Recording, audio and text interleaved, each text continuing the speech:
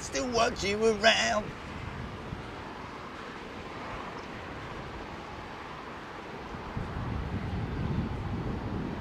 Let me know, yeah. Oh, sorry. Okay. Oh, I didn't hear that. Okay.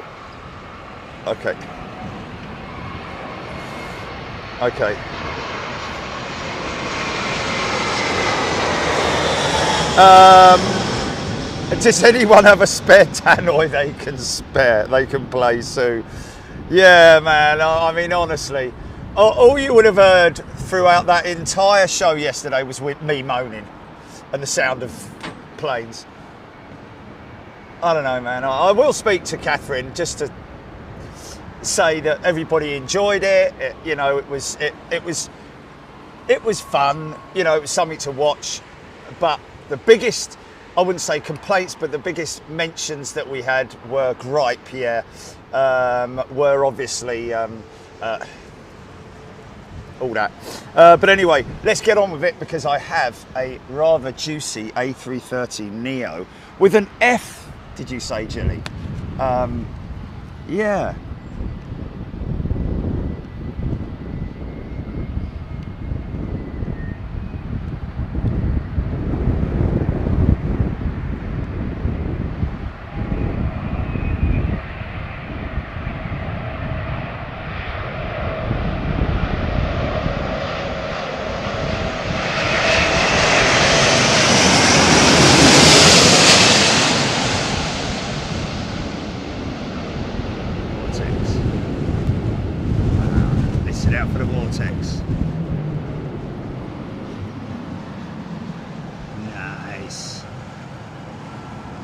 Very smooth. That front set when it comes down.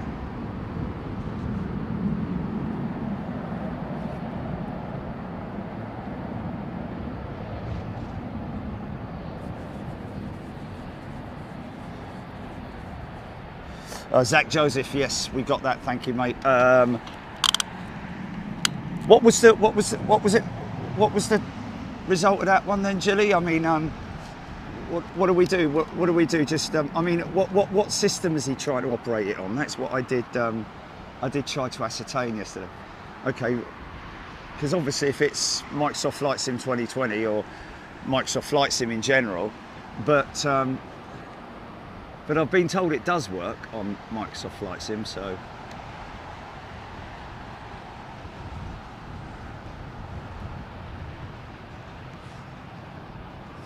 Well, yeah, I mean, we can, I guess we take it off his hands, and then if it doesn't work for us, we just throw it on eBay or something.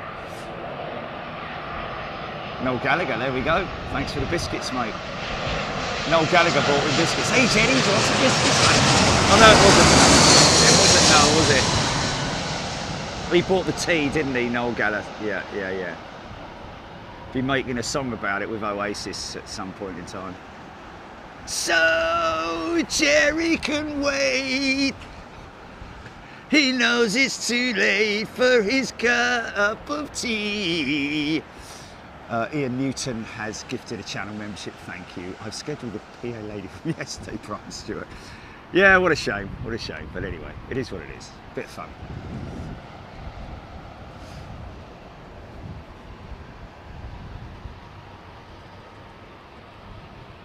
.333. Squid out. Mark Abraham, good morning to you. Always nice to see the MEA 330 CEO in town. Of course they do have the... Oh, now this is a 764, isn't it? Third one in the last half hour.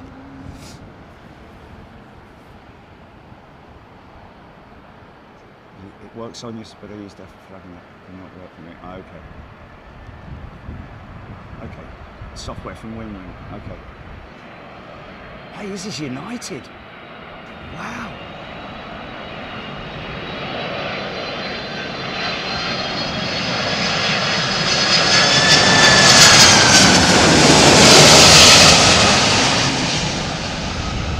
Delta.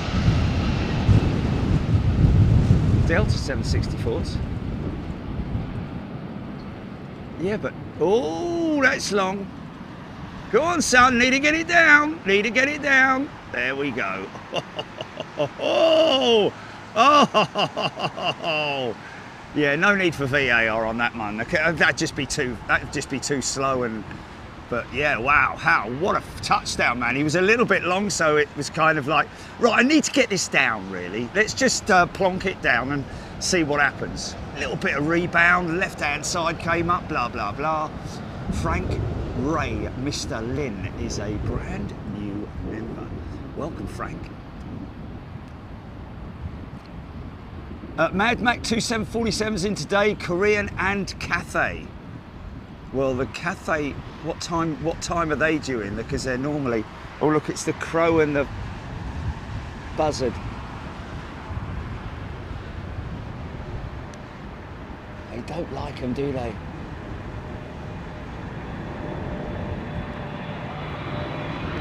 Yeah. Speaking to James yesterday about these 777s.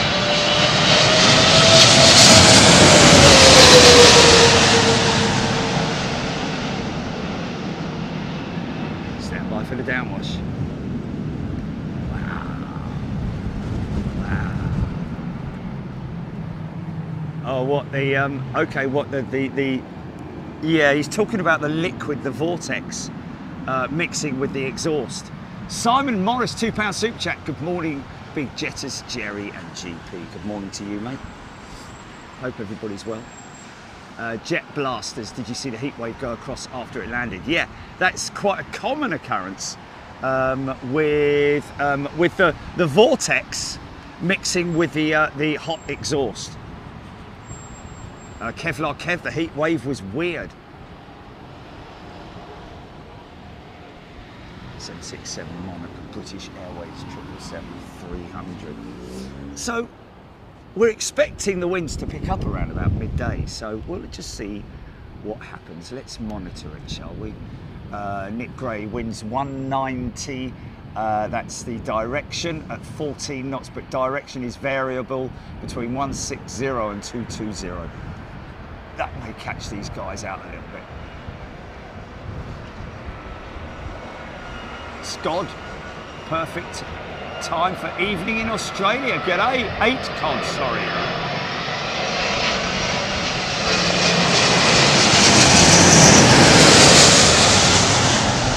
G'day.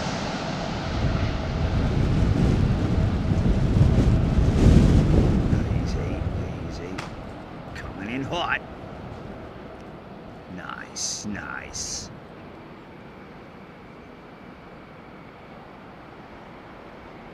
Yeah, you generally see the vortex, the jelly vortex, with particular aircraft, especially the ones with winglets or sharklets. I've got clearish skies over the top. That's an interesting looking thing, whatever that is. Wait a minute, let me just see if I can grab it.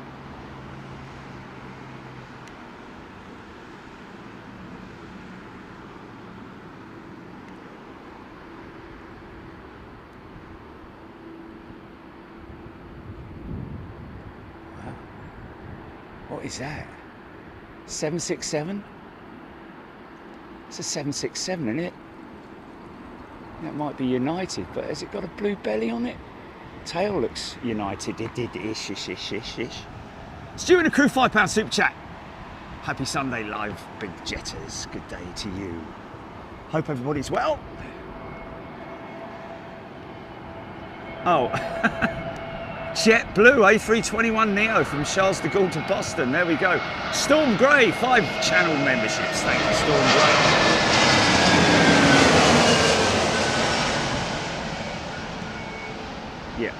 Yeah, I gave her that shout.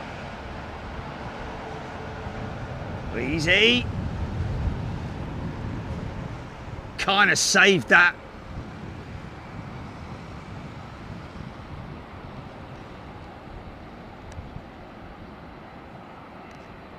Oh, listen to her.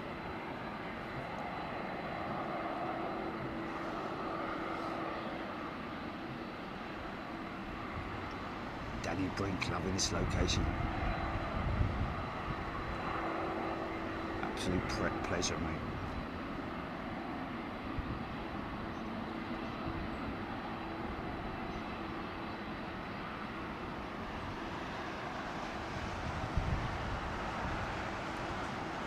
Explore Pool is a returning first class member. Welcome back. Lindsay Sweet is a brand new member. Welcome, Lindsay. Nice to see you. Peter Rome, g'day. Couple of Aussies in the house. Yeah, we've got clear skies at the moment. I am expecting rain though.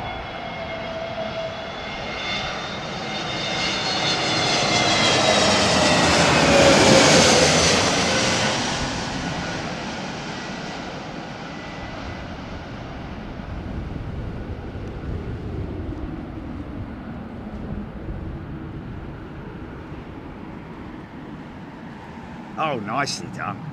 Very nice. Straighten up. Oh, vortex.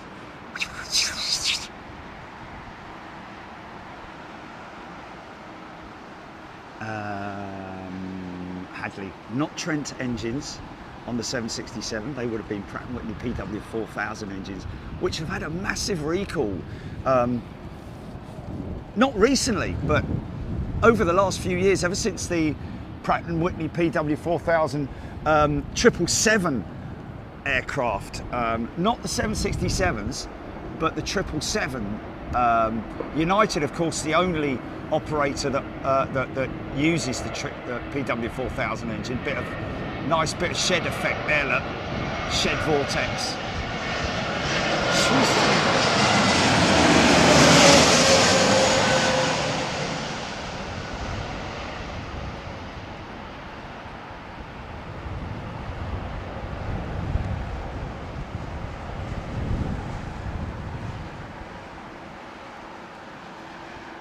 Wow, kind of went to straighten it and then sort of like, no, let's just drift this one in and then straighten it when we're down, shall we? Jolly good.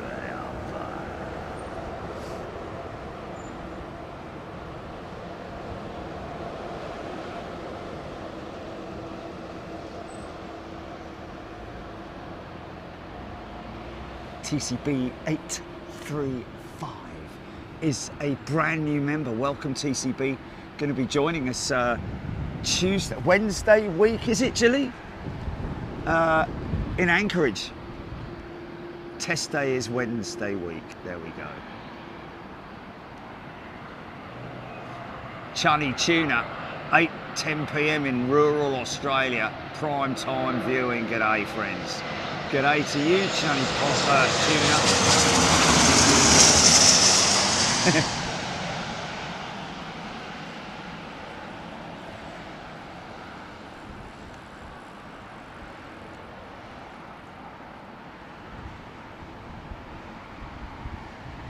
Nice, man. I look forward to the day when I can land in these conditions.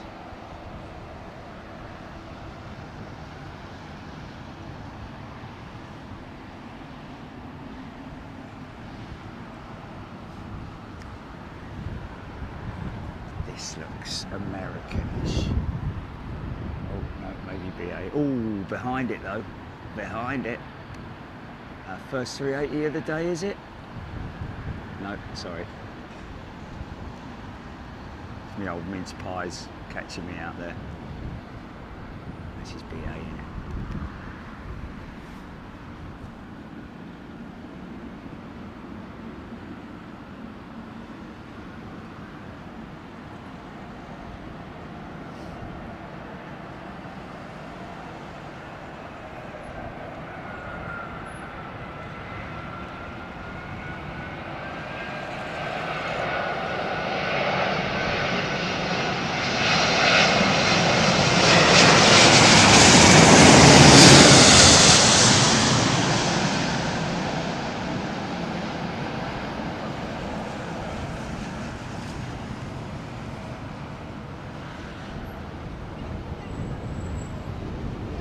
Beautiful, beautiful.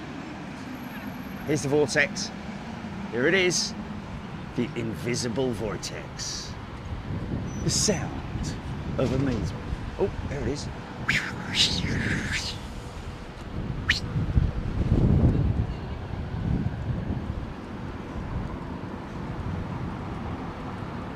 Rico M727-199 Super Chat just won the lottery. Free L dip, thought I'd share. Oh, lucky dip, right, okay, thanks mate.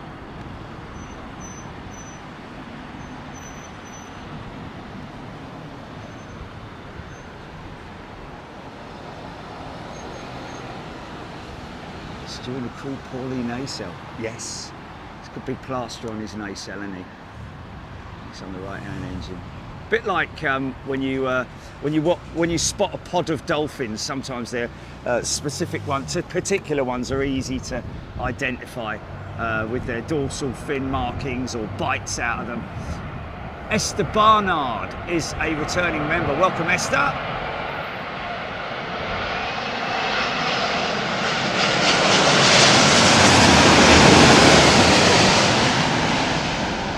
Blair will be on those soon, won't he?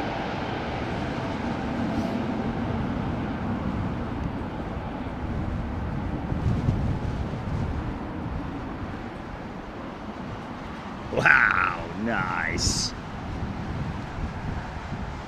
Jay Denso has upgraded to first class. Fancies a little Jay Denso fancies a little bit of Anchorage in a couple of weeks. Well, a week and 3 days or something like that. Hiya, Boosa Nutter.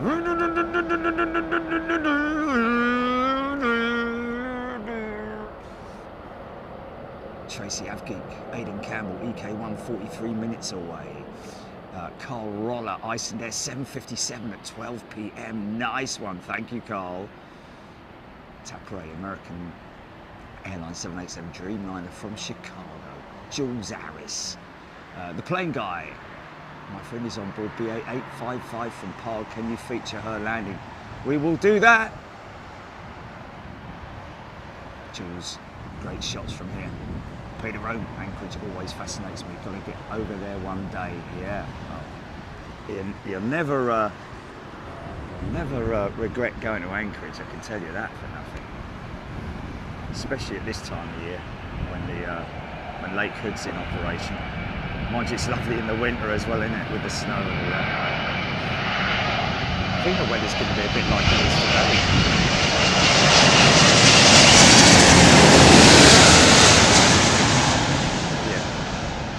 Yeah. Interesting that Atlas Air have got another couple of 777 freighters, one of which is going to Etihad cargo, which is interesting. Didn't they have an old livery freighter? I know they've got a 777, is it 200 that's still operational, or is it 300? It's been in here, hasn't it, from time to time. But Etihad and Beta, tuning in from Budapest. Good day to you, Beta. Oh, interesting bit of news that we talked about a little while ago, and pilots will be happy to hear proposals for commercial planes to operate with one pilot have been shelved after a critical EU report. So there we go. Never talk of it again.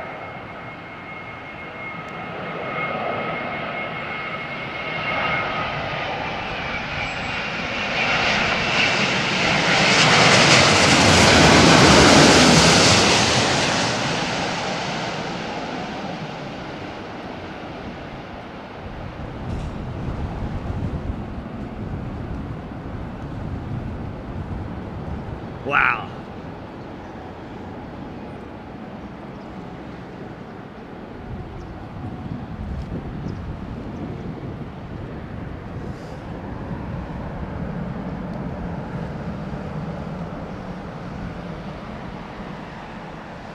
Look at him showing up, look at him showing up.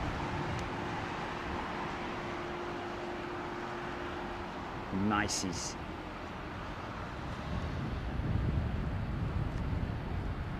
Yeah, they were basically, there was a proposal put to the industry of, it wasn't flying with one pilot, it was the ability for the reduction in the number of flight crew on an international flight by way of enabling one of the pilots to sleep but whilst on the flight deck. And you know, I would say that's critical, because if you're deep in sleep and you have all of a sudden have a critical issue, you're not going to be fully compos mentis, are you? For a good couple of minutes until you sort of like, you know, get your head around it, by which time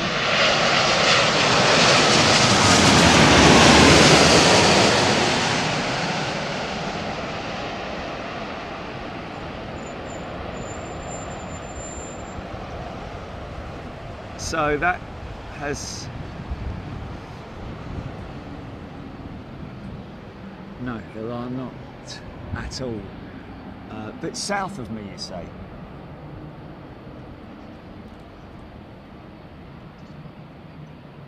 Okay, so it should be with me any moment, really. It's probably behind this cloud. Come out, wherever you are. Come on. Don't be shy.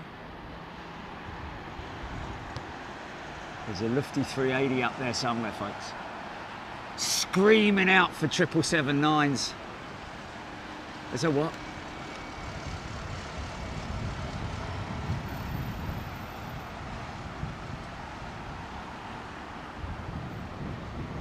Oh, well, I tell you what we missed the other day was the Qatar Emirates A340-500, which I saw climbing out over Staines. Well, Sainsbury's to be precise. Other supermarkets are available. Where is it now then, Julie? Is it? I'm still looking, I'm not seeing anything yet.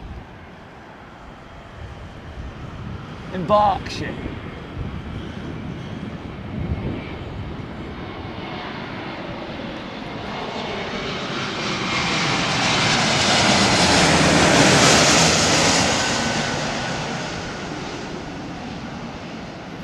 Dazza, welcome back.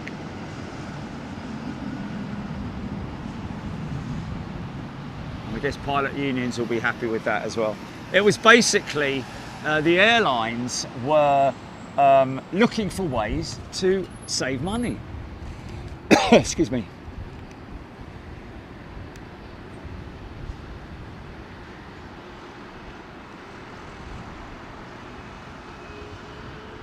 It was Greg who bought the biscuits. Yes. Thanks, mate. Tucked into them last night.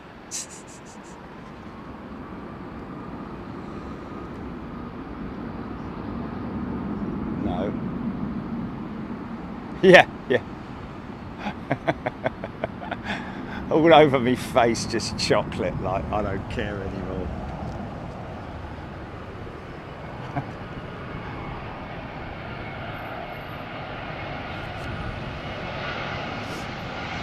Oh, it is. Yeah, so some of the airlines were backing it for obvious reasons, in order to reduce flight crew numbers on long-haul flights, basically, or at least transatlantic flights. You know, any flights, I guess, under a certain number of hours, I would imagine. But basically at the moment, like on a transatlantic flight, you'll fly, Virgin I know will fly with a three-person crew, sorry, as well. And Bob, sorry mate, if you're watching, he's probably never going to watch me again. Our friend who came and said hello yesterday, ex-Virgin Atlantic, came by and said hello, that we caught retiring. Beginning of the year, was it? Simon Morris.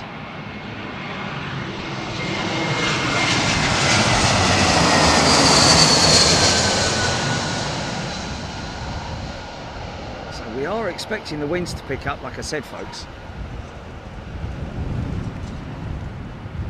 Easy, easy. Nice.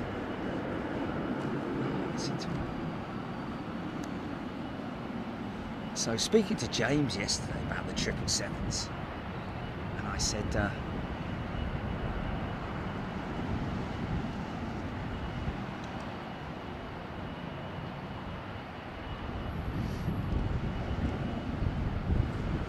ultimate insult, wasn't it?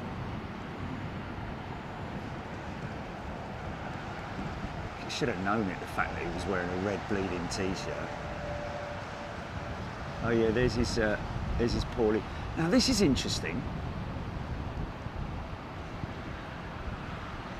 This is interesting. That aircraft, where's it come from? Unless it's taxied up this way to go out. Maybe it's taxied up this way to go out. Yeah, it's taxied up this way to go out.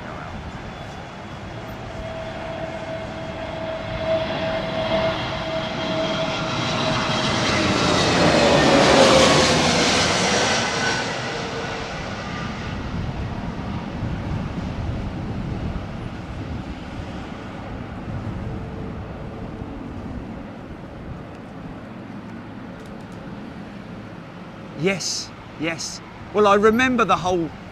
I don't remember him personally because I never met him, did I? Yeah, but I remember the operation. Yeah, to catch him. Yes, and in fact, that's why one of the cabin service managers bumped us up to business class, was because of what we did for Bob. Billy James, another hot day here at Almeria, España. Yeah, I actually put it up on. I put it up on Twitter. I think it was yesterday or the day before. Canada water.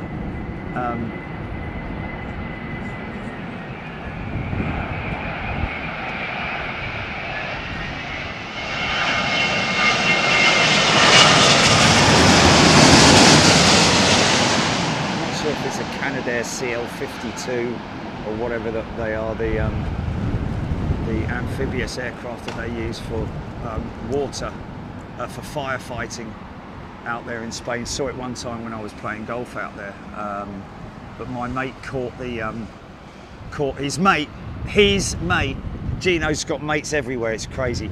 Yeah, his mate who was flying the operations in one of the Canadairs, and landing it, and well, I say landing it, putting it down on the sea to intake water in crazy winds and rough seas.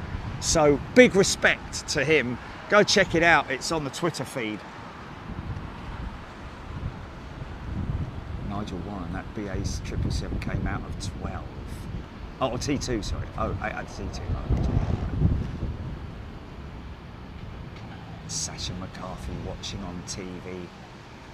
Raptor that BA787 was from Chennai.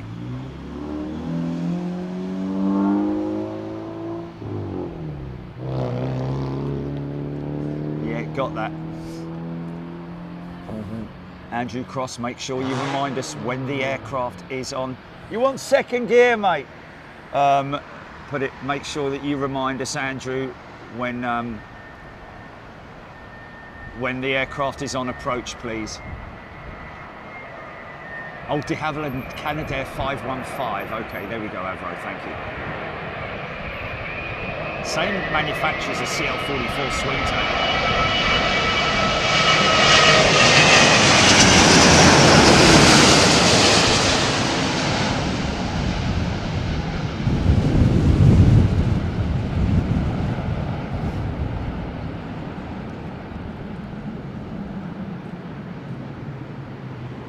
Second set, bang. Okay, so yeah, as you can see, the winds are variable, southwesterly. There's the sock. That was a direct southerly when I was driving. Oh yeah, that's all over the gaff, isn't it? He's getting a bit lively now. Sock's woken up, isn't he? Just had a cup of coffee.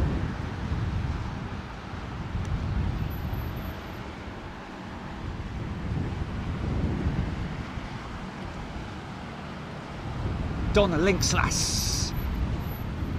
Tuning in from sunny Lincolnshire. Oh, did it not?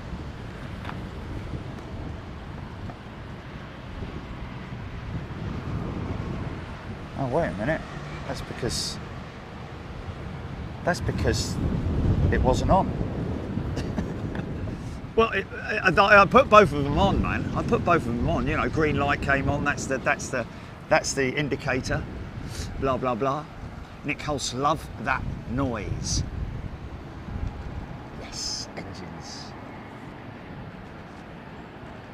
There's another Dreamliner there. Look, she's got her engine taped up. Look, I think she's got her engine taped up. I think.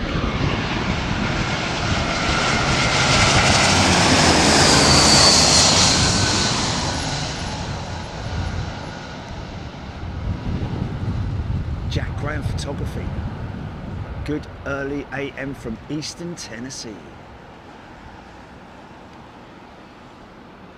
Wow. There's a lot going on that flight deck when you're descending in these conditions. I say a lot, but yeah, I mean, it obviously looks very calm, but there's quite a lot of movements going on. There's a Dreamliner over there that's been sat there for a while. There's another one. One of its engines completely, you can just about see the red tarpaulin there. That's just the cowls that are there. Obviously the engine has been completely removed. Another one of the Trent 1000 issues, and that's why British Airways, understandably, have gone with General Electric GE-NX engines for their next batch of 787s. Nichols, tip-top. Oh, that low truck, look, that truck looks like it had an engine on the back of it. Where? I love me a truck with an engine on it.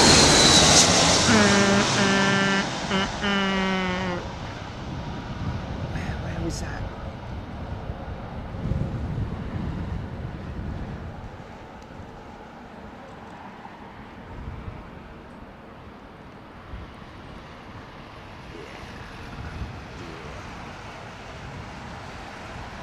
The truck with the engine on it. Was it stationary or was it?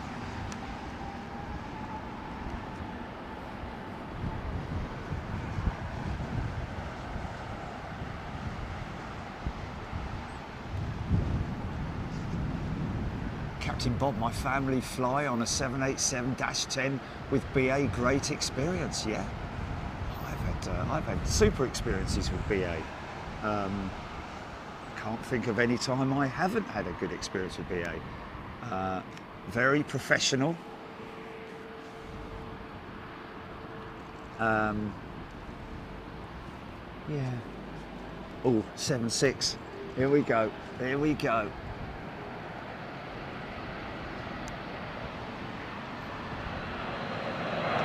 From Newark.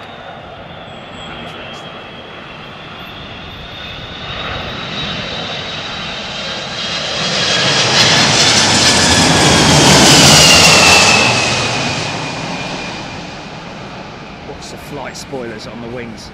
What's the flight spoilers on the wings, man?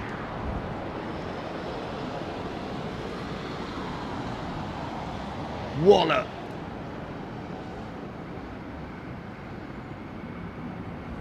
Nice.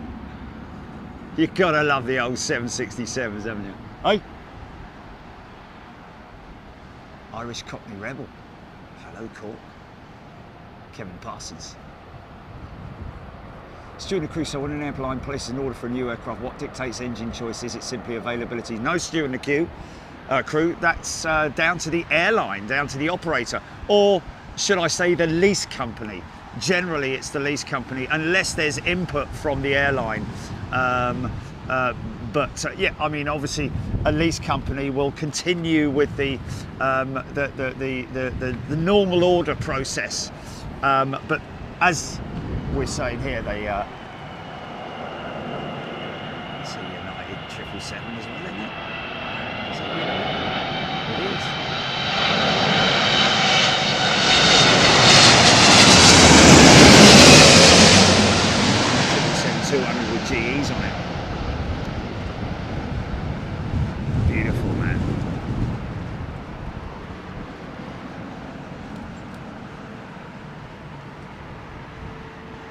go. Nailed that. Totally nailed that. Jack Evans, what is the 767 main gear tilt downwards? Is it just design, or is there a functional benefit to it? It is the way that the aircraft was designed, Jack. So not all, most aircraft have heel in, whereas the 767 does have toe in. It is.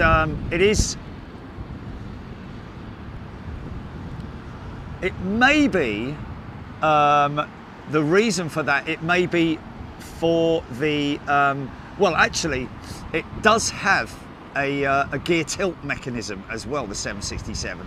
So it is nothing to do with the undercarriage being able to fit in the undercarriage bay, so to speak. I think it is more related to just the dynamics, the design of the aircraft. Cathy Williams 380 around 30 minutes. I look behind me, I see an American 777-300.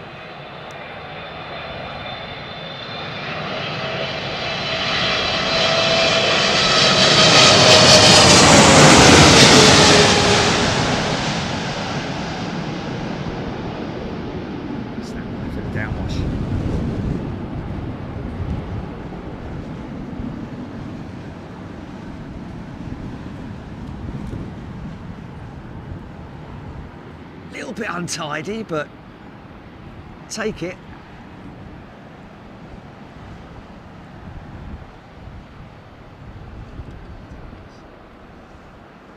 I'm just Googling this now.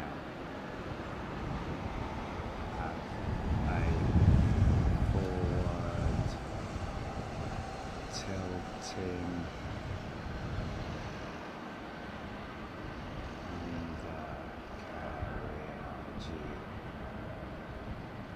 Okay.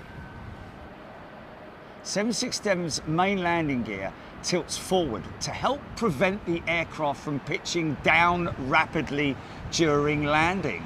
There you go. So it is a design specific, aircraft specific design. I tell you what, look, I tell you what, we might have a bit of fun in a bit. Look who's being backed into the blast pen.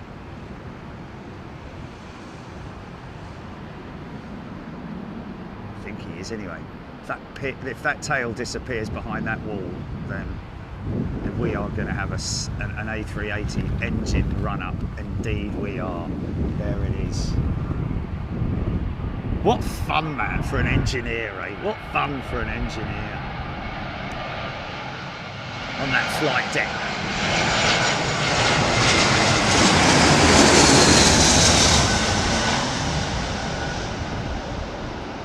Of course, that could be anything that they're testing on that aircraft. New oil pump fitted generators. Unlikely to be a replacement engine, I would have thought, but who knows? You just don't know, do you?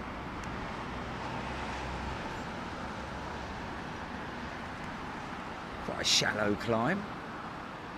Well, climbed and then levelled for that 350.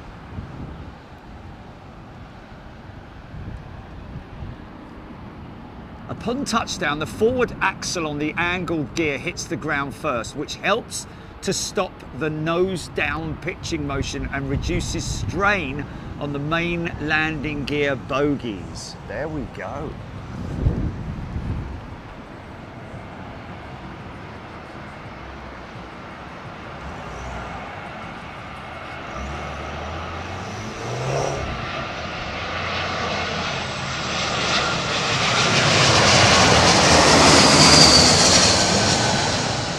Great question.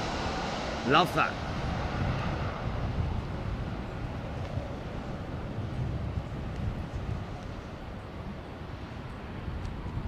think it's the B1 that has the same undercarriage, believe it or not, as the 767.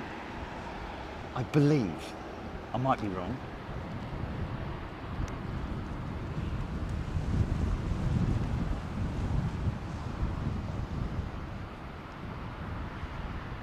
pitch control.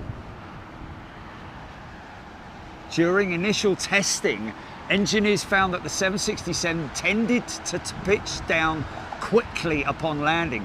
The forward tilt of the gear causes the front axle to touch the runway first, acting as a lever to dampen the rapid pitching motion, as in, you know, to so you'll see this one's heels down.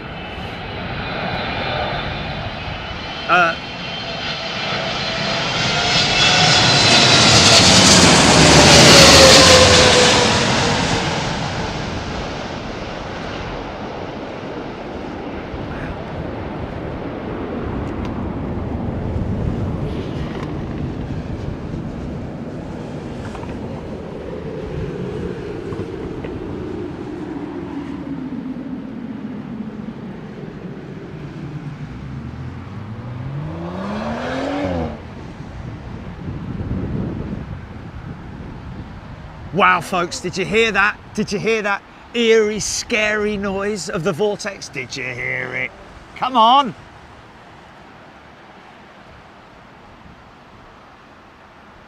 Bob Shalvoy, $50 super chat. Really enjoyed the show on Saturday. Thanks, Bob, mate. Appreciate that it was at least worth it. I think the display of the day, not that there were that many, but has to go to that gyrocopter, isn't it? Hey?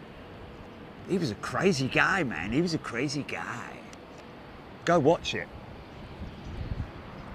Yeah, he was waving as we went past. Yeah, steering it with his knees. Crazy guy. Nick Hulse, I heard it. Chris Merson heard it as well. Irish Cockney Rebel. Lovely weather in London. Big old 5-door.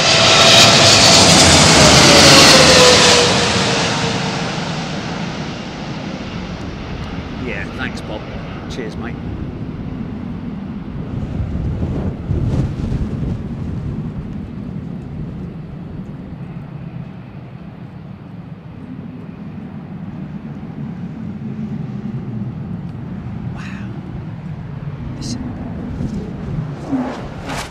Wow, God, did you hear that, man?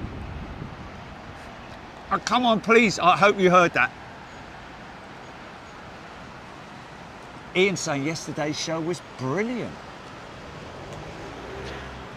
Jay Bond, cracking noise. Well, you wait, I want to see this.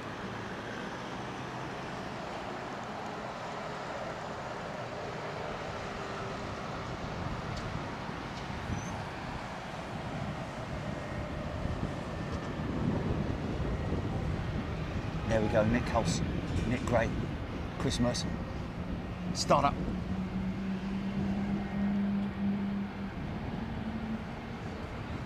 Nice.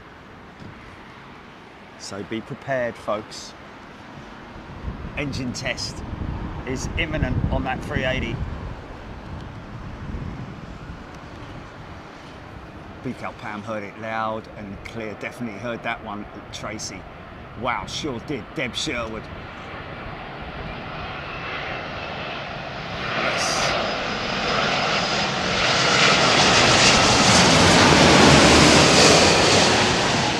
The downwash hits me pretty quick.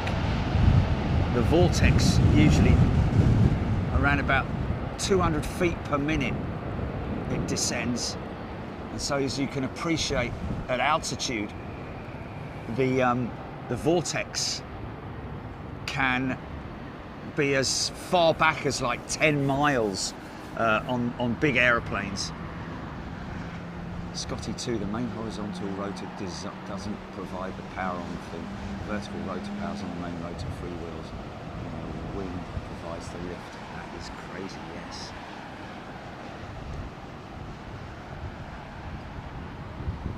Captain Bob, yeah. Thought that guy was going to throw it on the ground.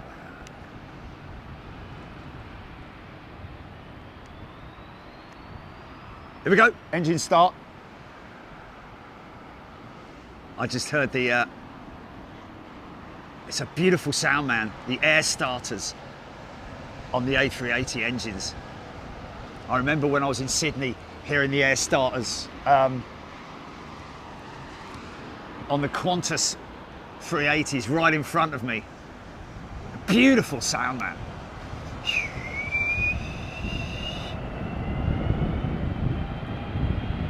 Another United 777-2. This one with the Pratt & Whitneys, I think.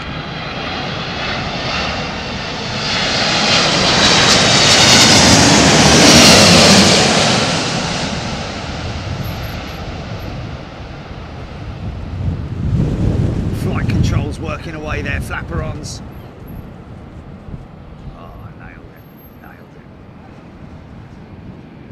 Don't get so much vortex from the...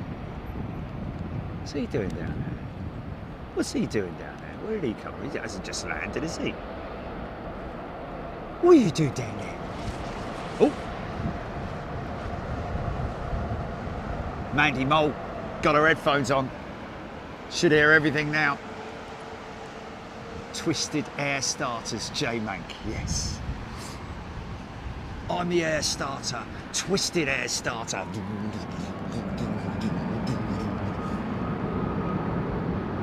Yeah. Can you hear those going out of the southern folks?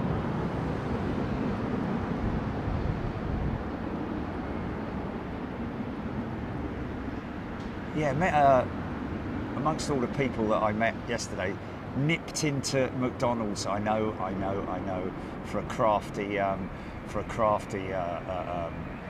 meal, just because it was just convenient and easy after the air show yesterday. And had a wrap, chicken wrap.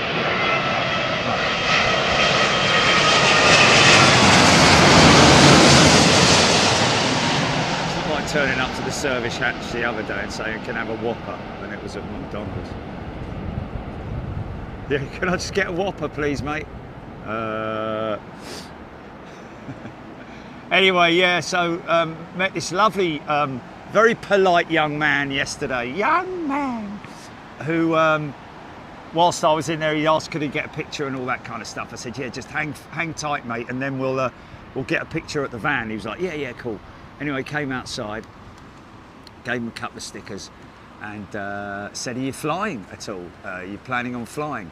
And he said, yes, I'm off to LAX on the 350 in a couple of weeks.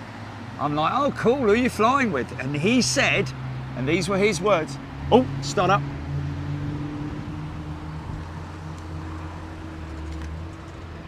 No, he didn't say start up. He said, I said, who are you flying with? He said, only the best airline in the world. I said, oh yeah, who's that then? He said, Virgin Atlantic. I'm saying nothing.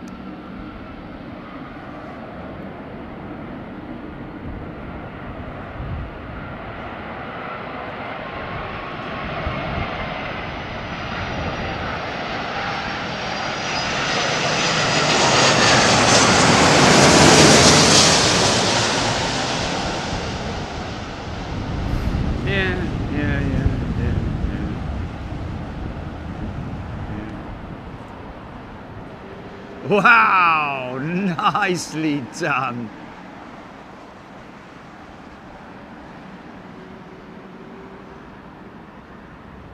Oh, Brian Stewart, lefty 346 above me, mate.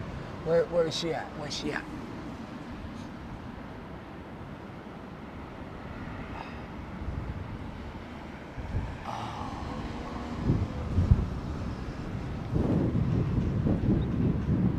Lot of sun glare, man. Lot of sun glare.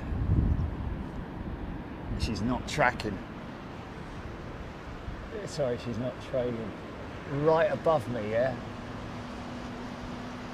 Heading west on a southerly... Oh!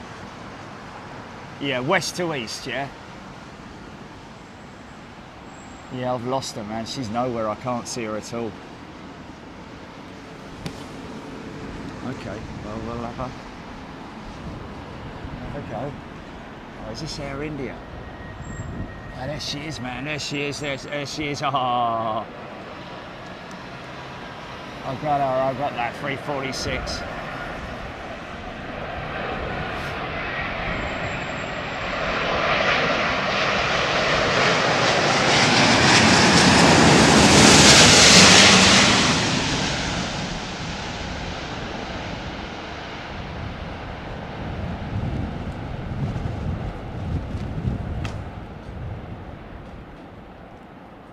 Gosh. Nice. Yeah. Yeah, I ain't gonna get that now, I don't think. I mean, I can have a go.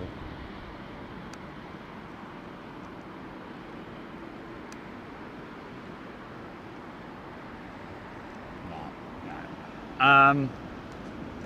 Yeah.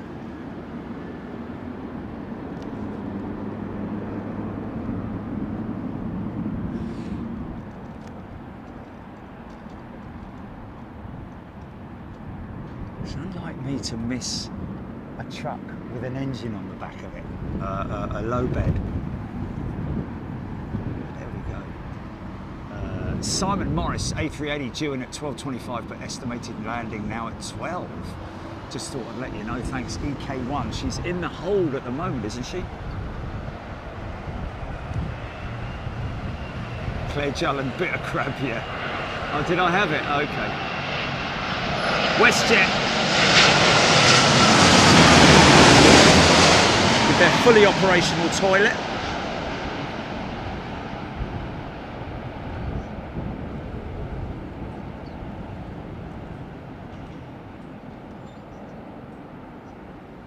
Oh, that's hilarious.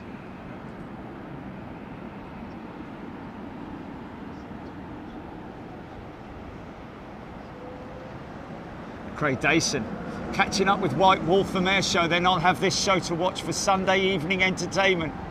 Love it, man. I love that. That is fantastic. Well, enjoy my moaning, Craig.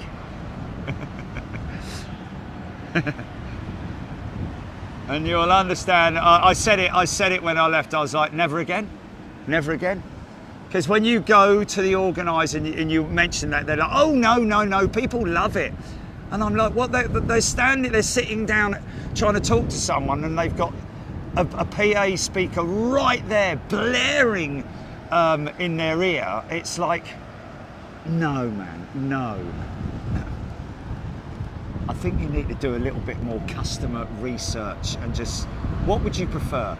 To hear the sound of the engines, or to hear somebody explaining everything and just having a chat with their mate over the tannoy, blasting in your ear? And the brass band, come on, man, come on. Yeah, I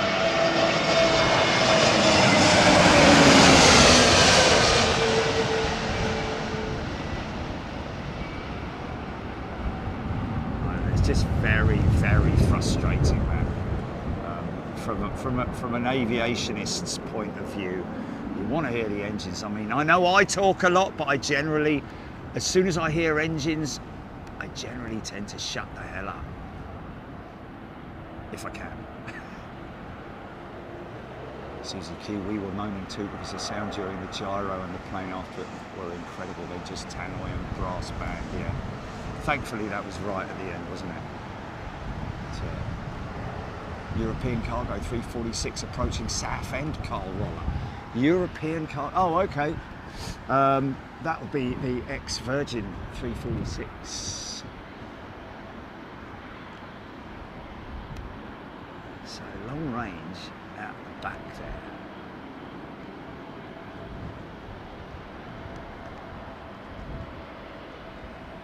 there. Ian R, to say that was being very kind about it, Ian, there. It was a bit overwhelming. Gary Sibthorpe, I know.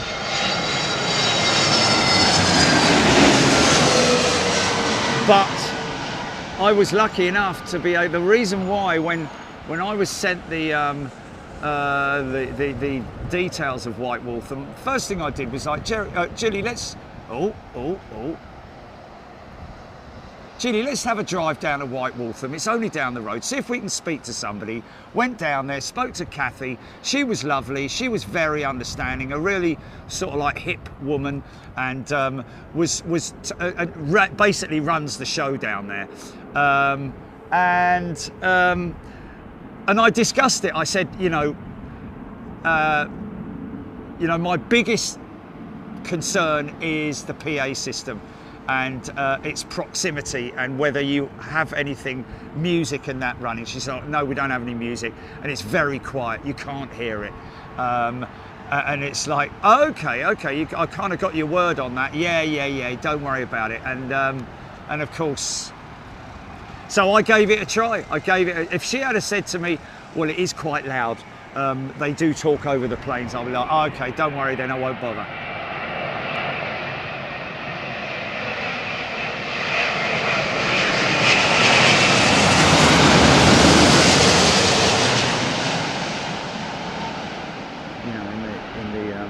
In the short time that we had those Merlins running, all you had was just those two people talking to each other. And the bloke's microphone was a lot louder than the woman's, it appeared. Their mic levels were at different levels. So I was like, and look at that over there, that's it there. What do you think of it? Well, it's brilliant, I think. Oh, was it? Oh, okay, it was the other way around then, was it? Oh, okay, sorry.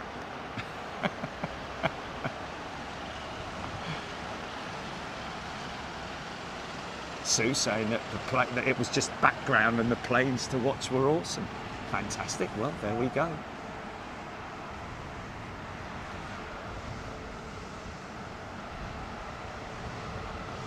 Alex Hilton won't go to air shows, can't stand the commentary. There we go. Yeah. Well, it's all right if the commentary is introducing an aircraft before it arrives, if it's flying in. You know, then yeah, it's great. Like I'm doing here, we talk about the aircraft, the A350, you know, the complexities of the Air India livery, the new one versus the old one, blah blah blah, and all that kind of thing. But then when the aircraft arrives, like it is now, belt up.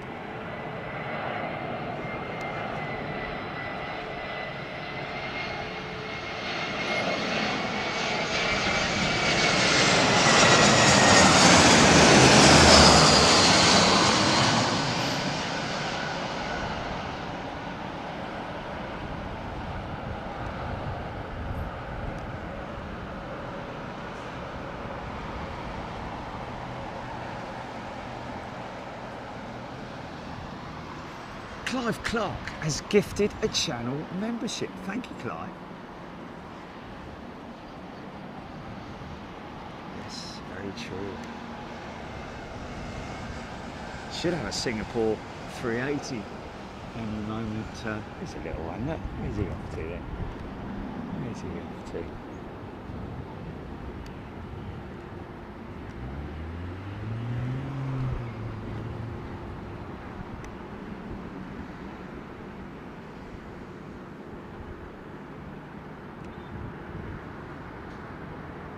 Max, looks like a Max.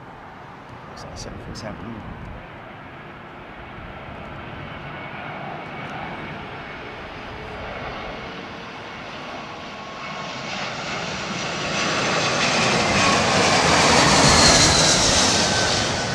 Nigel Macy really enjoyed the air show. PO was a little annoying, but bearable. Shame about the weather. Yeah, real shame about the weather. Because obviously the bleeding idiot just stopping right there. I mean, mate, really? Honestly.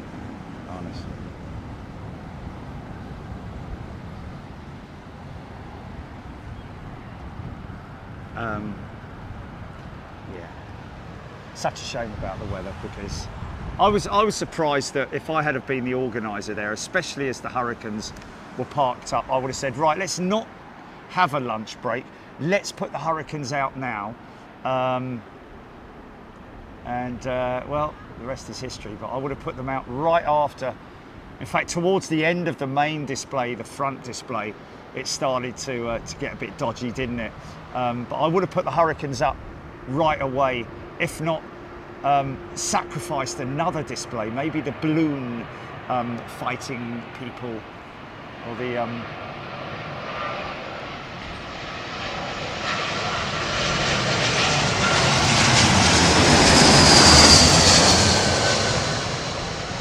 Captain Williams got Qatar 380 in 30 minutes as well.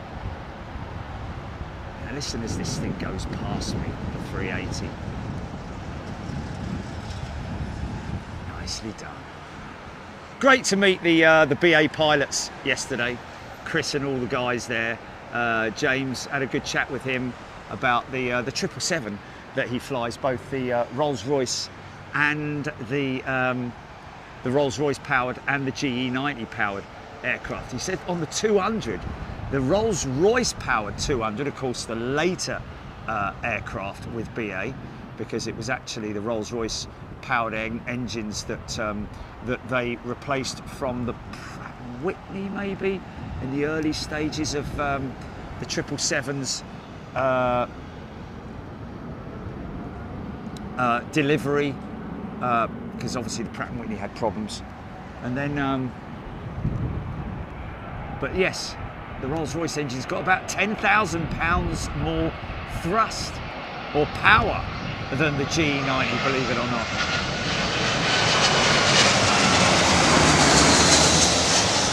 And he should know. So, and it's noticeable power on the Rolls-Royce versus the GE90. Of course, they're only 90. I think are they 9090s? Not 110s, but 9090s or even 9010s maybe on the.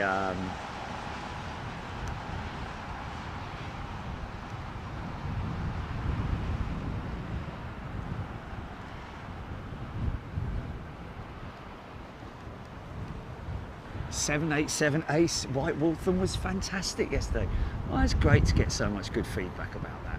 Such a shame, isn't it, that we can't have more influence on how these. I mean, could save a fortune putting that PA system up, couldn't they? I mean, you know, just have it a little bit less infringing on the public. You know, I would have been massive. I would have left if I'd have been sitting in that nice grass area with the picket white fence and all that. I'd have been like, mate, really? People are very, English people are very, you know, tolerant, yeah. Apart from me.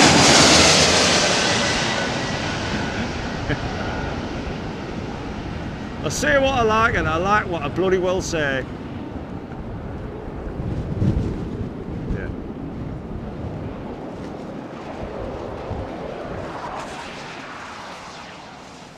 Wow! How cool was that, man? Please tell me you heard that. It's off a 320 with shark clips. That was awesome, man.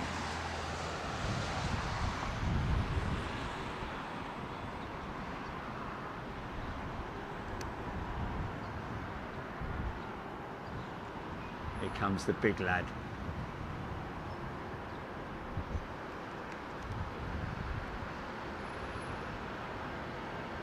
Gear not down yet.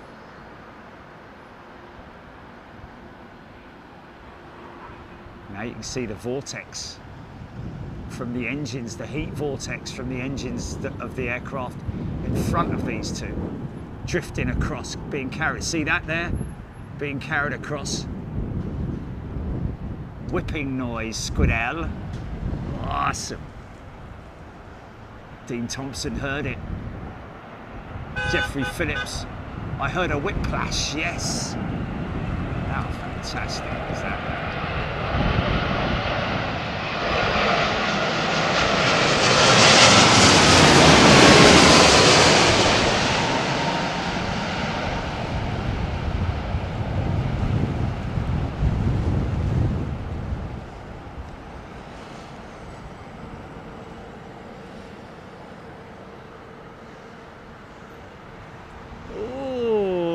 Bit of oscillation there.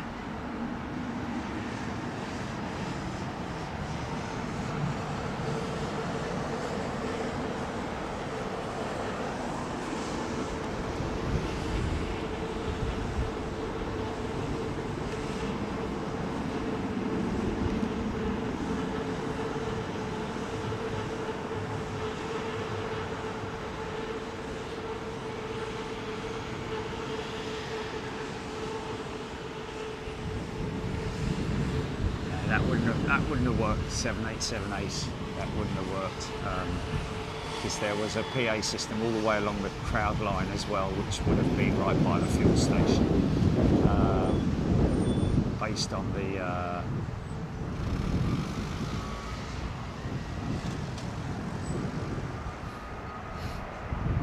yeah. Oh, okay, there we go. Yeah, sod off, mate.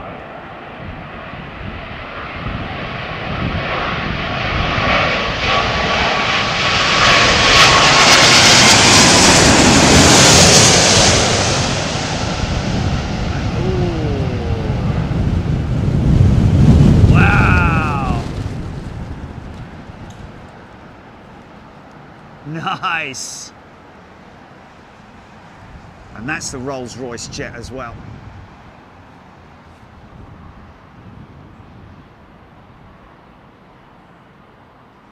Maybe wrong. 1,300 feet. Most times it sounds like a fighter jet. Yeah, brilliant. Here we go. Hold on to your hats, boys.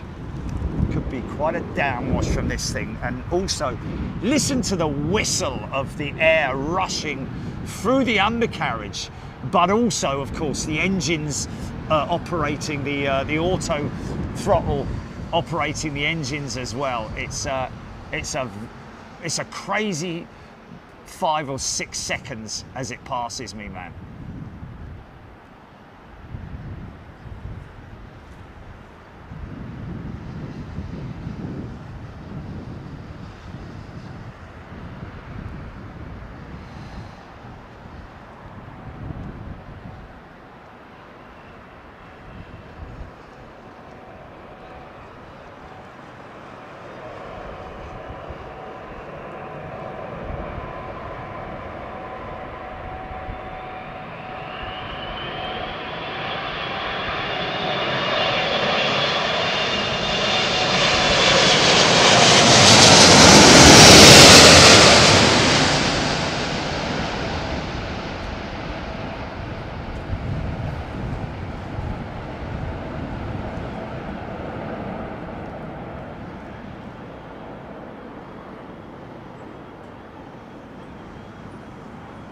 Wow! How cool is that, man? Landing a big old lump like that. Here we go.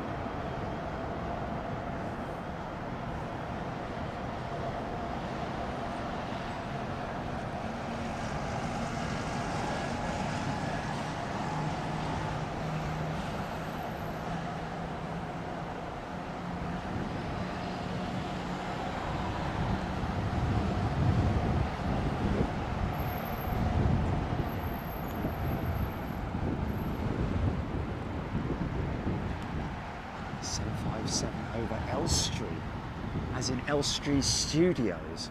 That might be where we drove past the other week. Elstree Studios. Tequila TriStar, Bosch, fabulous blue sky. Claire Julland, Crabby.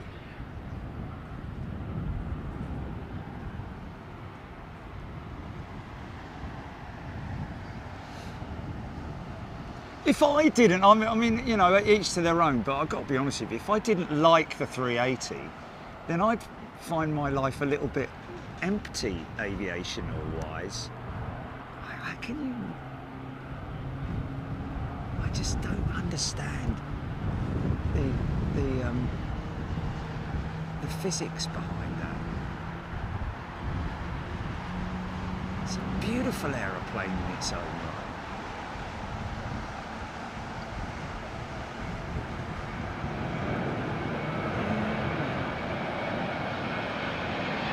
Glorious aeroplane.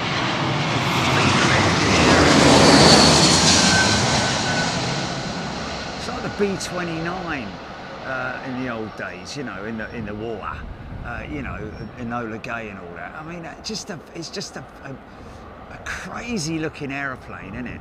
With that the nose on it. I just can't understand somebody not appreciating an aeroplane like that. At least appreciating it, but I just find it fascinating. I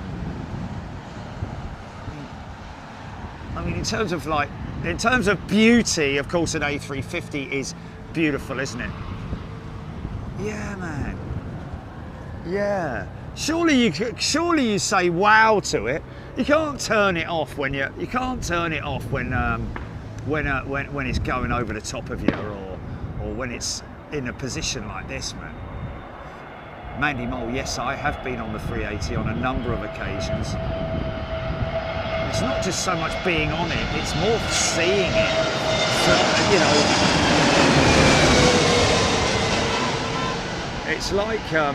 it's like people when they ask me, you know, would you love to have flown on the Concorde, Jerry? I'm like, well, obviously back then, that's all I would have been able to do. But given the option, the opportunity, you know, back in the old days, if streaming had have been around, then yes, I would have much preferred to have filmed the Concorde, just from the sheer power and noise and sight of seeing Concorde. But you know, I have a love for all aviation. You know, even that lovely old Sopwith Camel that ended up not going up, just looking at the engine and appreciating it's upside down for so dry sump. Lana DC-8. You're right. I mean, every aircraft, even the old, you know, Russian aircraft, you know, the Ilyushins and of back in the day, odd-looking things, but you know, just beautiful.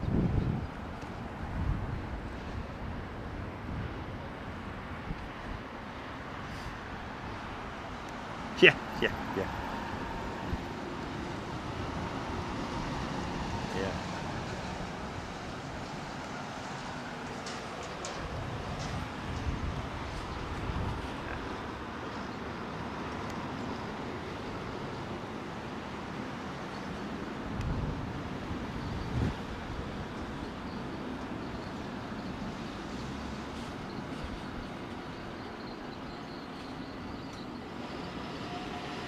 The Kehoe.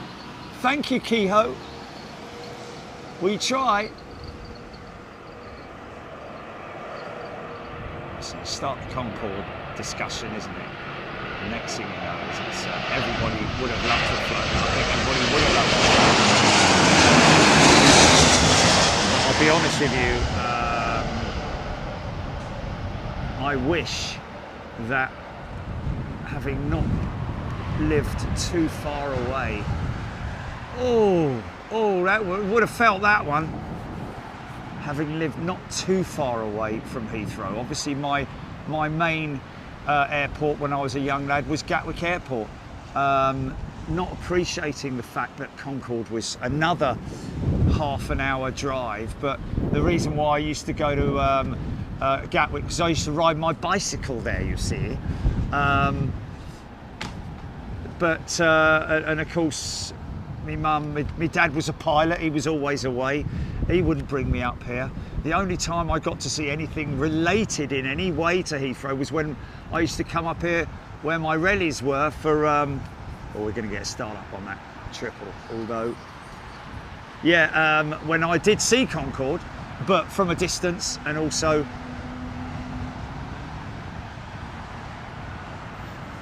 One time over the end, it came just so fast over the M25 when I was stuck in traffic.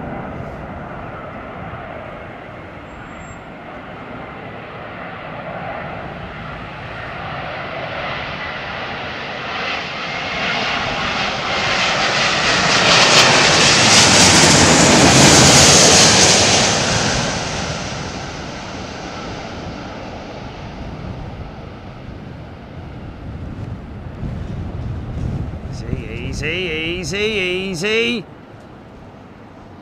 Wow, that was a lot of movement on those elevators, man. Possibly coming in a little bit too hot. Wow, that was nuts, wasn't it? Start up. Sing with me.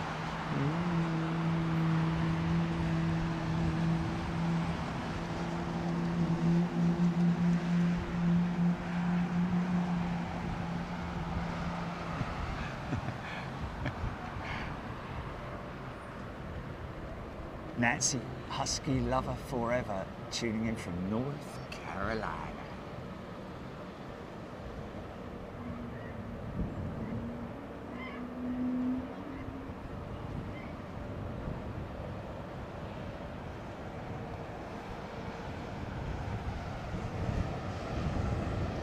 A little sketchy Nancy.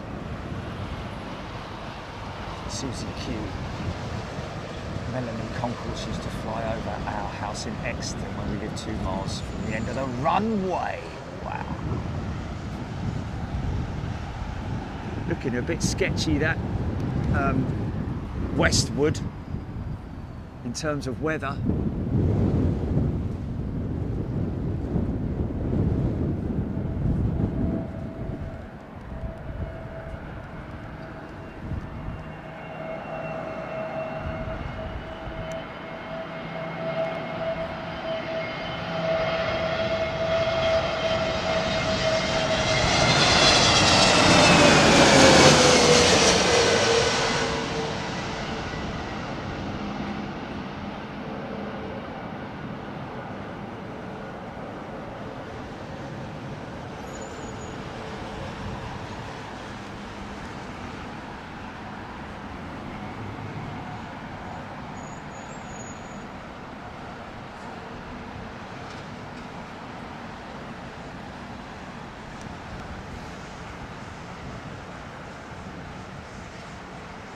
You can't say that, Chile. You can't say that, mate. You can't. You cannot say that. She's not rusty. Planes don't get rusty to start with. Pointy? Of course she's pointy. No, man. That was when you were younger, man. You can't think that that would be the way now. Right. I'm going to take you to flipping Brooklands, mate. I'm going to take you to Brooklands. Oh, 757.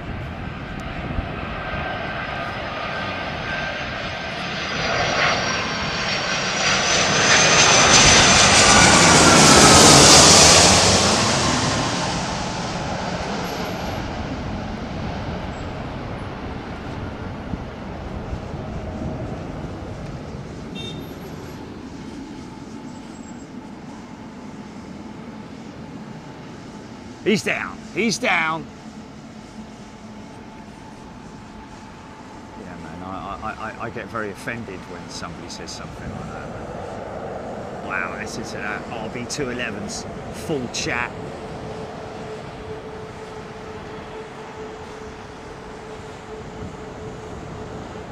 Yes, Feather Duster. The ballerina of the skies, yes. With the pointy foot. Ballerina with the pointy foot, pointy toes and all that.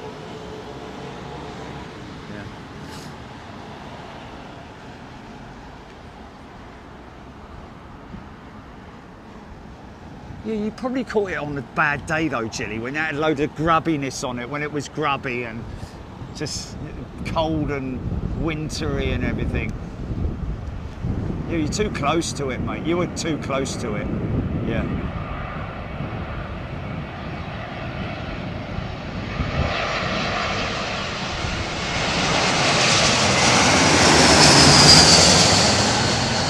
Don't poke the bear.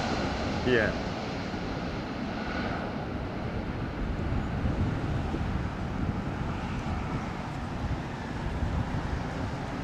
Ah, oh, beautifully done there, Mr. Finnair.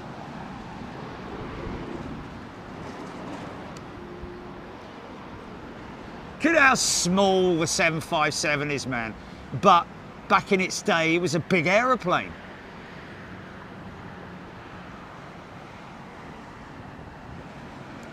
But put that next to a 321. You know, 321's as big as that, more or less. A lot different. Obviously, the 757-300's a different thing altogether, but which is why, again, that debate comes up. Why didn't Boeing just re-engineer the 757?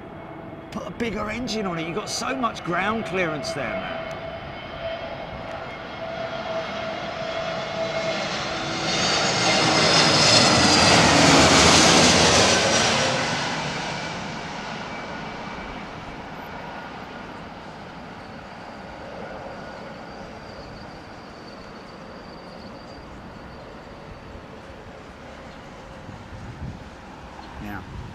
We might hear her because she's got RB211, Rolls-Royce RB211s. So we might catch her. I mean, just remember, can you imagine back in the day, all the 747s lined up there to go out? Oh my God.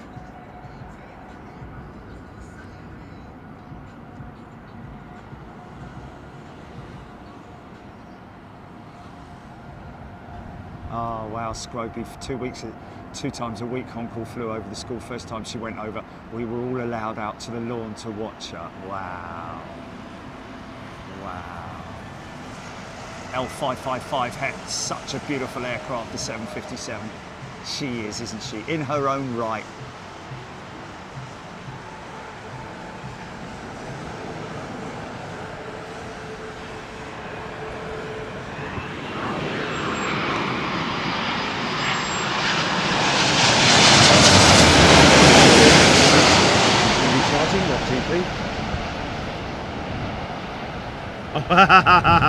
Are you serious? Oh, they're going to have fun with that, mate. Oh, they're going to have fun with that. Oh, my goodness me, yeah.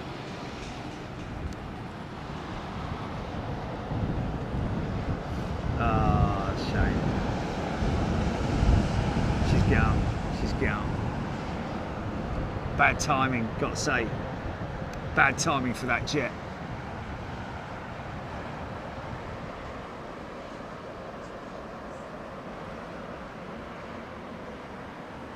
Seven 757 stands tall.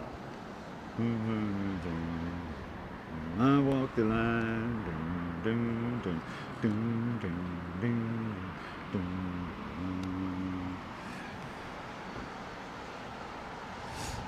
Ooh. If I went back in time in Stuart's time machine and I was given an option, I'd probably go early to mid 80s.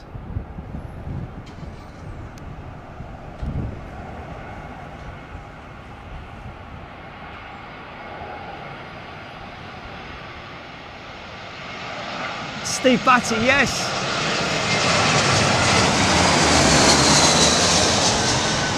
When you consider what they've done to the 777 in terms of re-engineering it, the 777 is a new aeroplane. It's wider, it's longer, so they've had to rebuild, redesign the fuselage, the cabin, the flight deck, the empennage, the wings are carbon, the engines are new. So it is a new, primarily it is a new aeroplane. So, you know, even though it is the 777, it's, you know, designated the 777, it is really a huge twin-engined aircraft from Boeing. So they could have done the same to the 757 if they were prepared to go that far. I think it would have been a great replacement instead of doing what they did with the MAX. I think a 757X would have been, or 757-400 or whatever you want to call it, would have been a much better idea. If they're prepared to go as far as they've gone with the bleeding 777.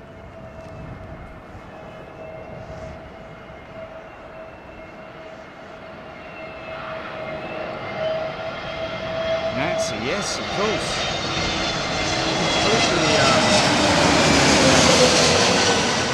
bigger windows on the, it's going in on the what? No, man. Are you serious? Oh, Qatar, man, or Nats. Come on, guys. What's up with you? What's up? What's going on, Nats? Come on. Sorry, folks. Someone's just been very ill.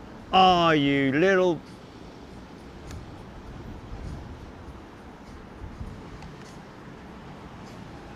Right, stand by for funkiness. Stand by for funk.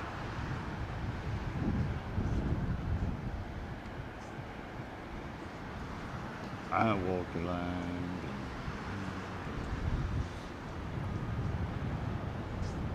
Bashing.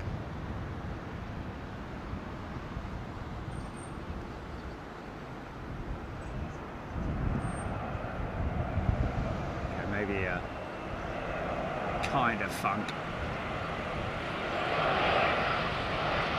Bashing it in what respect?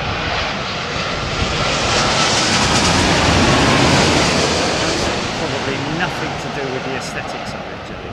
That's probably a lot more to do with how delayed it is and Boeing in general, you know.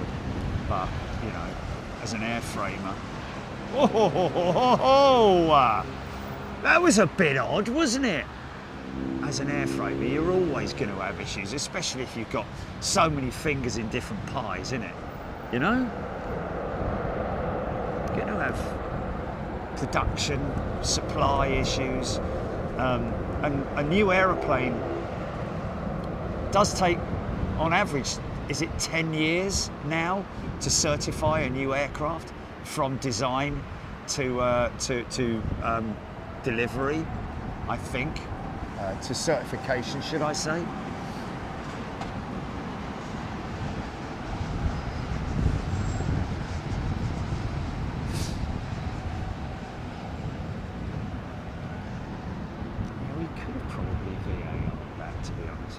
Because it was fast enough, wasn't it?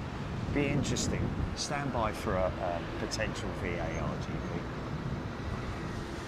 Sharon Cassell, good morning to you. Lowlander Jerry, Cyclops Road 380.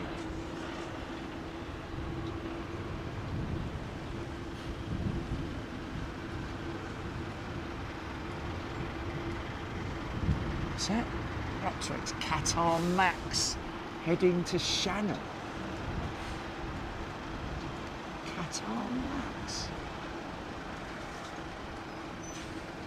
Kathy Williams took 380, took nearly 20 years from design to certification.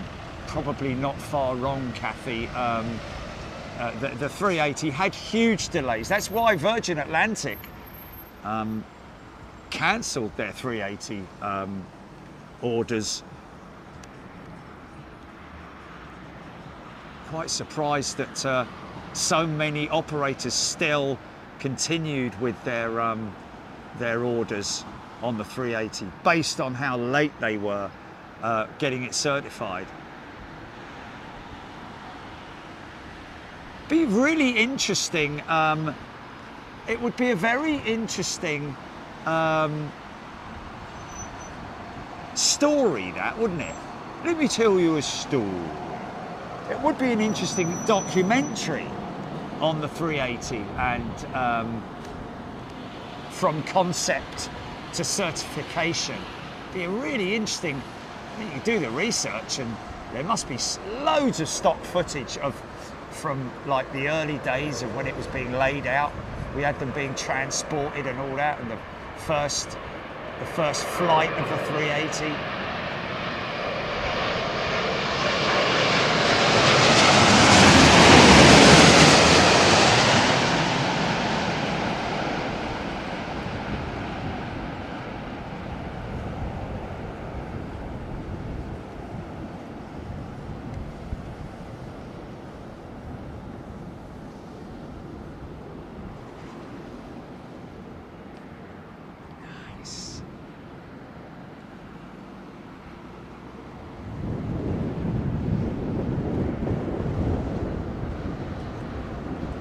we go. Yeah, Chile. Good point. Of course, the paint shop at Shannon.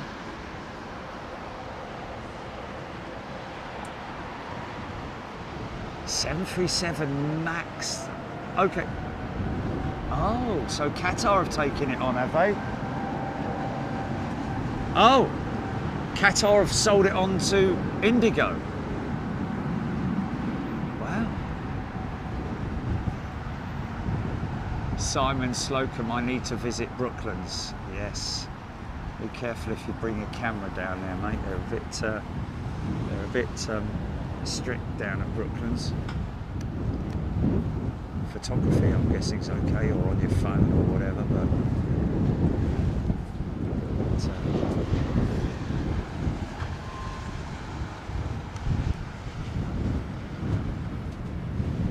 Melon at Brooklands is excellent. Oh yeah, I mean, if you're into history, you know, they've got a beautiful Wellington bomber that crashed, well, belly flopped into a lake. The props are still bent from that belly flop. They've restored it, but without the canvas around it, so you can see inside it. You can see all the different positions, the flight engineer, the radio operator, because of course it was a wooden aeroplane, literally.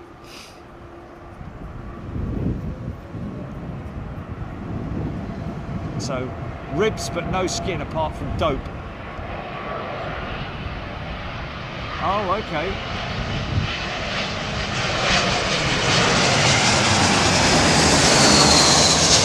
That's interesting. Is that old or recent or what?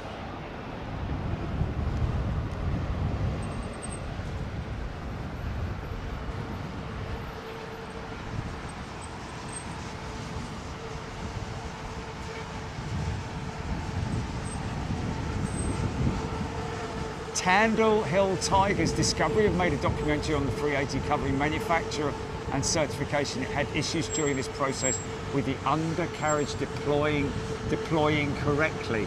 Oh yeah, amongst other things, you know, I bet you they don't mention about the reversers on there. I bet you they don't mention anything about the engines and why they only had 2 reversers on there and how they originally proposed the aircraft with no engine reversers.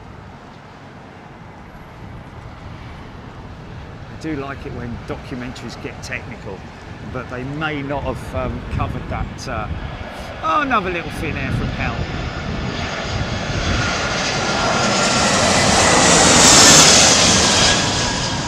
Of course you came down to Brooklands with me, mate, didn't you? You saw Concorde there, yeah? Oh.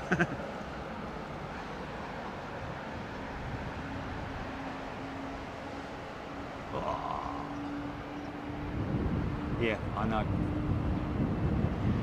Basil Price.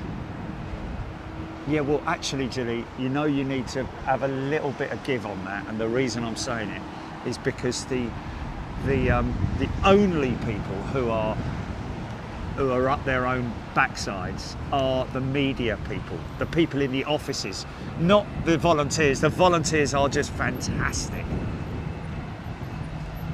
Yeah, probably, yeah. No, management, mate, management. Yeah.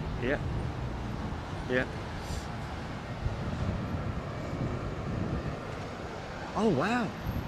MPH, there's a good video on YouTube, Vickers Vanguard making a final flight into Brooklands. Of course, they had a VC-10 flying to Brooklands as well, didn't they? Look at that beautiful 350, man. Isn't she stylish?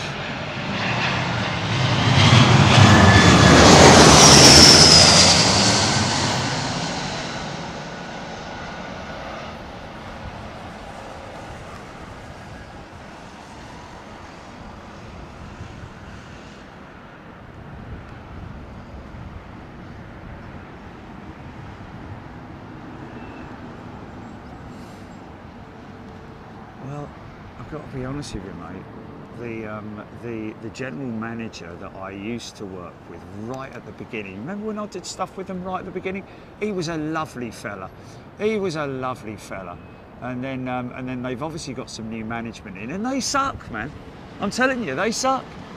People I don't like to do business with. Yeah. Oh, hello. We don't need you, Qatar. Thank you very much, Qatar.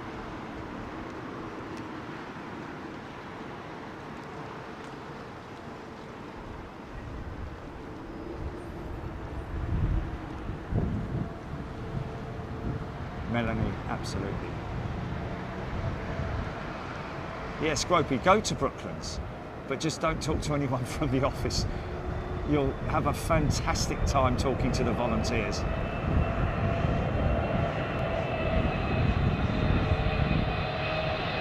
Nice restaurant as well.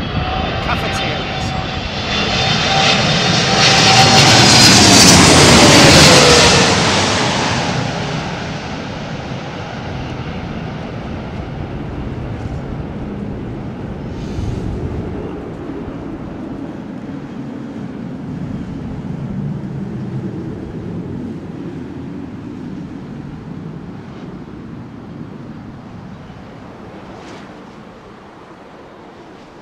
Oh my God, what a spectacular performance there from that Air Canada 777-3, man. Just everything about it.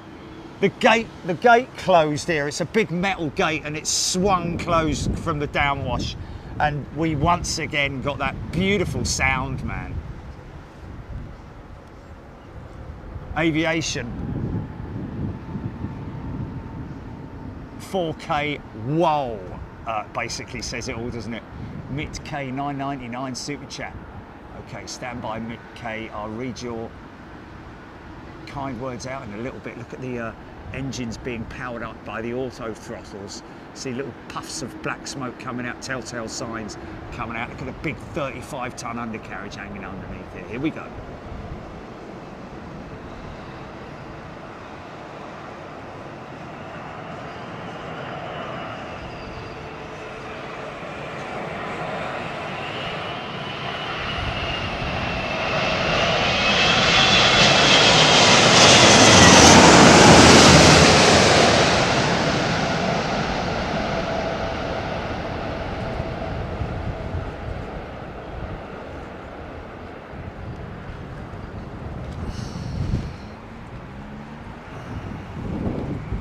Little bit untidy. Oh, Barry Humphreys, thank you. Yes, Wellington ditched in Loch Ness, and no, it wasn't wooden, but aluminium geodetic construction. That's it, and you can clearly see that's like crisscross. In other words, the geodetic design. Of course, it was the Mosquito that was an all-wooden aircraft. Mick K 999, big fan of Sunday shows. I've been tinkering with a small project that shows which planes are live on final. Still work in progress, but I found it really fun with Sunday streams. Would love to share if allowed. Well, Mick K, is that not? Is it superior to Flight Radar 24? Or is it an app or what? And good on you, mate. It sounds like you're a skilled individual on that front, that's for sure. Wow.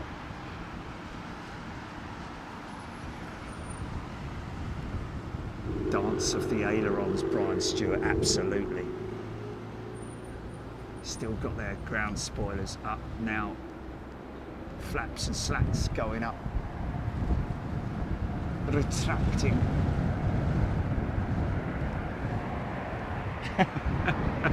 Alex Hilton. I don't know about that, mate.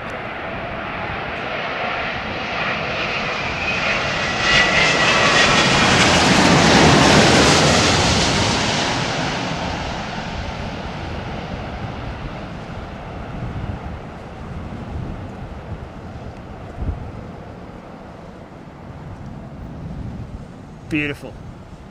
Oh, okay, not so beautiful. Kind of drilled that front end in, man. Yeah, that was pretty crazy. Sort of lost it in a funny sort of way.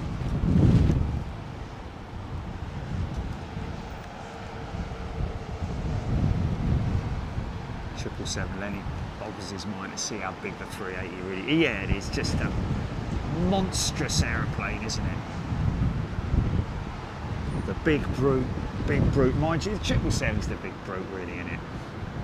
It's a big old lump, the 380. It's just a...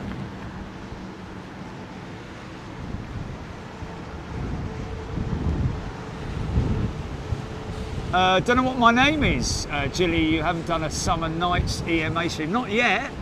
Summer Nights. We were waiting for what's his face to send the schedule over. He hasn't done. No. Okay.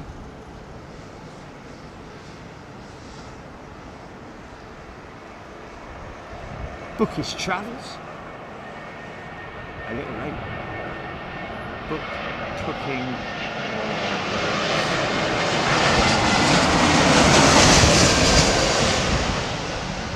Pratt & Whitney gear turbofan.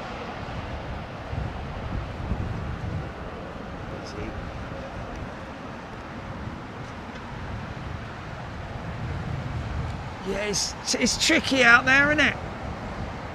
You see the socks finally woken up. Little bit expecting the winds to pick up any moment now, really. Russ Bunting, hard to imagine the Concorde and the Vulcan shared the Olympus engine, only difference reheat in the Concorde, if I'm right. Russ, you're absolutely right, yeah. The only difference, and that reheat was produced by way of injecting fuel into the exhaust, the hot exhaust, to increase the power on takeoff. Oh, hello, this geezer's a bit over.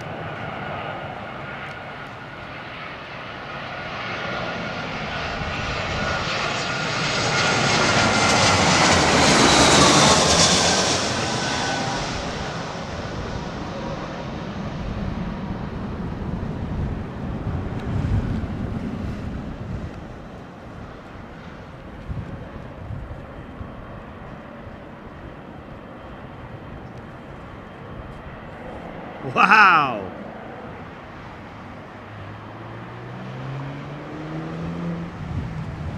Paul Skilling, yes, rain in the distance, obviously everything that's coming in this direction. So we're hoping for wind, but not rain. Is that just trailing there?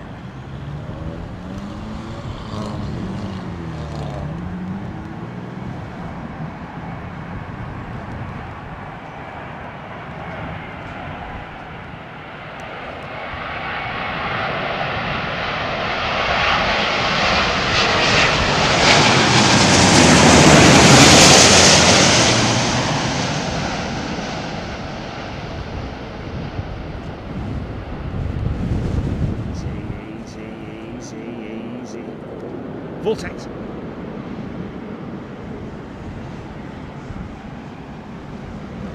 Jelly.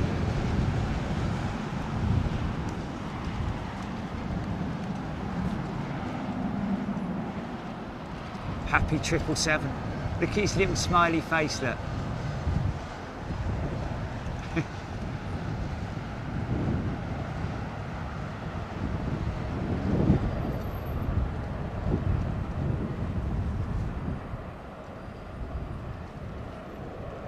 Project Oxcar, 25% increased on engine by 4% on takeoff.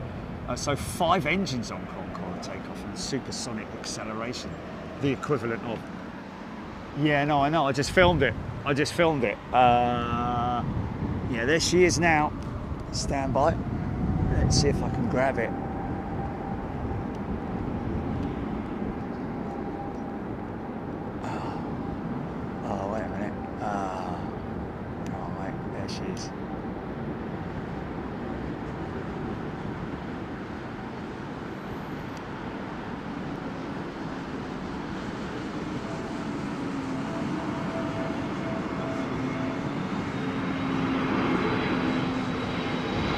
Yeah.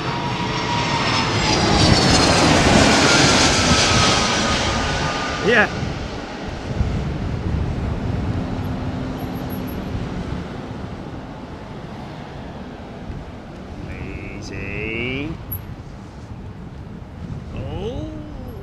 Nice, what a swinger.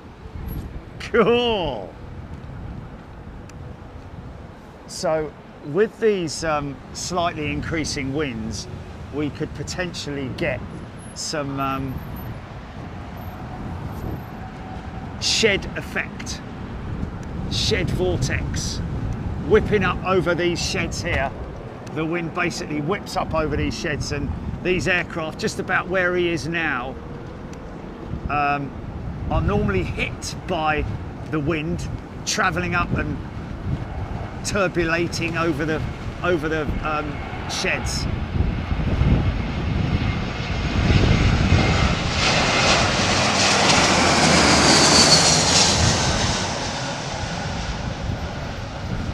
It's crazy, isn't it? When I walked into the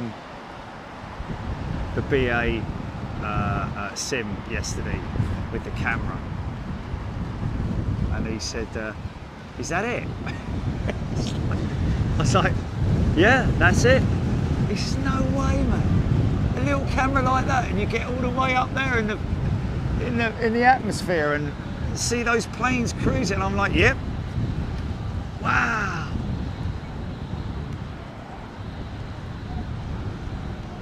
I mean, it would be nice to get some kind of, you know, acknowledgement from Panasonic, wouldn't it?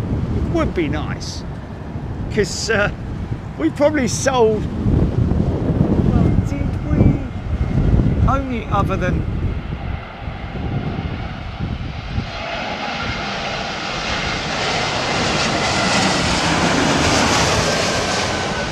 That's right. Yeah.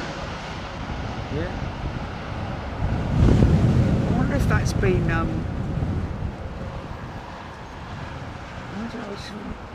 Oh, nicely done, Mr. Lufthansa. I just wouldn't want anything else, mate. I wouldn't want anything else, because, you know, the bigger the camera is, the more difficult it is with transporting it and all that, isn't it? It's like, this is like a lovely little thing, isn't you? Hey, yes, you were.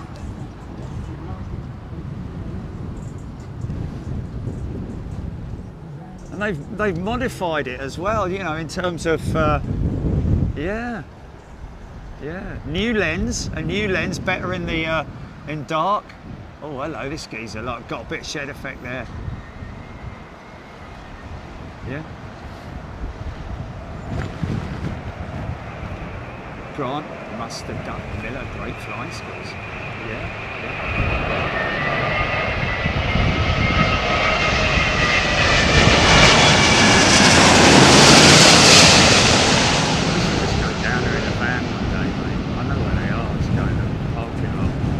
See us out the window. Oh, nice! Vortex.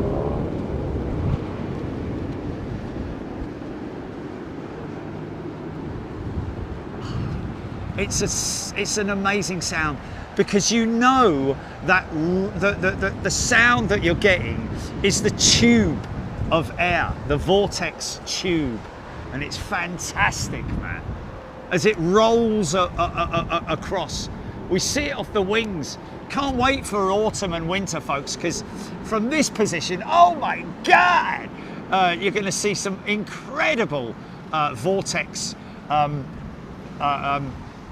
being generated over the wings from the wingtips, all that kind of stuff. Just crazy. Wing fluff, as we call it.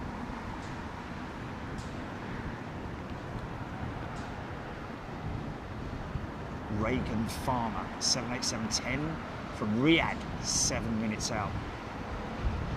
So that is Etihad, I'm guessing. Might actually be BA.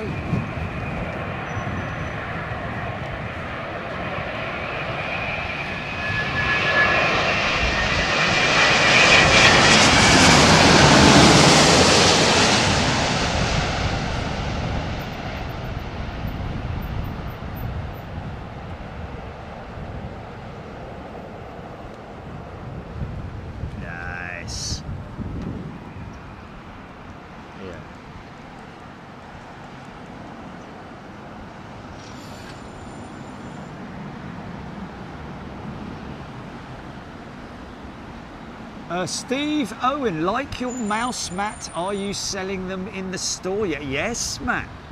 Oh yeah, Steve, sorry. Matt. Sorry, mate. Yes, we are selling the mouse mat. I like it. I like that because it's smaller than my old one and a little bit more manageable.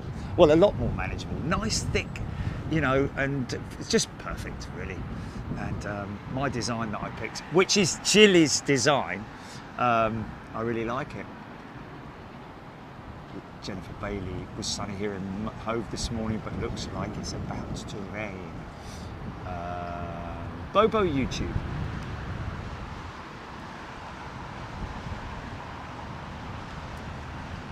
Oh, cool. Oh, really? Brilliant, brilliant. Alex Hilton, does it not put an extra stress on the wheels? Well, it will put I mean, there are a couple of things involved with landing sideways like that. Yes, it will put stress on the side wall of the tyre, but also on the components of the undercarriage. You know, all the components, the struts, the hub assembly, the bearings, all of that stuff is designed to take massive side loads.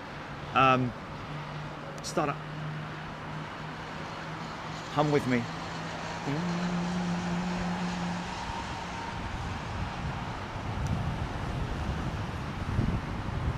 A distant startup.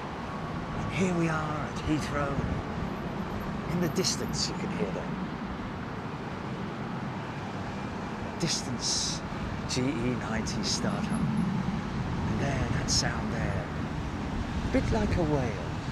The howl. The howl of a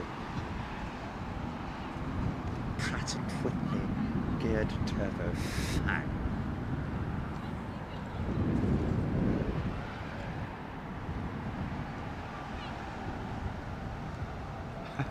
Jerry's mouse pad.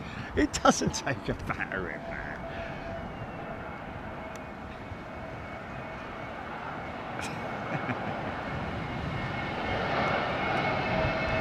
Oh, I have, yes. I've destroyed many a mouse.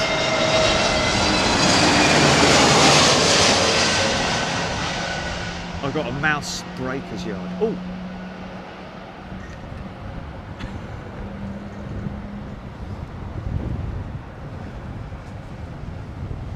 Actually, you know how sometimes people repurpose things, like, you know, turn them into lights? I'll probably take all my ex-mouses and electrical equipment that I've... Oh, this. Yeah.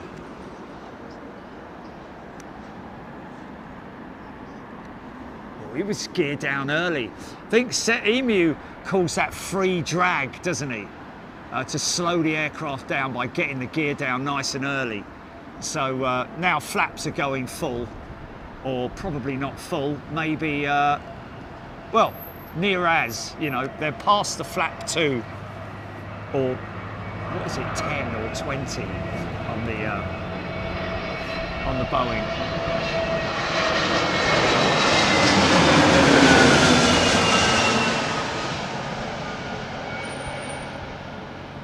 What's that?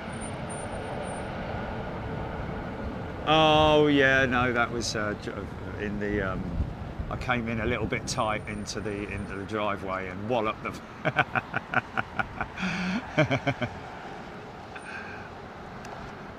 I can see 300 cars behind me now. What's all that lot doing behind me? No, I've ordered it, as you can see on Amazon. Yeah, I've ordered the new 2 sausage dogs in the Basset Hind. Enrique Brava. That wasn't very early. Did they do the forced drag to slow down because they were a bit close to the... Yes, Brian, potentially. The crew will also be told by air traffic control, potentially, before they contact tower, or when they contact tower. Just after the final approach phase, or just before the final approach phase, they'll get handed over to the tower, or London approach, or no, the tower, sorry.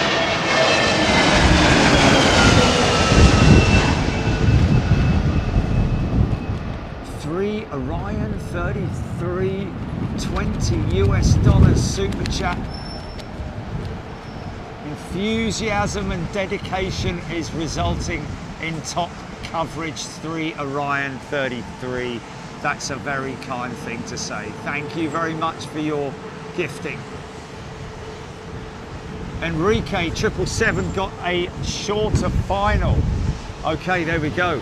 So in other words, the spacing between the jets, but this is certainly long enough here. Aircraft is well clear of the, well, not quite yet. He's still on the runway, but he's still on the runway. He's gonna be off long before. Okay, he's turning off the runway now.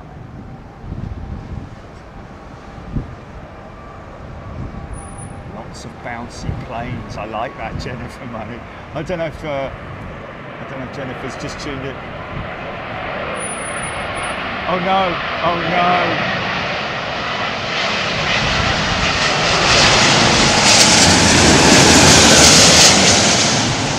Poor old Jennifer. Jennifer. Jennifer. Oh, we've got to help Jennifer out, haven't we? Did she say she was trying to get a, yeah, the grandson, and he's obviously not figured it out, has he? Oh, okay. We can see you, Jennifer.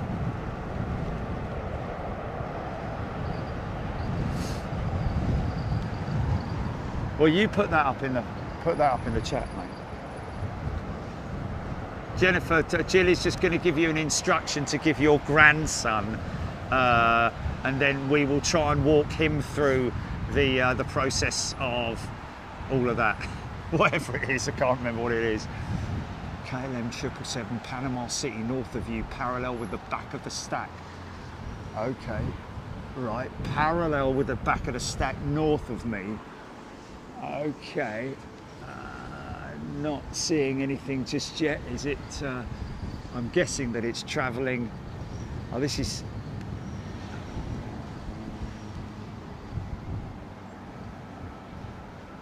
Ooh, a little bit of height gain there, man. A little bit of air. Look at that. It's like forcing it now, man.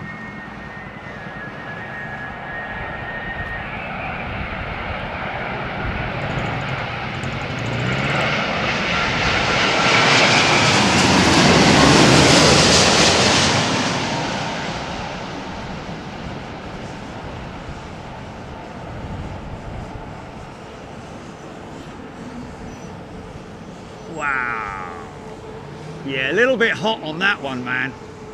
Big old undercarriage on the 787, which is the reason why they opted to not put a triple undercarriage system like the 777 undercarriage system on the 787, because obviously they've developed a completely new undercarriage system for the 787, which meant that it was big and chunky and therefore didn't need the third axle.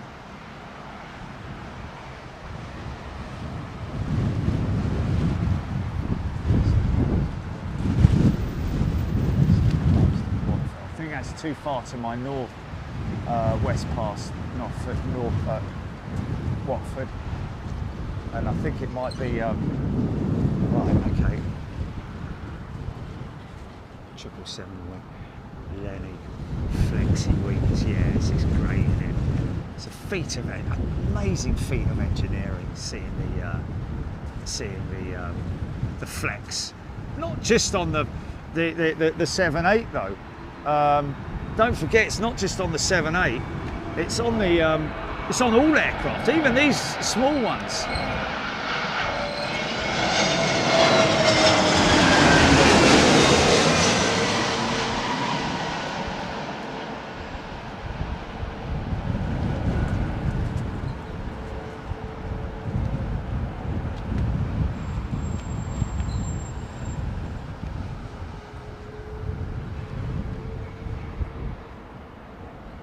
Mainly mould. Spitting with rain in Slough. Now, I tell you what, that is where it is. There is definitely rain, so I need to kind of get ready to gear myself up. However,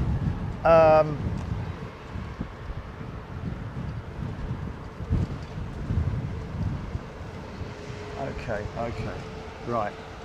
Well, my waterproofs are down there, ready to go on.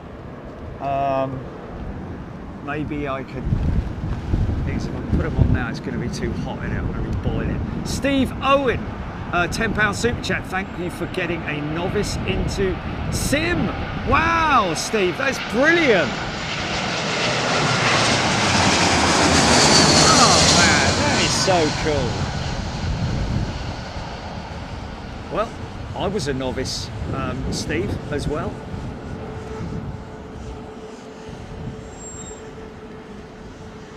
Oh yeah, would have felt that. Bang!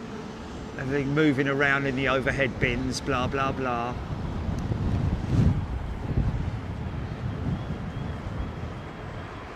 John Walton, I stand next to the bus stop when I'm here spotting arriving next Sunday for 3 days.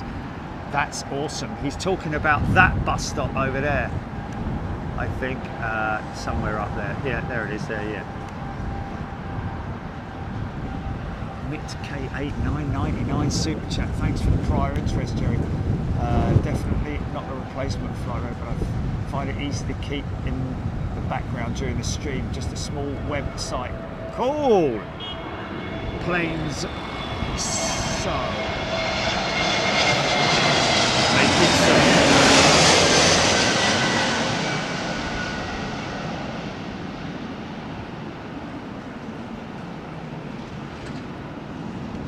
Is he a clever lad? Okay. Wow. Just looking at that right now, MIT K8. If you've developed that yourself, I'm hearing from Jilly that it's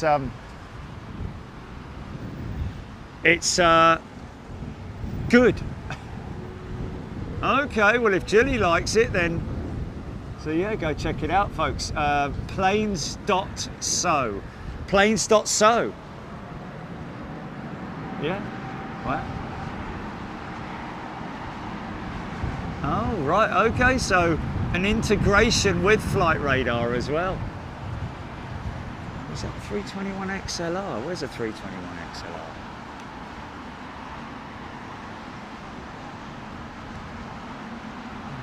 Listen to what other people say. I'm not going to go on there now. I've just got too much going on. So that's a big old.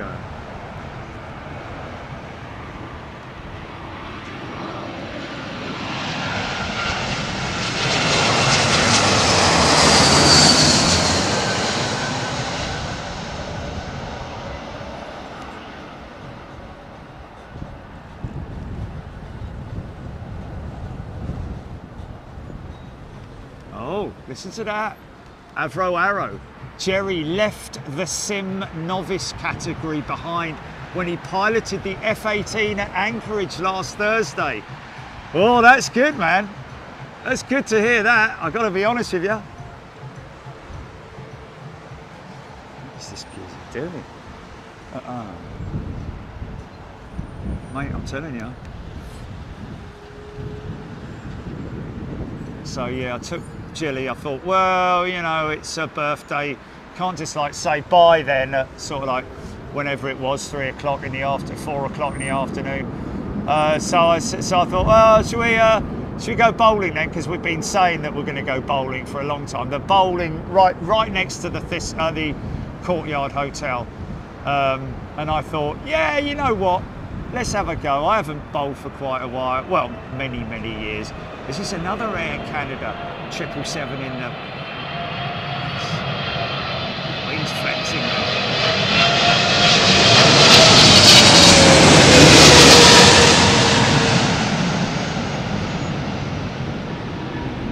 Here it comes, here it comes.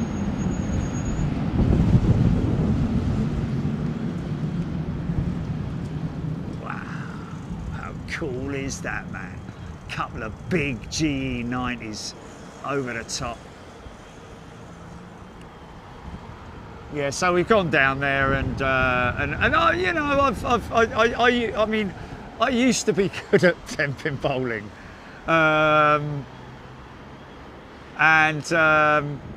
obviously when I was in the States I played a bit. I don't want to talk too much about this, but anyway, I'll keep it as short as I can. Jilly beat me, hands down. At one point in the second game, I was ahead of Jilly at one point, but then for some reason it was just like, hold on a minute, how can you be 40 points ahead of me all of a sudden? Anyway, whatever. But my excuse was the balls, yeah? The balls, the holes in the balls were I couldn't find the ball that fitted my fingers properly, so my thumb kept getting stuck. So, yes, that's my excuse, okay? So yeah, we might live stream the next one, because we need to go down there when it's not busy, so that we could got a more choice of balls, basically. Mind you, Jilly seemed to find one that worked for her, whereas I didn't.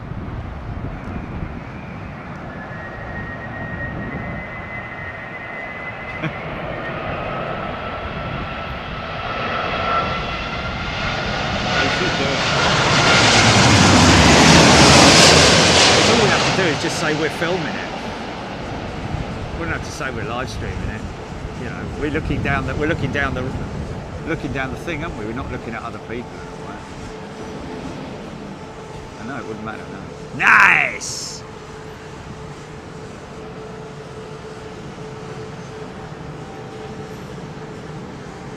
Oh, Grant Miller, he met his wife bowling. Oh, isn't that lovely?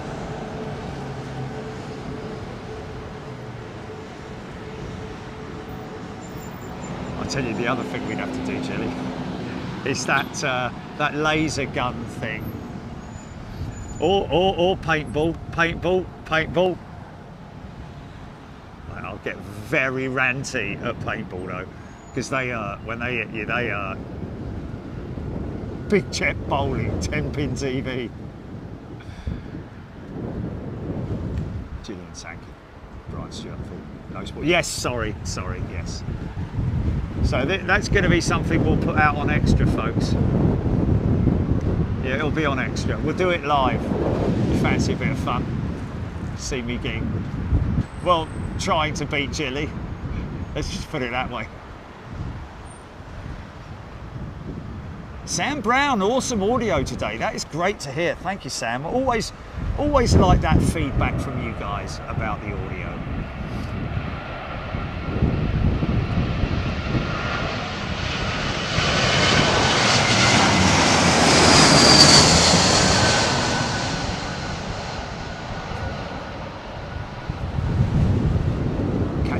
£10 super chat for a crafty McDonald's chicken wrap. There we go.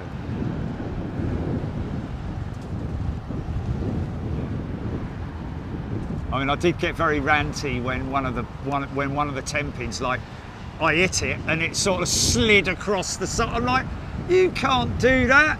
I said, it's the bleeding strings. Jilly's like, they're not held up by strings. It's all like, I'm like, oh, trust me, man, trust me. This is the new bowling 10-pin design that I'd never seen before. But you could clearly see it when the thing came down. You could see them all floating around. Jilly's like, no, it's just picking up. I'm like, mate, trust me. Okay, you might beat me at it, but I'm more technical than you are. So, so look at it. I said, look at the strings at the top of the, and then she fell silent. Then it just fell silent. The argument was just won.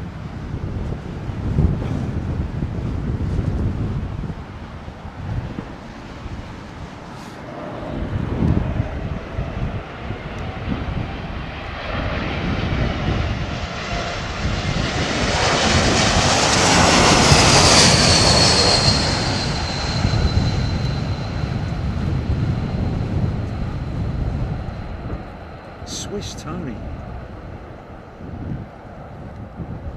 Always find learning a plane at Heathrow Heathrow, a bit like beautiful woman. Amy Harkness, if you had to pick to fly 330-900 neo, an A350 or an A380 for a long haul flight, which would you pick? It is, man, it is. For the era, for the time that it was. It might be a bit cringe-worthy now. Yes. Yes, I know, that's why I'm saying it. Well, Emmy, you had to pick a fly on an A. Well, I've flown on them all, but to be honest with you, A330neo or the A350 is a good ride, isn't it, Jilly? Yeah, the Neo's a good ride. The seating on the Virgin jets is good. I think it's some way different than the BA's seat. All right, okay. Right. Let's have a listen out for these winglets. Yeah, giving a bit of vortex. She's still beating you, Jerry. Strings or no strings.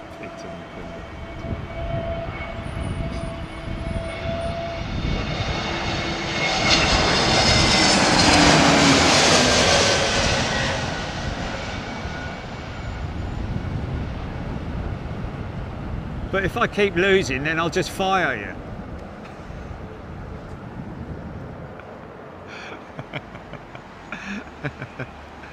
Right, that's it, you're fired. Yes. Air Canada 777, yes indeed. 2 Air Canada 300 777s in today in the eggshell livery. Well, I say eggshell, it's more bird shell or head and shoulders. I didn't know you had dandruff. I haven't.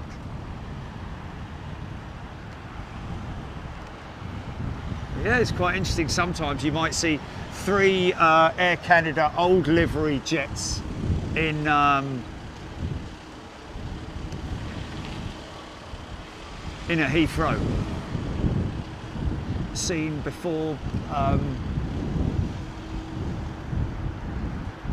Still got 787s in the old livery as well.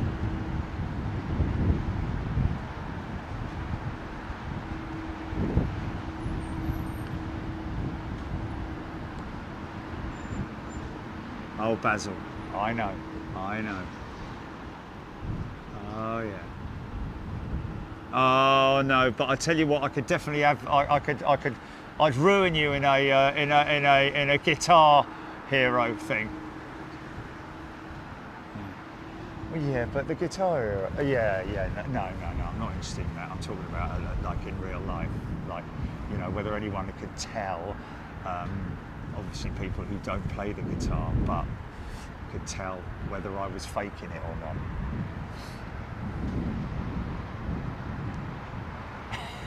Brian Stewart. Chess. Yeah. Yes, back to the plane, sorry.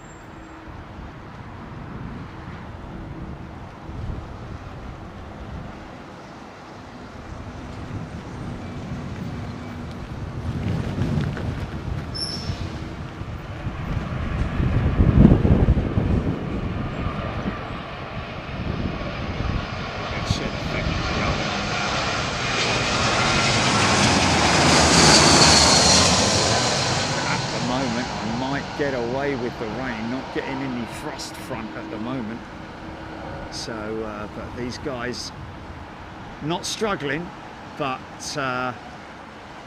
all sideways, everything sideways, roll up, and the reason why is because we have a southwesterly, I would say, variable winds. What are we gusting at the moment, folks? Got to be in the 20s, isn't it?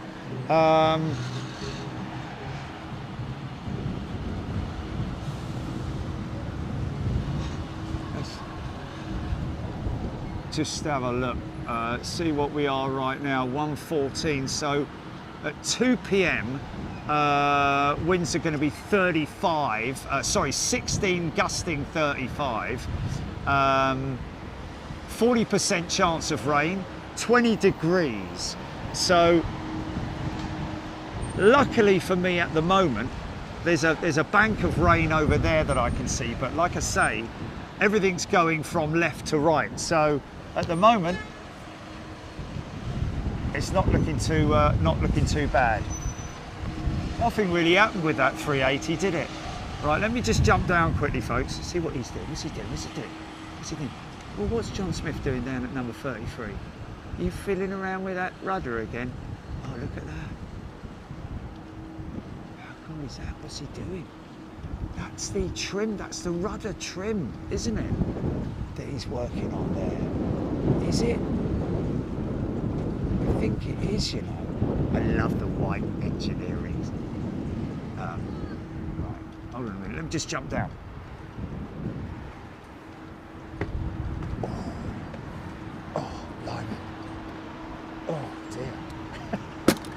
Your back's especially bad today, mate. Oh. Yeah. Yeah. Yes, yes. Oh. Oh. Oh, man, I'm telling you, from standing still for that long, that's, oh, wow. Wow, I need to have a walk. Hold on. I need to walk, bend my knees. Blimey, O'Reilly, that bowling's done me in, mate.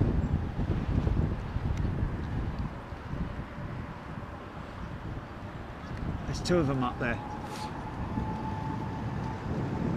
No, I think that's just the rudder that's cranked over. But there are inspection panels there. Looks to me like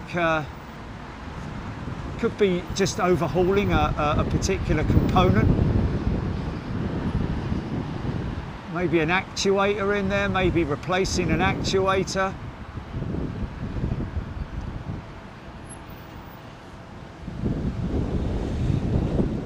Steve Owen is putting a Big Jet TV sticker on there. Okay, they're done, they're done.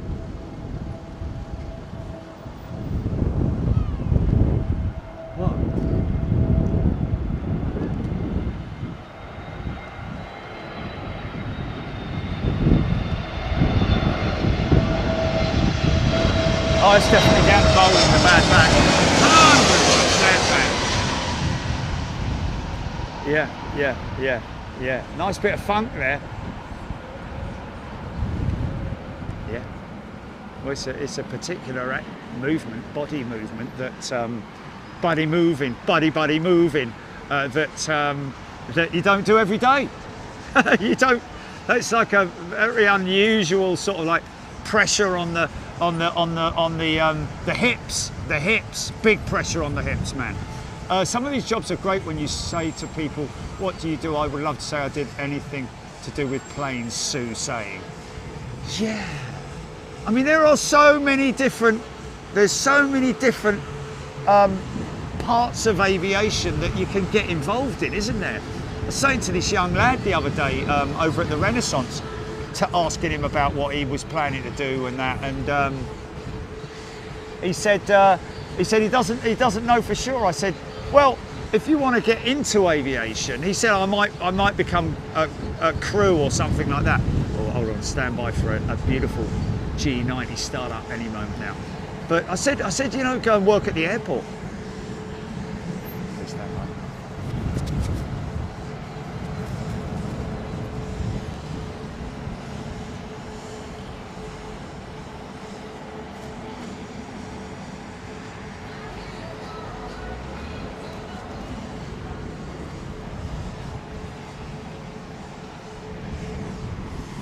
Karen Travels, $5 super chat from Karen and Larry watching in Tennessee.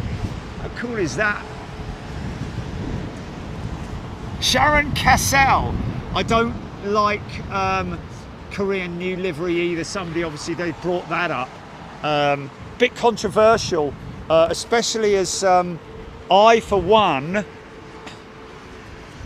was known for not liking the new Korean livery. However, and that's why it becomes controversial, is because having seen it so many times in the flesh, so to speak, now, I've kind of, don't have a go, I'm doing the lower actuator now possibly, but I'm kind of getting used to it. Not loving it, don't get me wrong, not loving it, not sort of like praising it, but just if that's all we've got, then the only thing is that they could have put a splash of colour on the tail. Other than that, kind of like the blue, I kind of like the cream belly.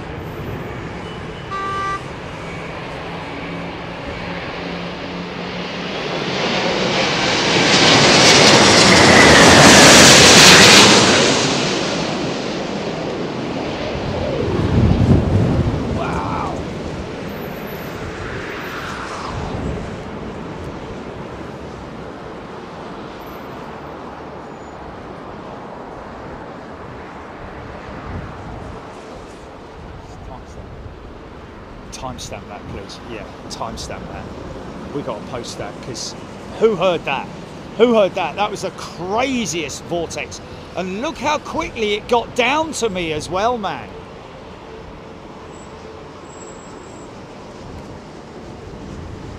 Wow. Yeah. Phil T heard the vortex. Stop up.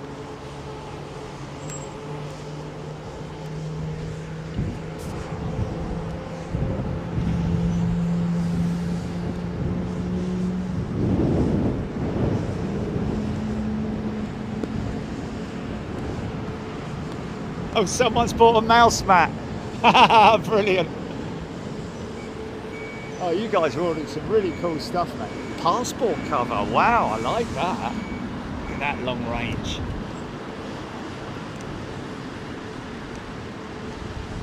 Wow, look at this.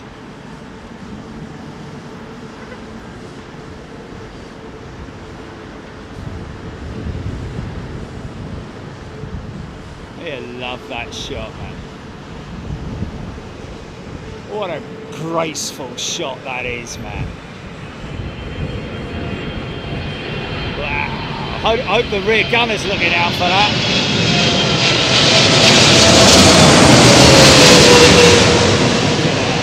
Whoa, hold on, hold on.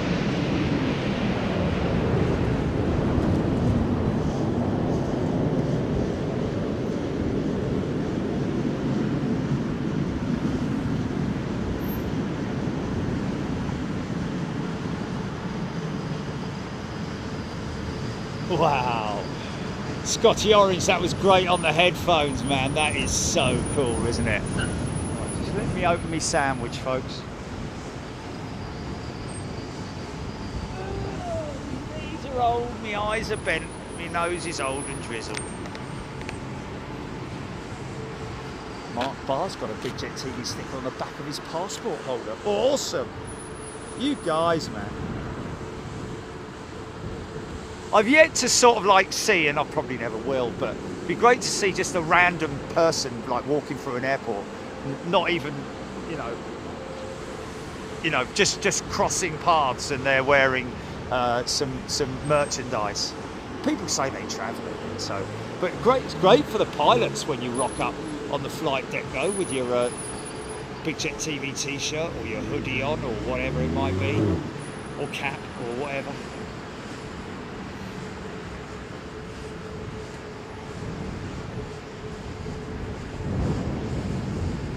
Yeah.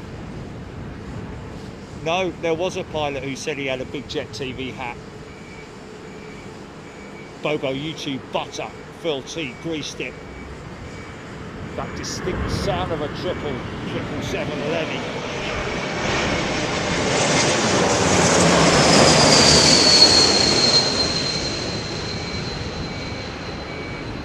A220. Oh, easy, easy, easy. Oh, blimey, man. What's that going to look like on VAR, GP?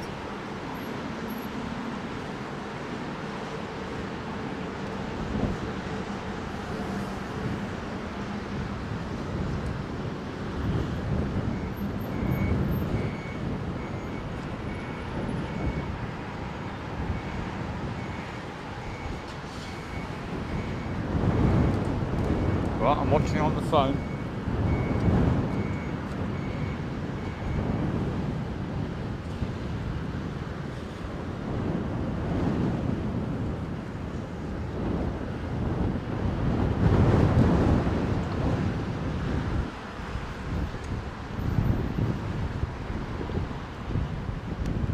Don't do it yet.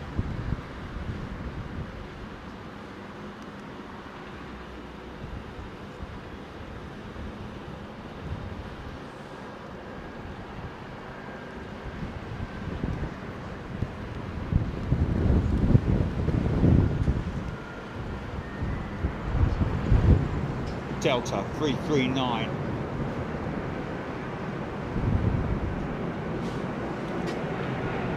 About to get slapped with a load of vortex.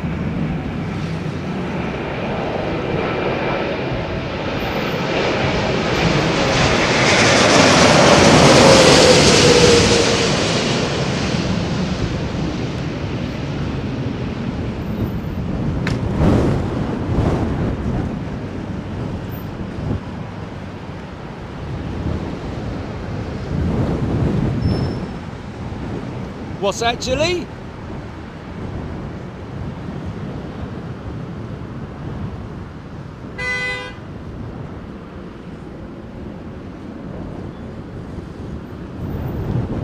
Oh wow! Okay, you want to run that now, GP? We're gonna watch that A220 back, folks. Stand by.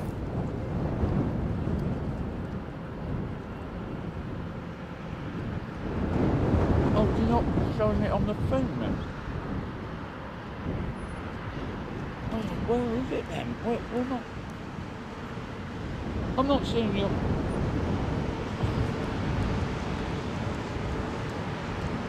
No, I thought you just went straight onto video like you normally do. Notification. I am. I mean, I thought you'd do that. Oh, okay. Blimey. Oh, it's a bit late now then, isn't it? Yeah, do it again, man. I thought you went on the video thing. You pressed the video button. Well, yeah, but no, I wasn't. Okay, okay. Let's have another go. Here we go. Yeah. Go now. Okay, don't do it. Don't do it, just in case this goes around.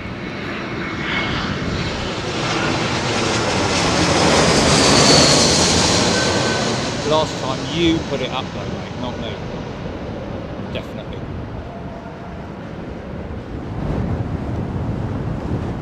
Well, I did. Nothing came up. Nothing came up. Okay. Okay, we're going to see a VAR of that aircraft landing, folks. Here we go. The Air France one that you got queued up.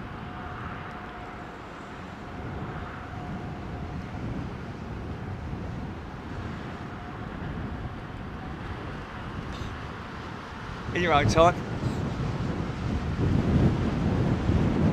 Gets dark at 8:30.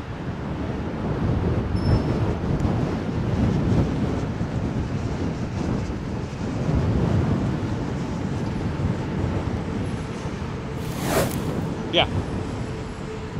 Okay, here we go. I can't even remember it now. No, you've done it the wrong way, Julie. It went replay and now you're showing the 380 again. Ah.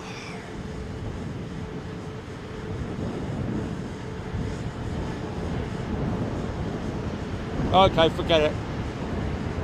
Apparently we're having a technical issue, folks, with the replay. Instant replay. No, don't worry about it. They saw the VAR, Jilly. I just didn't see it. But that's fine. That's fine. I wanted to see it with you though.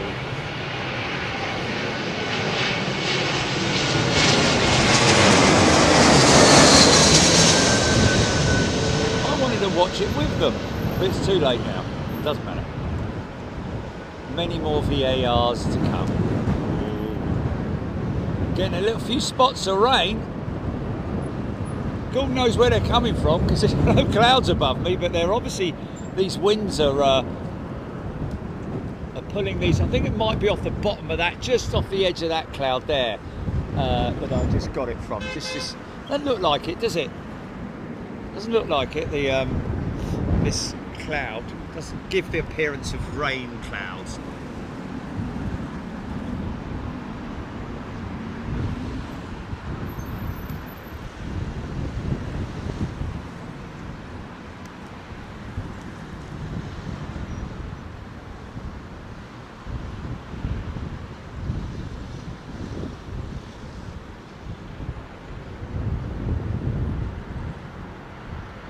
Big old triple behind him there, look.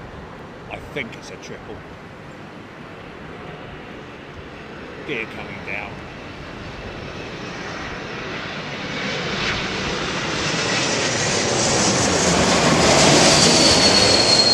Another 220.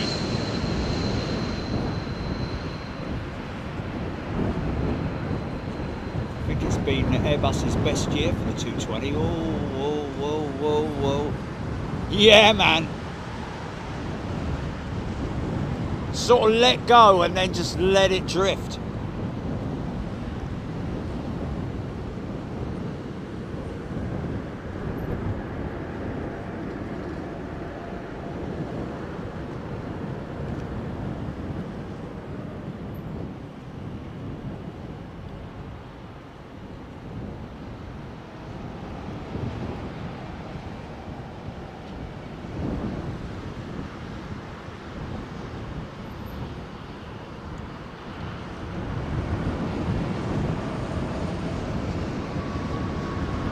Screaming Emu joining us.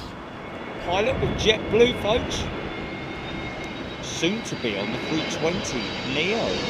How about that? Ooh.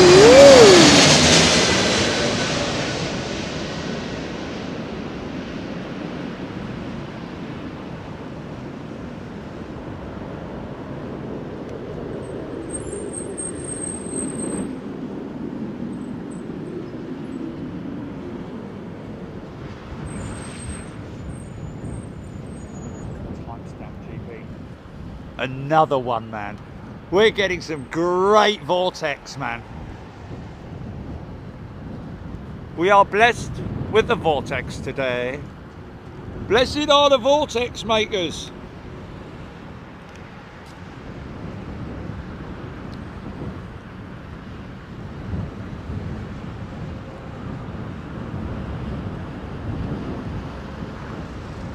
Oh, Mike, EVS, no, it's not too much effort for what it is. Absolutely negative on that. Fully worth it, fully worth it. It's just the technology has let us down. Yeah. I did. Well, okay. No, you said, oh, no, hold on a minute, Julie. You said, okay, it's okay, as in, okay, it's going. And I saw nothing else. Immediately I said,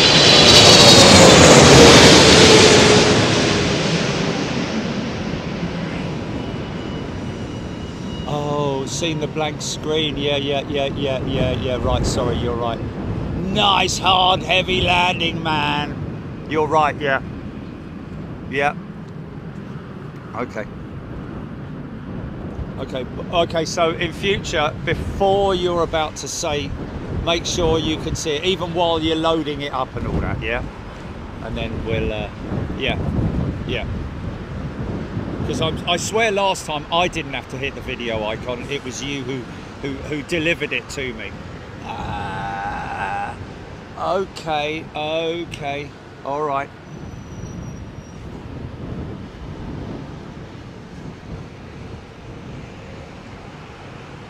Well, wouldn't it just be easier for you to say, right, I'm putting it up, yeah, just to make sure you're ready, and then I can just hit the video button, can't I? I'll just hit the video button.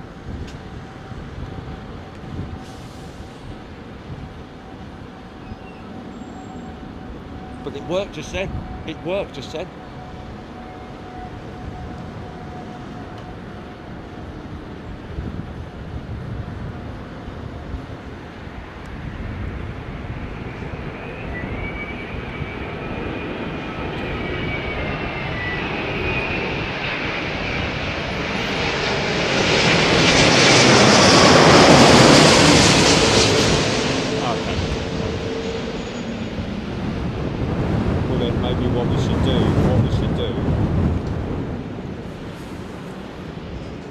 Hold on. Nice. Yeah, I do. Yeah, and I can double tap it. So on a potential VAR show then, in that case, yeah, we'll run video chat. We'll run video chat, yeah? Yeah, start from the beginning on video chat.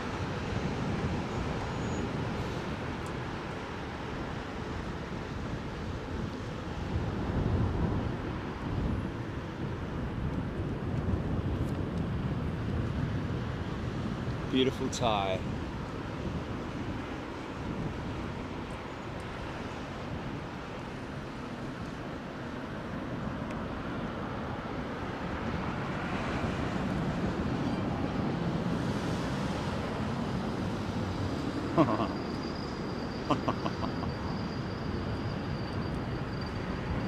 Oh, didn't get the alert, man. Didn't get the alert.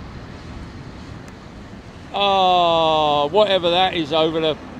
Yeah, man.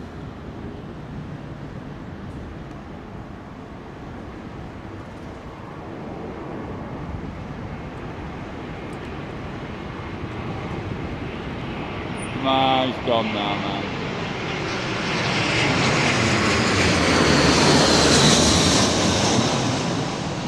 Got that. Air France triple. Probably over Reading already. Oh! Here we go.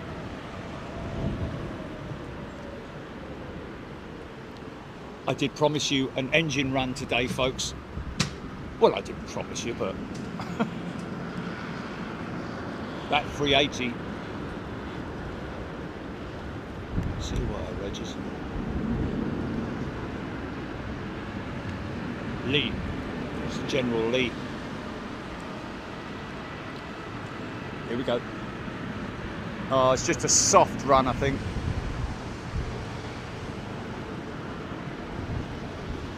Go on, through the box, mate.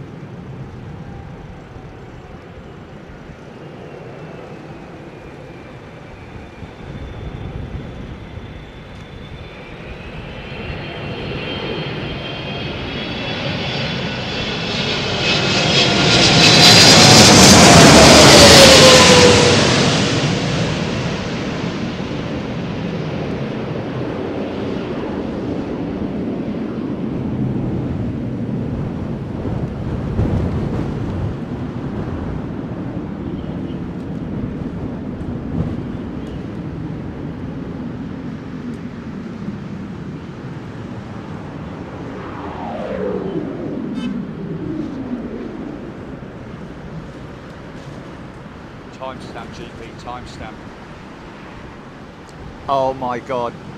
Yeah, but the whole performance was just from the point of it of approaching, going over the top, landing, big smoky landing, but the whole time the vortex was like an F-15 going out in the distance, and then we got the whip crack right at the end. Wow.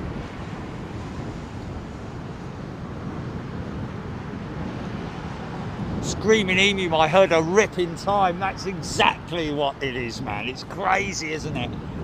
It's just ripping the air apart.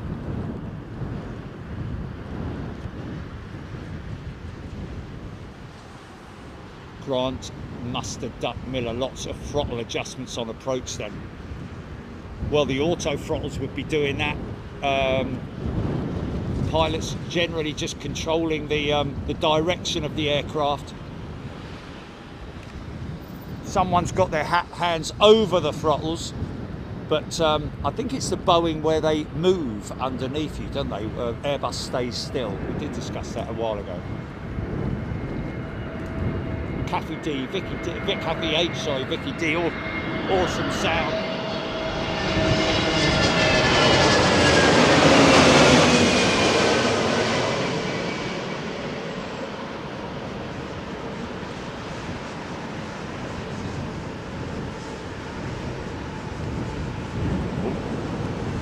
Here we go. Oh, here we go.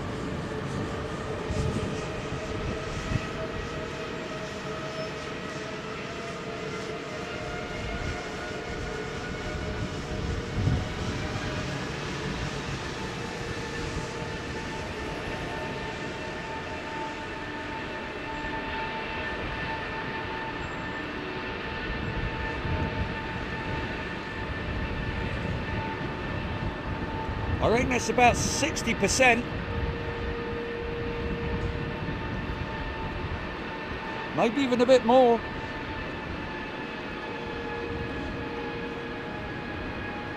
There's your throttle back.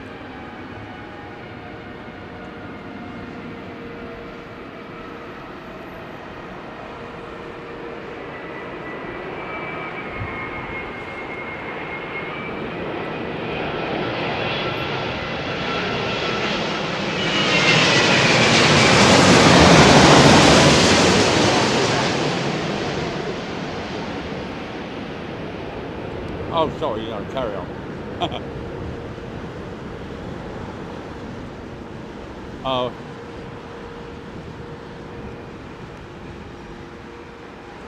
Right. Right.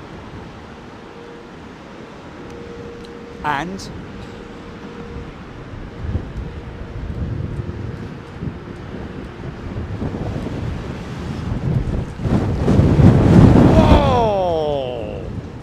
what was that all about? I can't have been a downwash from that jet, man.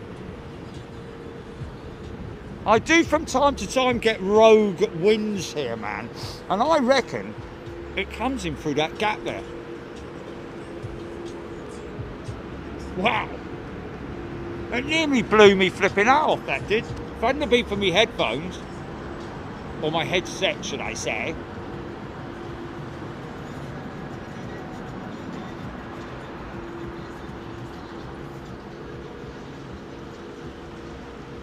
Stu and the crew jealous of the engineer running up those engines. Yes, so am I.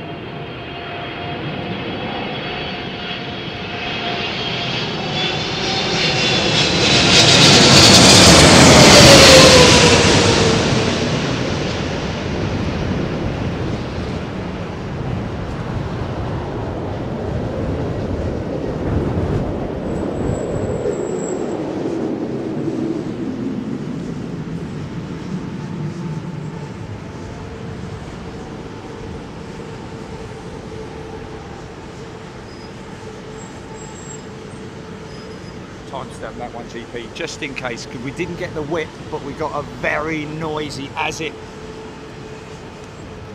Oh, just the build up, the sound of the. What you got to remember, folks, is, and you'll see it during the autumn and the winter when the conditions are right, where the dew point and the temperatures basically are the same or very much within it, and we get beautiful vortex off the wing, and still running that engine ever so slightly off just above idle. Can hear it.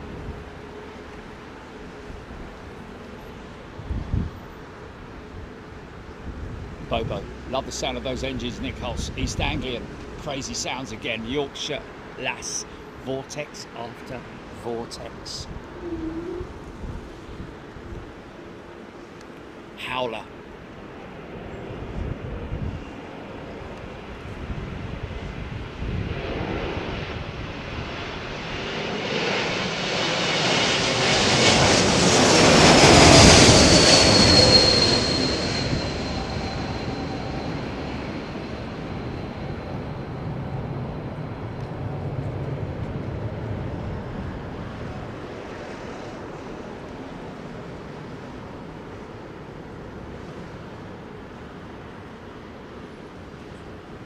Nice.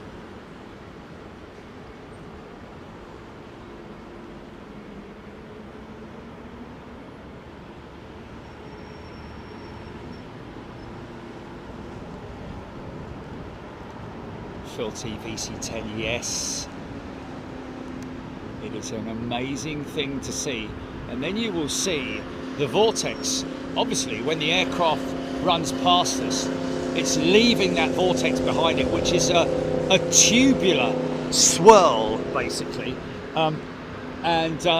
Fascinating to see it drift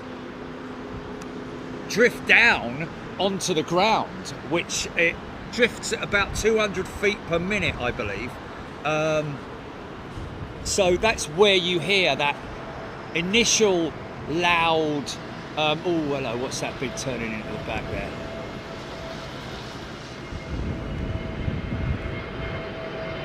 .350.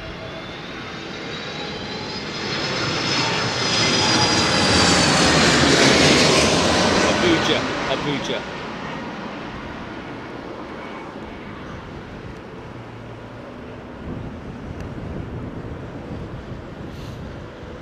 We'll just go. You'll be all right now if you go now.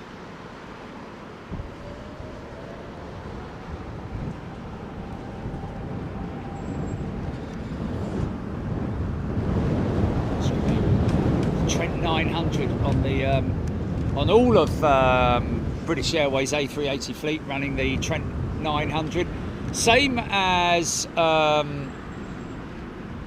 Singapore Airlines, but other operators using the GE,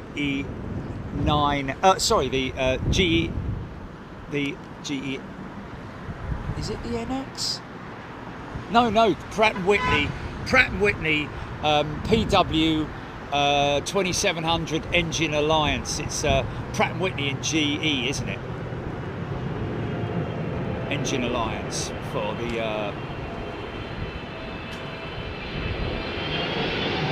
part of the Emirates fleet.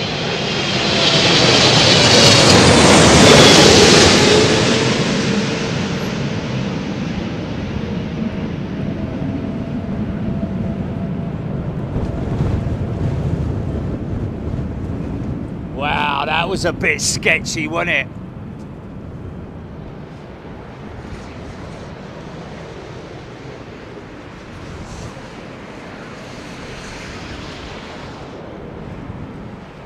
Oh my God, man! That sound is scary, I tell you.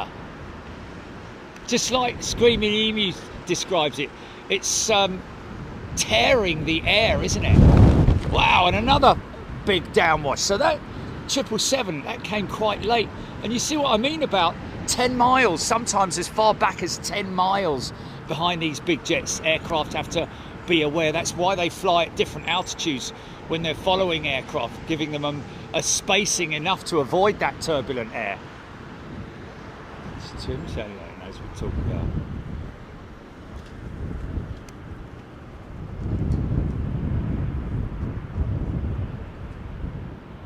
An awkward giant, yes, stomping its way down onto the runway.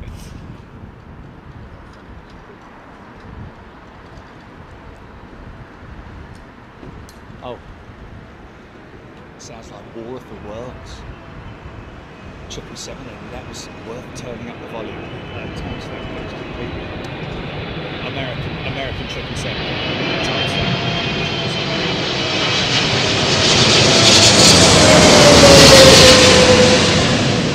Don't worry.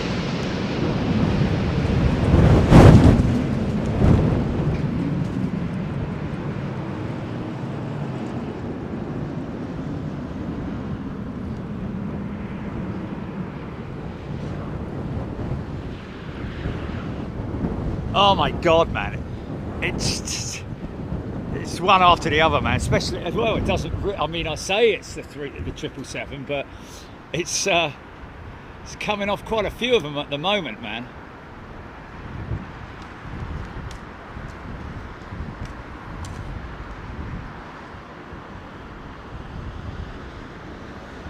Winds 190 at 15, but that's probably gusting. What is it gusting at the moment?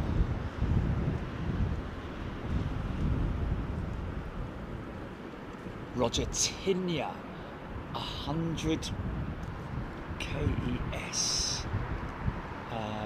There's a new member, Roger Otinya. Kenyan shillings, right? Yes. Thank you, Roger Tinya. That's very kind of you. Super chat, 100 Kenyan shillings, I think.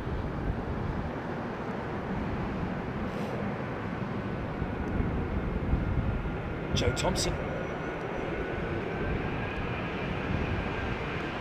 Louis, 7-year-old Louis. Oh, bless him. Just showing my boyfriend's son. Okay.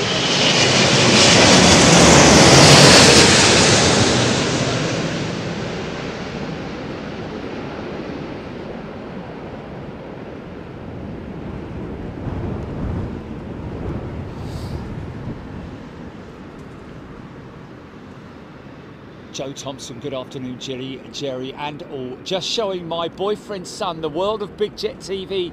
He's called Louis and he's 7 years old. Well, Louis, you never know, this may be the start of something new for you, mate. Look at these beautiful aeroplanes. You could be flying one of these in 13 years' time and earning a load of money and looking after your dear old dad in his old age. He's probably only about 28. But it's a future. It is a future for young boys and girls. And yesterday, I was talking to James. What's that? It's a 350 making out. Idle noise. Talking to young James about, and he was mentioning how British Airways are on a massive campaign at the moment to hire more female pilots. Obviously still maintaining the male pilot side of things, but they're on a drive to try and influence more women into aviation. And I agree. I mean, you know, I don't like when I walk up to the flight deck after a flight and I see a woman in the left or the right seat, I don't go, oh my God, really? It's a woman. That's long gone, that kind of behaviour, hasn't it? Now it's just completely normal. And I think it's great, but we need more. We need more women in aviation. When you look at the percentage, it's not enough.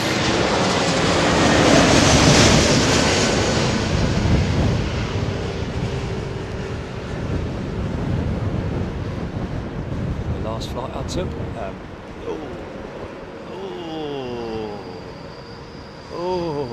okay. The SFO was, she was a lovely girl, she was.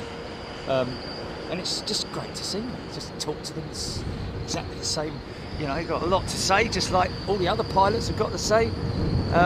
Enthusiastic and keen and all that.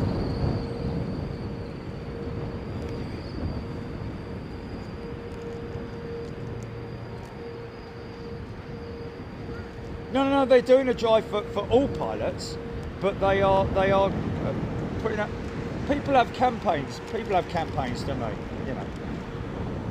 Okay, all right. Well.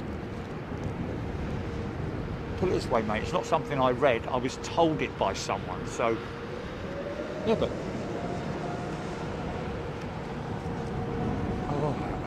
All right. Blimey, if they're running adverts on TV, I'd understand, but I heard it from a pilot, for crying out loud. It's not like they're...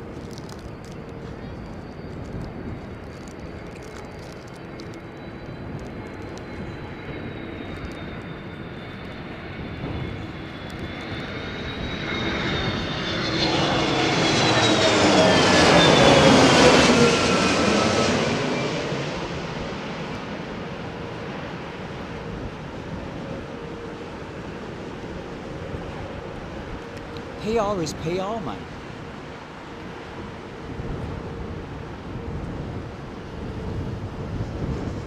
No, what they're trying to do, obviously, maybe they, maybe what they, maybe,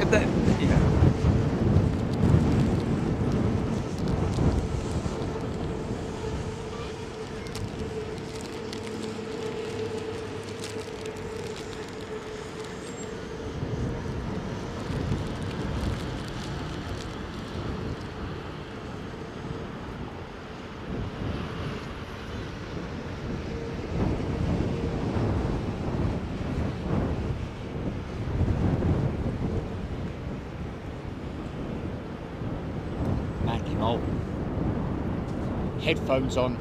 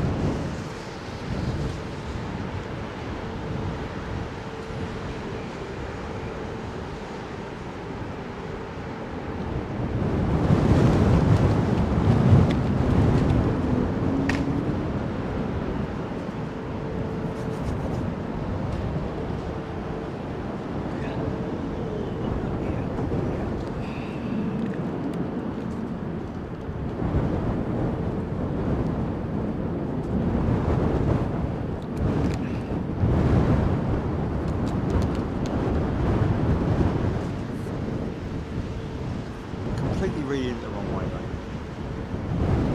You're completely reading it the wrong way. No. No. No. No. No.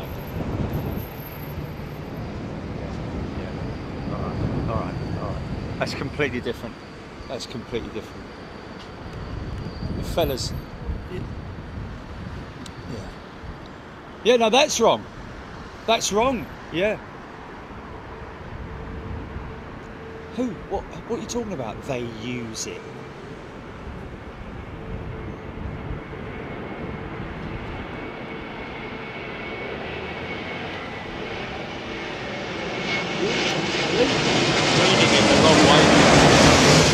Completely reading it the wrong way.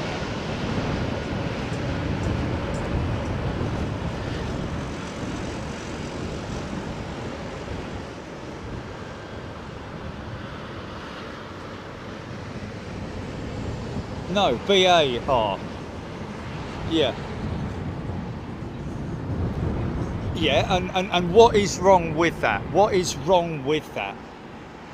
Like I said to you, Julie, please listen. Like I said to you, I would understand it if you were to see some kind of like ad campaign, millions of pounds spent on some dodgy ad campaign, which sort of was really quite cringe-worthy in the terms of doing that. I know what you're saying there, but if they're keeping quiet about it, no, listen, man, listen. If they're keeping quiet about it, Julie, if they're not doing anything about it in terms of like letting the public know, they're just wanting to. They want. Oh my God, really? Oh, okay, all right then. Okay, yeah. You win. You're right. Absolutely no. No. Because you're not seeing it both ways. You're not understanding it from my angle, where I'm coming from in terms of that. I'm not looking at it as a PR campaign or an ad campaign or anything like that. It's not like, oh, look at us, like Virgin did with their whole, rainbow thing.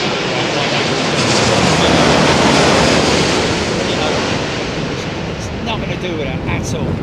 It's just good to get young women into aviation, man. As important as that as getting young men into aviation. That's what these operators are looking to do. Nothing to do with PR. Nothing to do with anything like that. Okay? Nothing to do with figures. Nothing to do with numbers.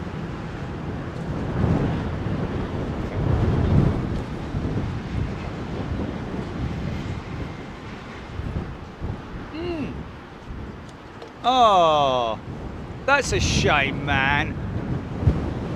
Oh, well, that's, yeah.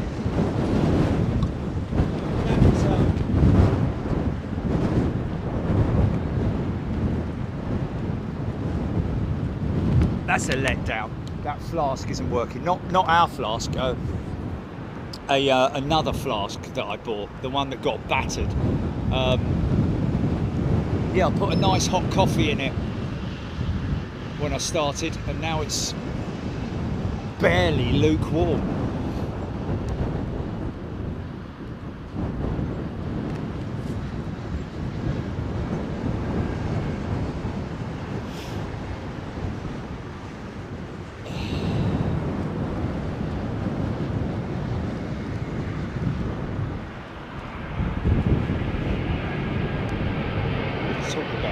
Get back to planes. At least we are talking about planes. We're talking about pilots. No, it's not an argument. No, it's a discussion. It's a discussion.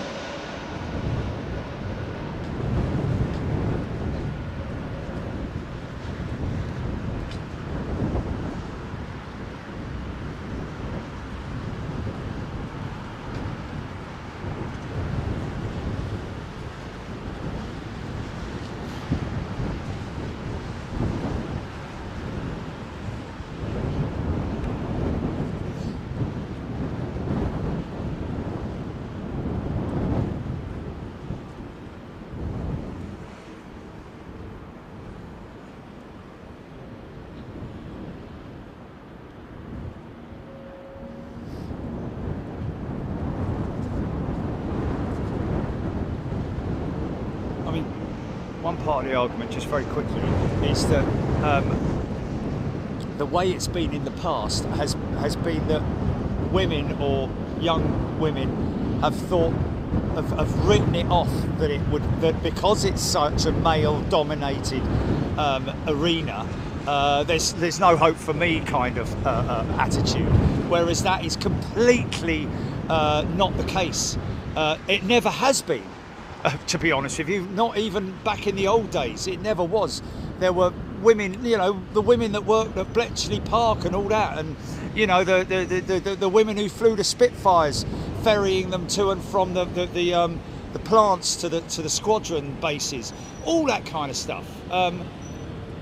Of course, it should never be looked upon as like, oh wow, amazing and all that sort of stuff. It's just that, and that's why I don't agree. I think that it is British Airways do it. I think all operators should have an open line to anybody who wants to become a pilot, whatever they are.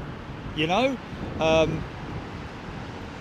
if they've got the skills and they've got the temperament, then I mean, like yesterday we were talking about disabilities. You know, I mean, whether you call it a disability, but a fella with an amputee becoming a pilot, it's nothing at all. You know, that should never put someone off in terms of capabilities. It's the airlines are just interested in the person being able to do what they want them to do, regardless of what they look like or anything like that.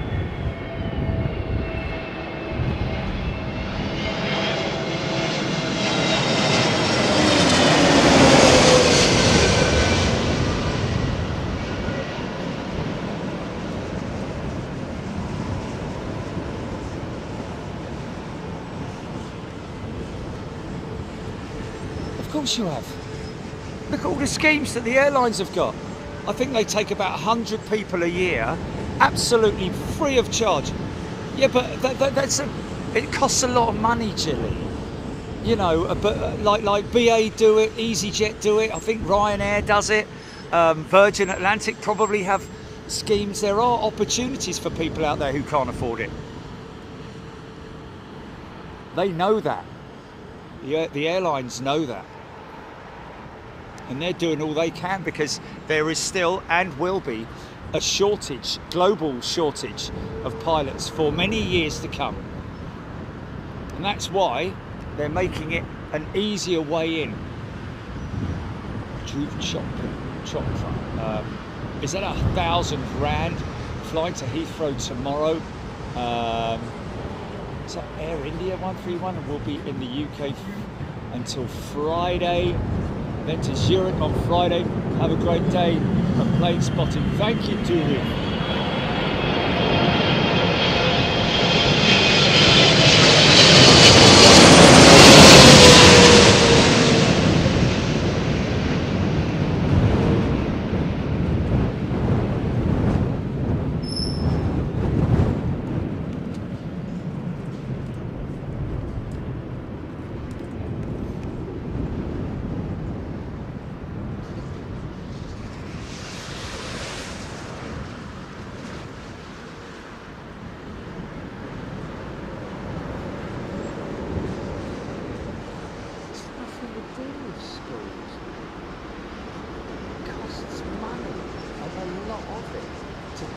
Someone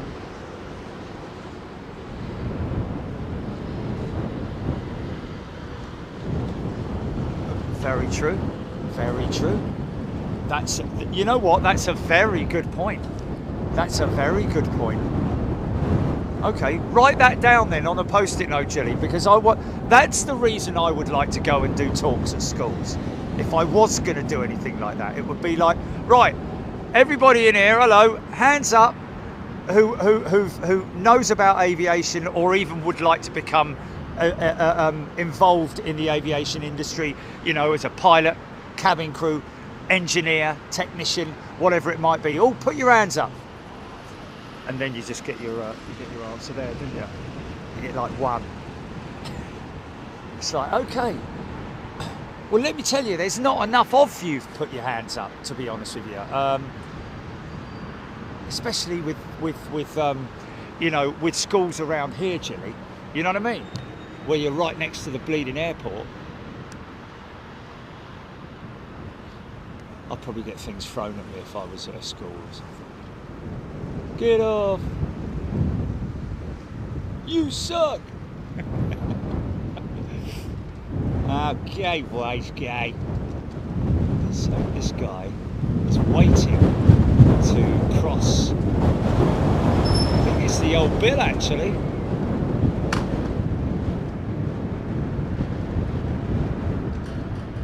Looks like the old Bill.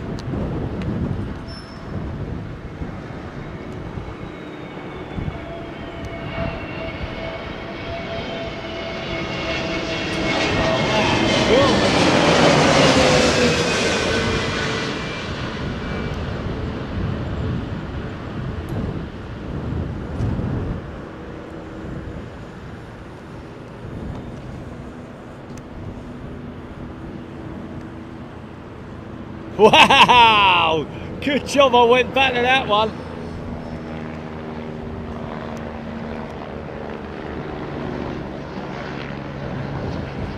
I play golf with a fella whose son is in that squad. What do they call it? They call it...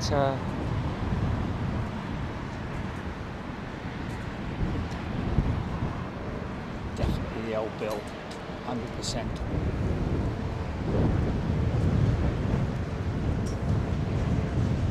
Melanie, I did an assembly on Sully and there was a stunned silence that you get when you know the message has hit home. Kids applauded at the end. That is really cool, man. Telling a story. Wow. Did you back it up with video or pictures or anything, or did you just...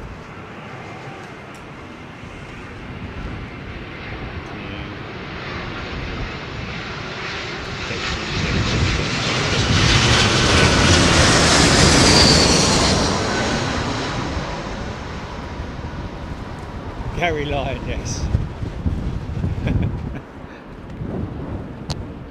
Eurowings, let's get it down. Oh, nicely done, man. Nice kicker rudder there.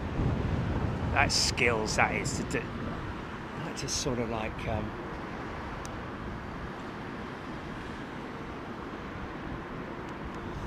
Gear down, fully established, flaps 3.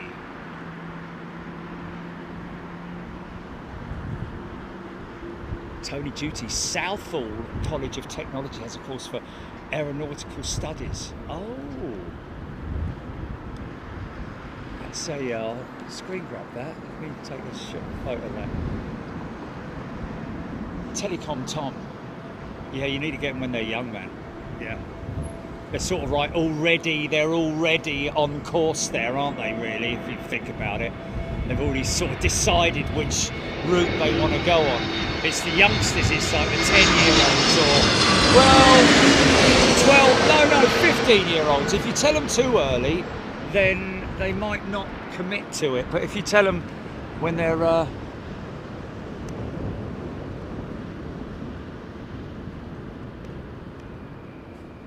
you know, young teenagers, yeah.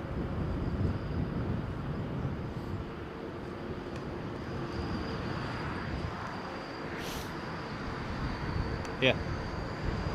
Yeah.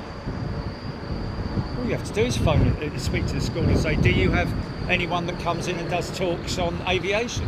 And if they say no, you just say, well, I'd love to put my name forward. You could do the slides, Jilly.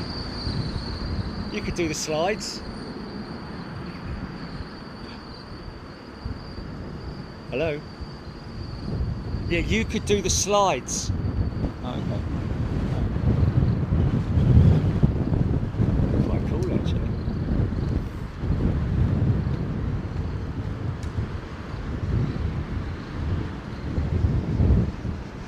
Oh, she made a PowerPoint.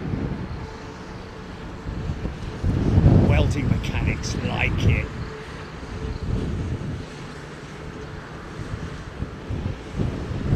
Seven Lenny wants to see a nice 380 Bosch landing. We all do.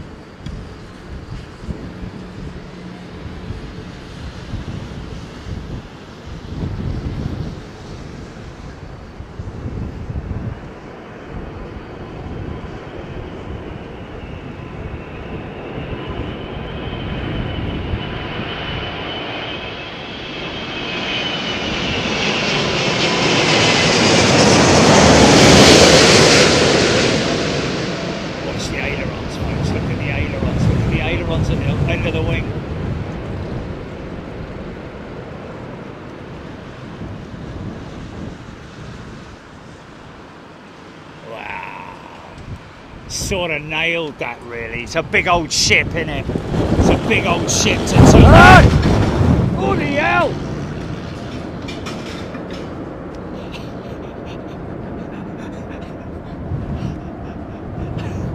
Oh my god, dude! I honestly, do a timestamp on that, Jenny. Put it on your phone, man. Because then all you do is you copy it. Well, write it down, yeah, but write it down as in put it in a, you know, in your notes like I do with everything, you know, and then just copy it and send, or just forward it to me in WhatsApp. No, don't write it down in a old-fashioned way. What you got? You got a quill there, have you? Have you got a quill there, Jilly? My dearest Ernest, please be advised that at 14:14 on a Sunday afternoon in the parish of Heathrow did whence come an Emirates A380. Oh, I've got to dip my pen in, run out of ink. Flip it. Got a big feather on it.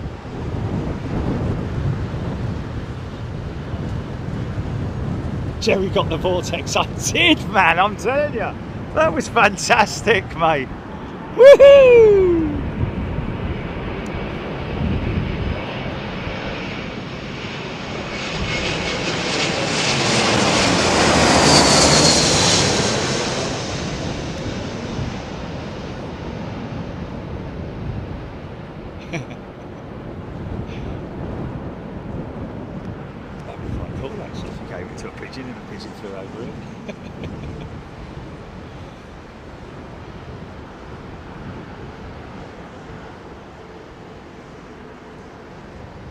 Craig Russell, we've got 2 A350s on final, 350-9 and 350-1000.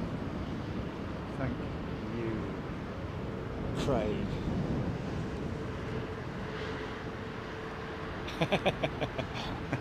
I love 18th century. Oh, go around.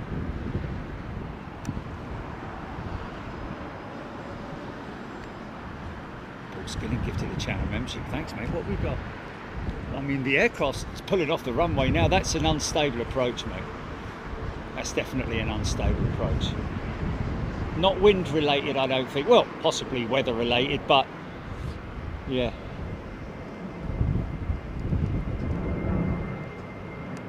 On descent, maybe at 500 feet, it's getting a bit tasty.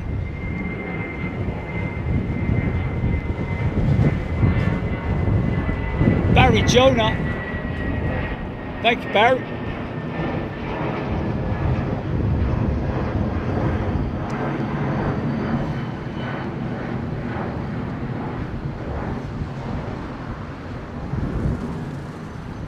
Yeah, I think that was just what is known as an unstable approach or missed approach. There we go, DGP Media, standard missed approach.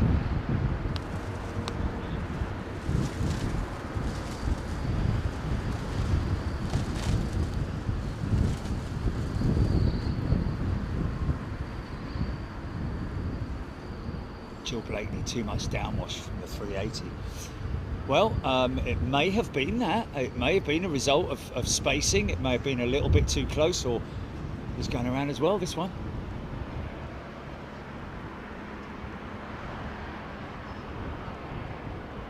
Now, based on the fact that that guy's gear is still down, that is wind shear. Caution, wind shear. That's wind shear, mate. 100%, well, I think. Wind shear, wind shear.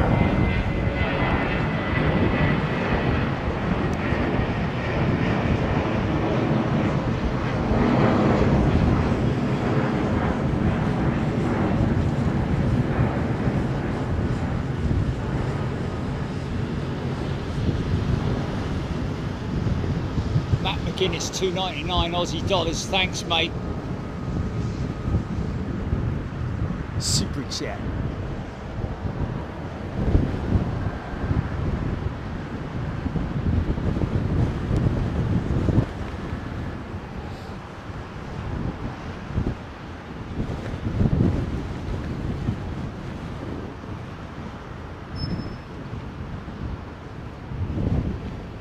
Martin Ackerman, pilot, reported unstable. So this pilot will be getting notification from air traffic control that the previous aircraft went around due to instability. Digital David, there he is, look.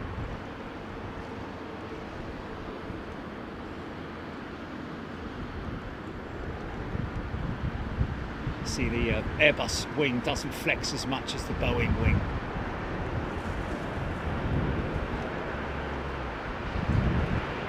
Whoa, yeah, it does.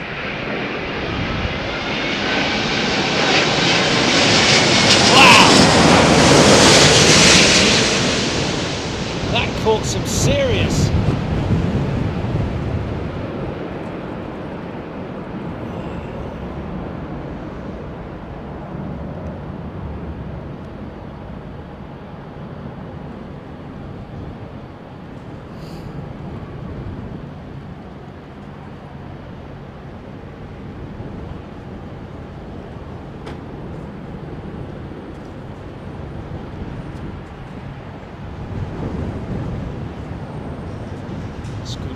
Gone around once this year, minimums with no runway inside. Minimums at that point, wow.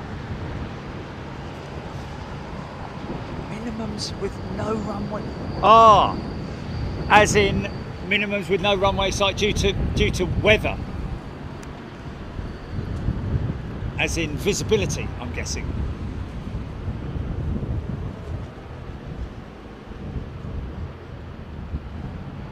Aaron Thomas. Cathay Pacific 237 was meant to land at 6 a.m. Where's that? Where's that? 767 Monarch, fantastic sounds, A350, yeah. I got caught.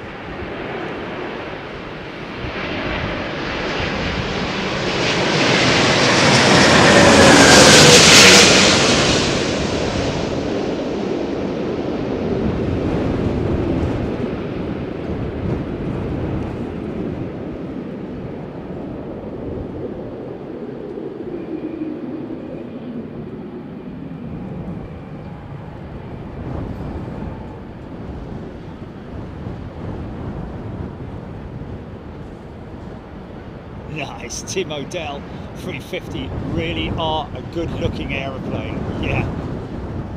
It is a great, oh that's the one that was due in at 6 a.m. this morning, flipping heck. Carol Hutch, ATR 72, just past Aylesbury en route to Heathrow, could make an interesting landing. Not my son flying today, Carol, RJP 747. Digital David minimums is to do with height or speed. Digital David, like minimal decision height, basically. I mean, it will be related to speed, of course. You know what speed you are doing, it may affect that altitude thing, but mainly.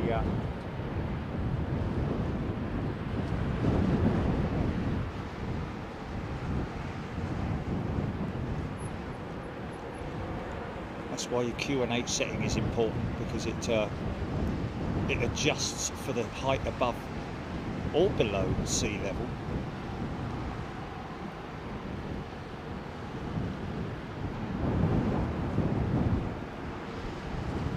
Oh, that's interesting. Calculated to guarantee obstacle clearance on a one-engine go-around.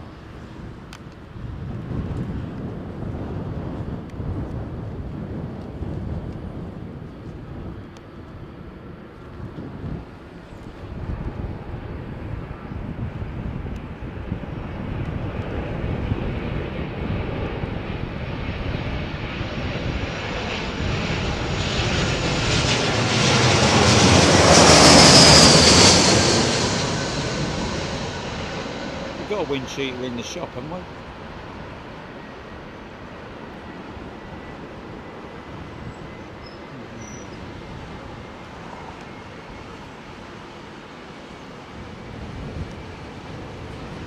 Sounds like a set Pratt or a Pratt when the engine started. They're not running an engine up over at United, are they?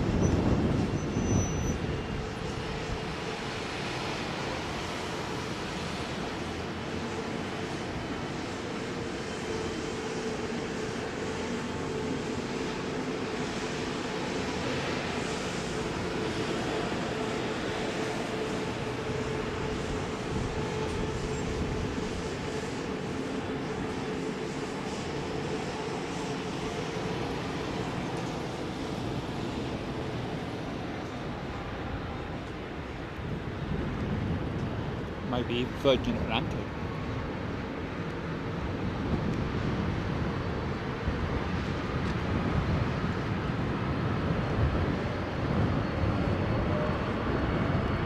Definitely running an engine up over there, mate.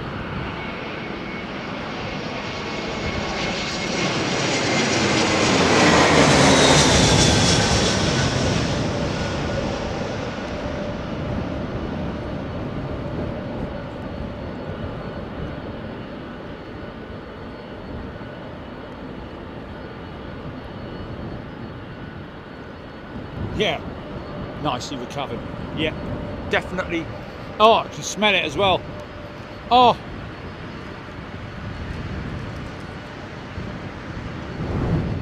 Might even be on radar. One of these 767s that I'm thinking.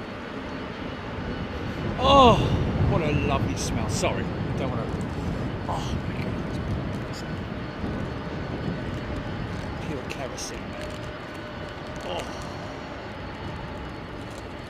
What a great sound as well.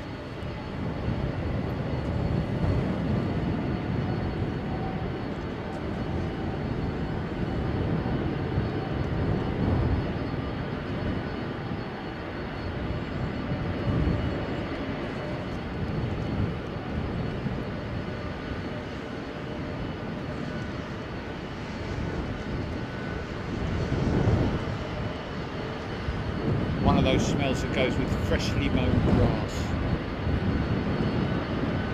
Oh, listen to this, man.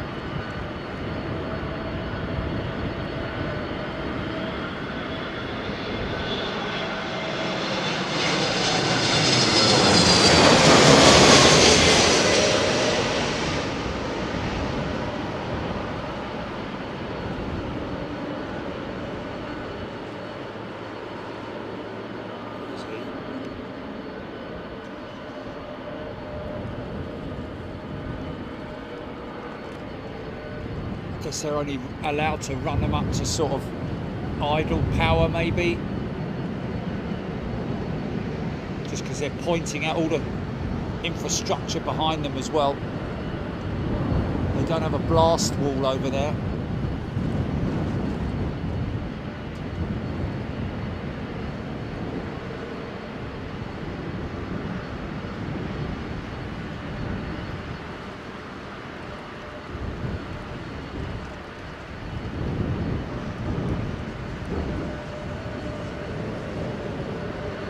What is it? A comment, yeah?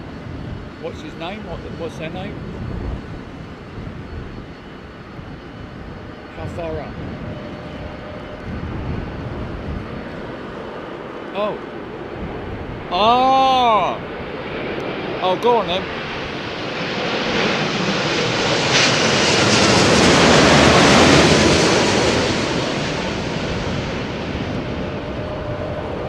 Watch the wing deflex on the 787. Watch it, watch it, watch it.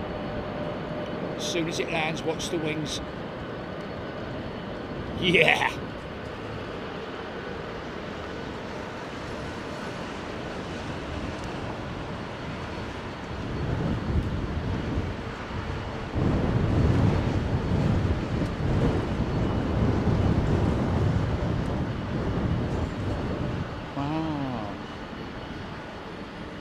Wow. I don't know if Saving Pit Stop is in the house today, but great to have your comment on yesterday's show, mate. Thank you.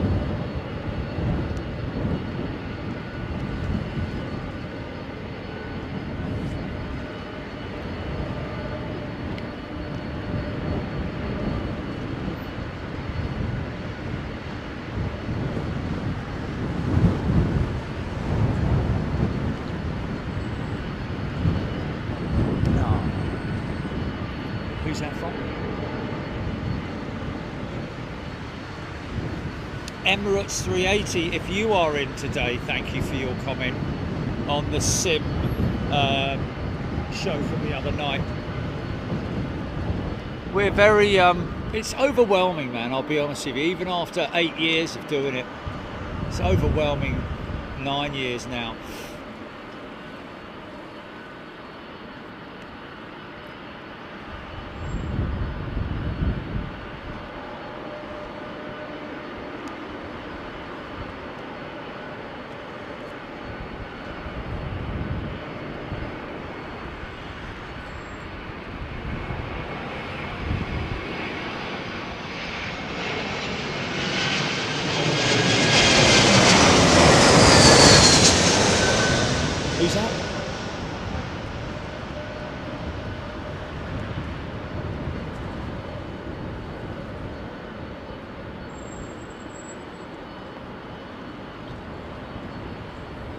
Sachin Chadha says Dad's flying BA134.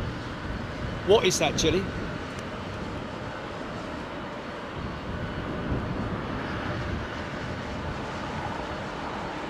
Okay.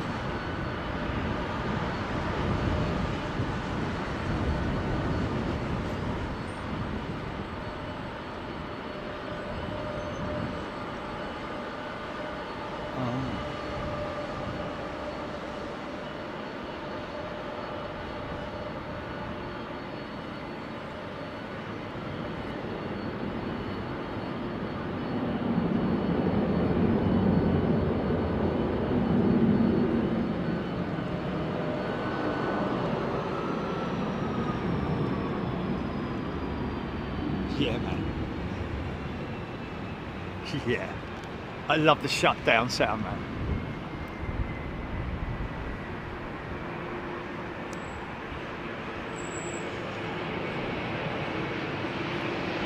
Is this his second attempt? Is this it?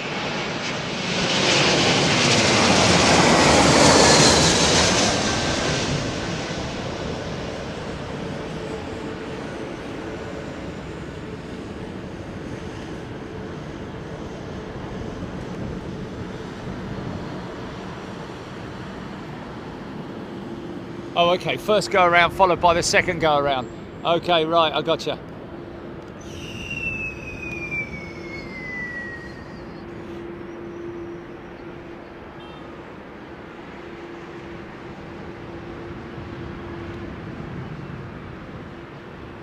Bilge pumps.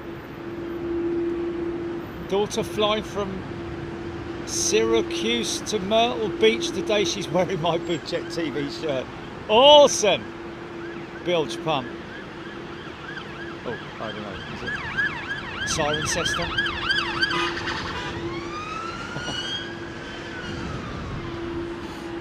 Oh, another 380 behind it there. Oh, there's a great smell of engineering over here today, folks. Oh. Oh.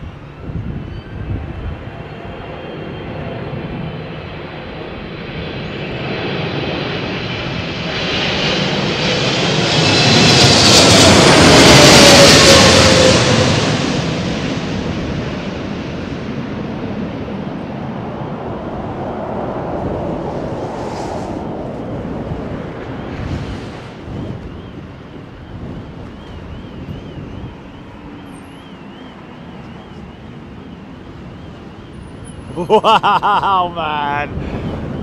I hope all you guys with your headsets on are getting this incredible. Oh, might get a bit of a late vortex downwash here.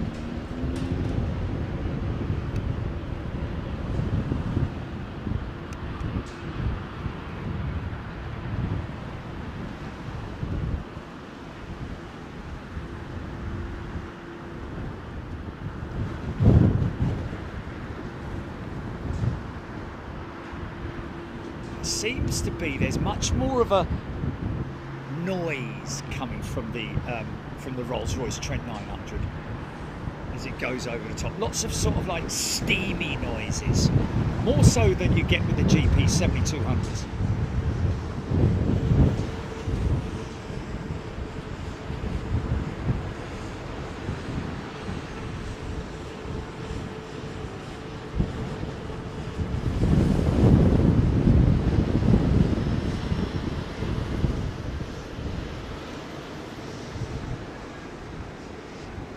See how the lower rudder element also comes into play during landing on the 380.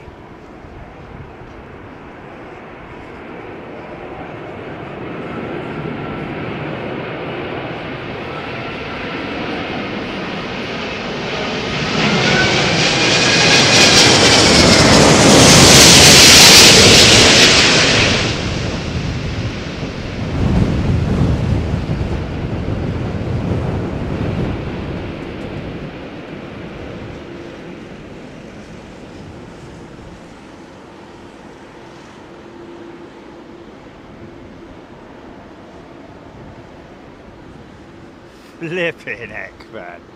I'm telling you, how gnarly is that? All that weight being transferred onto the wheels, just insane, man.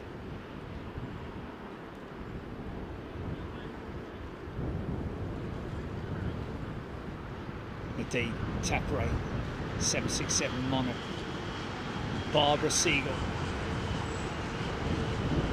Craig Russell. May get a line of heavies coming soon. British Airways 787 from Austin, Texas, 9 minutes out. Virgin 350-1000 from LAX, 9 minutes out. Well, we are into the last 25 minutes of operations on this runway in terms of arriving aircraft. It won't be that long before we'll start seeing lining up for 27 right departures. We'll grab a few departures and then I'm off.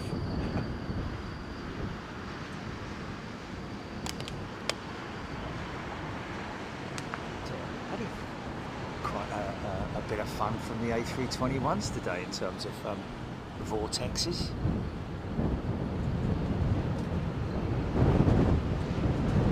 Local baddie, crazy wind speed today. Look at the rudder. Local baddie saying as well. Richard the roadie, butter landing on crumpets. Always amazed by the 380 Bear Vincent. Fly girl, you amazing to see. It is, isn't it? Isn't it just amazing? Sorry, Fly girl J. Sorry.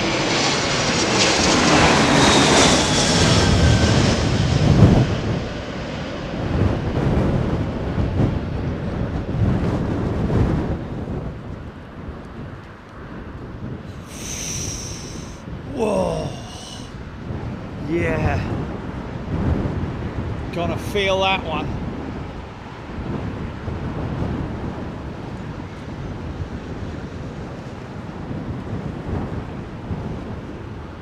Thunderbolt Dragon BA337 with Katie pilot at the back of the stack. Is that the first time I'm hearing of this? Katie pilot operating this BA jet 337, actually right at the back there. Looks like a 320 to me. Maybe not quite at the back of the stack yet. Or is it a triple? Look at how they're getting all buffeted by the winds, man.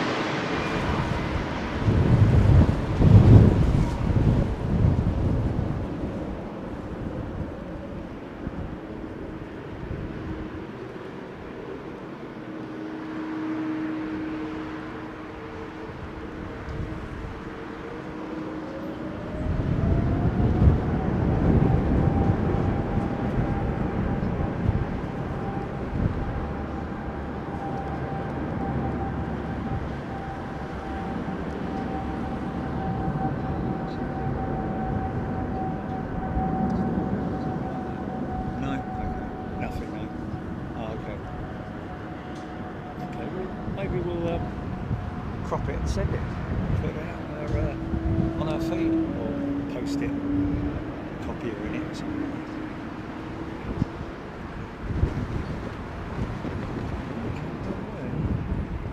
Oh yeah, I got you, yeah.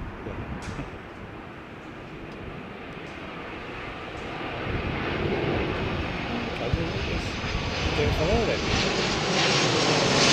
What's it number one at the moment? What's number one on flight radar at the moment? And how many has it got? Probably a Lancaster bomber or something like that. Or the Red Arrows. Or... Easy, easy! Oh, my neck.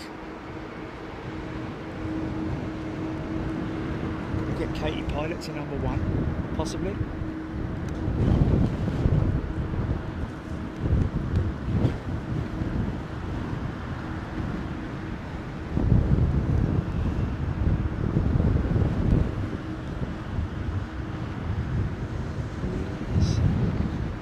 That's the ATR. That's the ATR, I think. Is it? Or maybe not.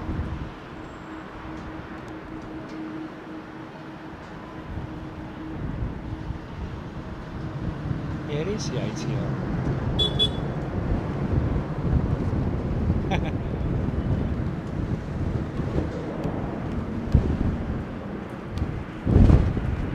Let's get Katie pilot to number one when she joins the back of the stack, folks. Oh, is there a steerman?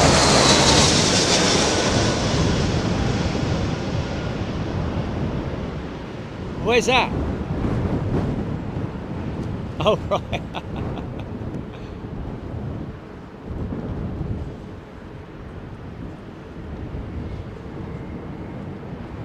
That must be a nightmare, a place like that. Can you imagine what the PA system sounds like? Oh, go around.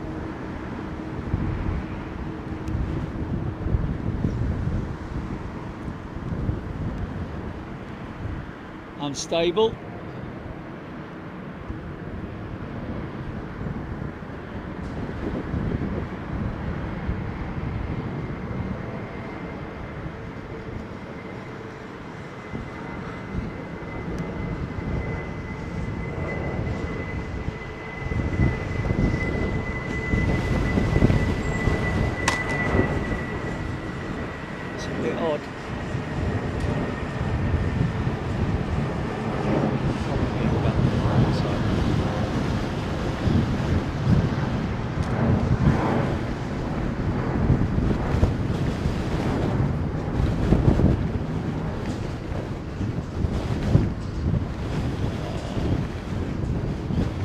Hold tight, fun for all the family. Just 50p a ride. Come on girls, the louder you scream, the faster we go. That's what the pilot's shouting on the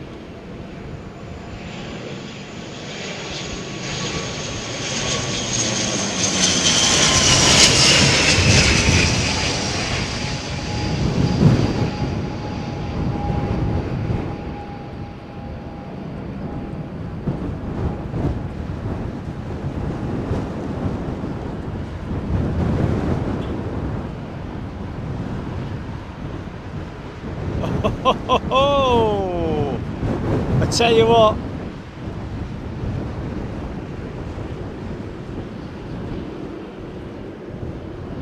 Doesn't it say on her Twitter blog?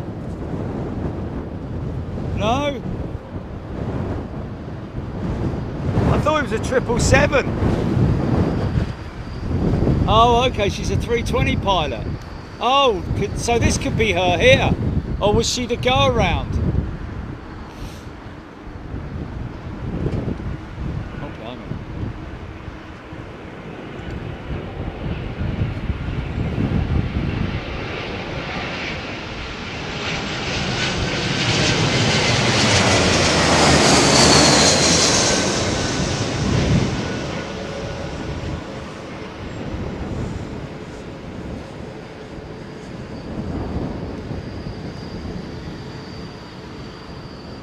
Wow, she was the go-around. Oh, cool.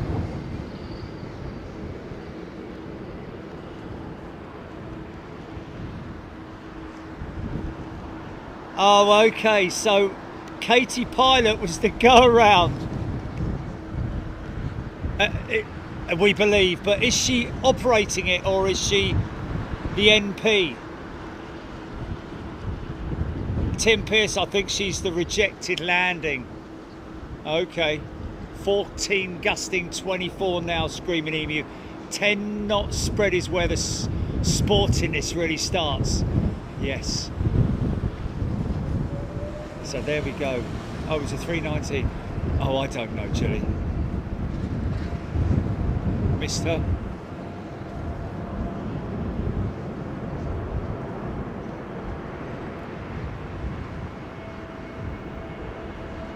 L555 HEP, loving the ATRs.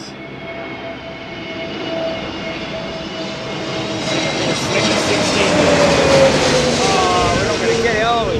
Are we going to get the slinger? We probably won't, man. Oh, 16 minutes for the slinger. Oh, yeah. Yes, we need to get the slinger in straight away. We don't.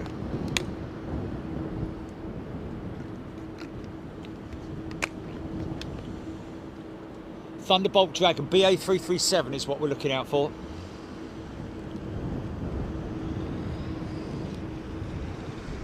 Yeah, they will. Yeah, yeah.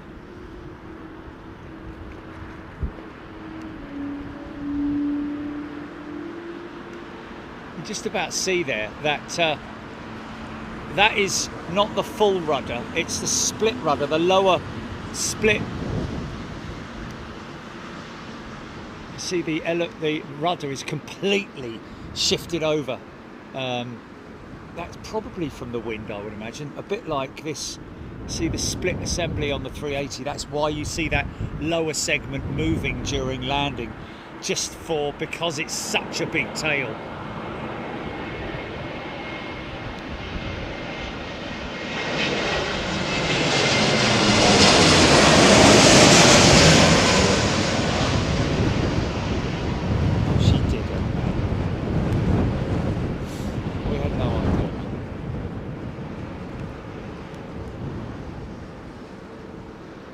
That's a joke, mate. She just jokes. Sometimes you do take things seriously, mate. So, yeah, well, obviously she's not doing that. Yeah. Oh, okay. Yeah. I see what you mean. Yeah. Put a laughing face on it. Yeah. Okay.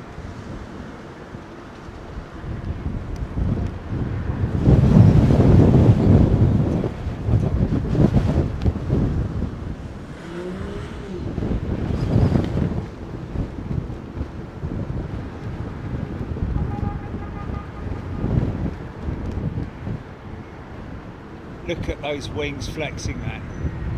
Oh!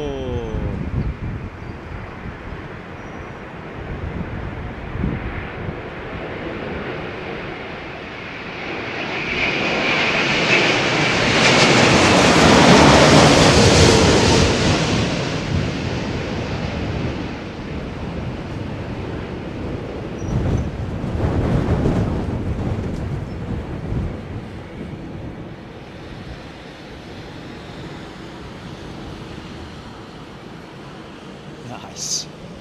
Aloha Tarantula Sousa £2 super chat. How did your thing go Friday?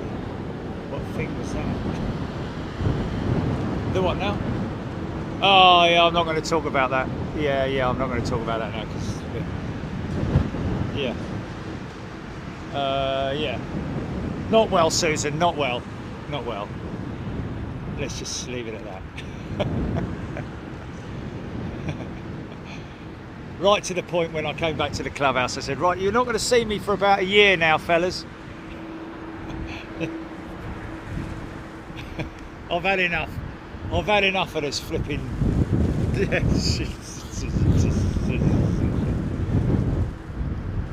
Craig Russell Virgin 350-1000 from LAX now arriving. Avro Arrow BA337 flight radar 24 says it's a 319. So we're still looking.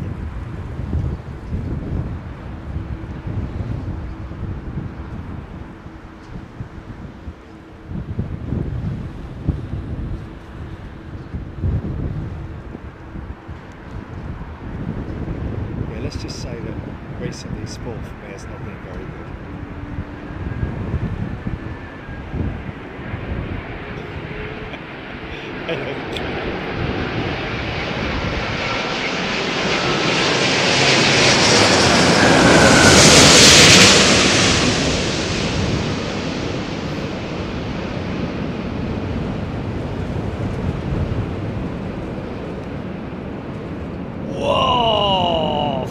That one felt that one, man. Although it might not look so gnarly in slow-mo, you know what I mean? Okay, now this United Dreamliner is rocking up to the line. That's how close we are now to departures out of this runway. So it's looking likely that the slinger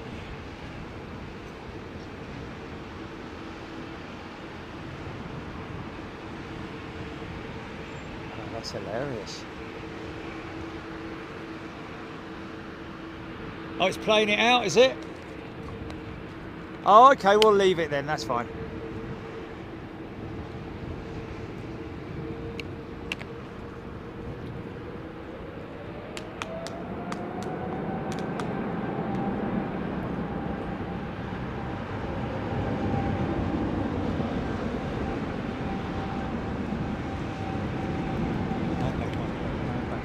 I am back on here. Okay. Oh, okay. Should let it play out.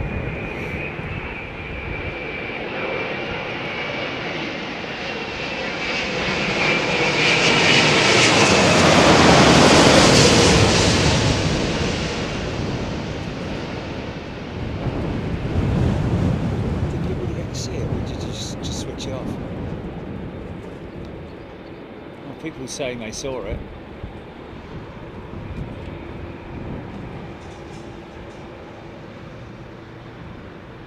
Okay, BA337 on finals, Richard Hall saying.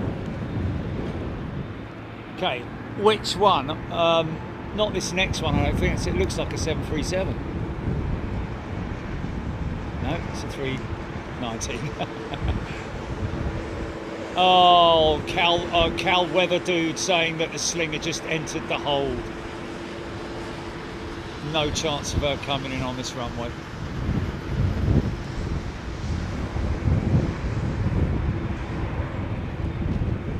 Is it 304, is it? So this is Katie Pilot, Tim Pierce, Pinky fan saying.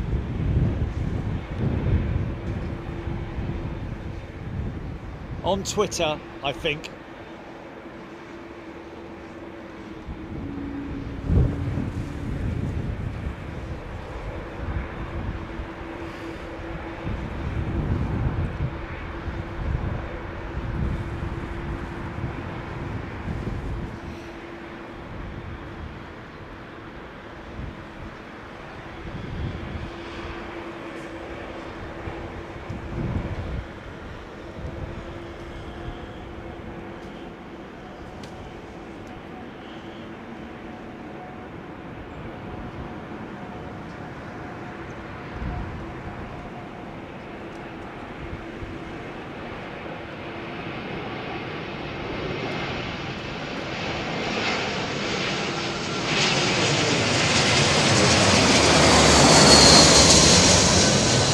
No pressure, Katie, come on. Bring it in.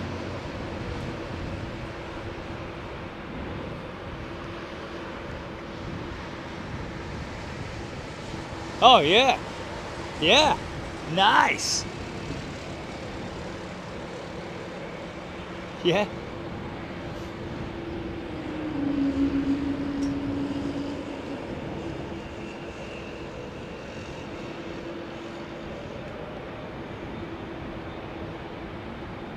Sally Craig, the Slinger is the name that I've given the Singapore A380 after the Singapore Sling, which is obviously a cocktail. And I call her the Singapore Slinger because she's a big old lump.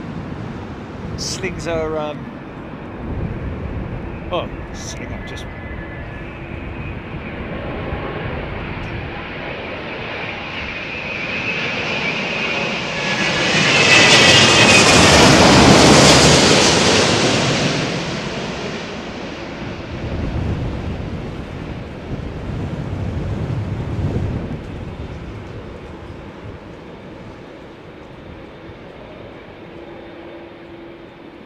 Yeah, smoke them mains.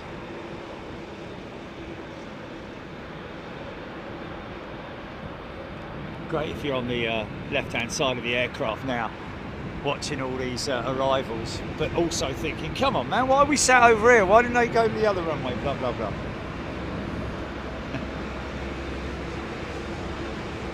Because it's no zazies.